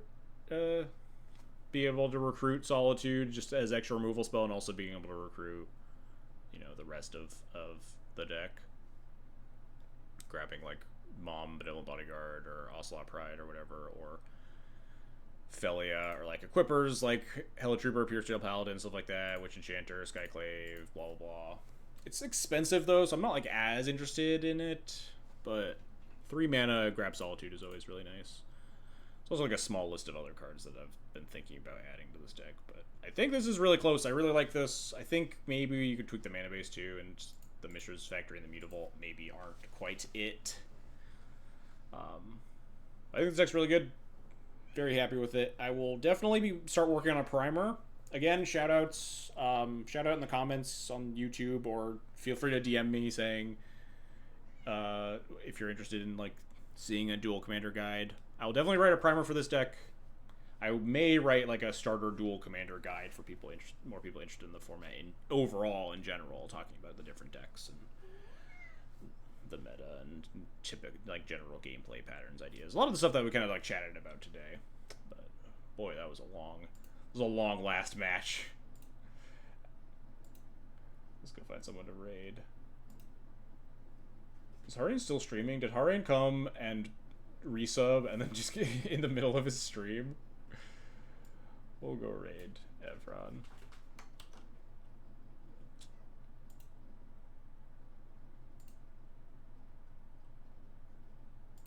Alright.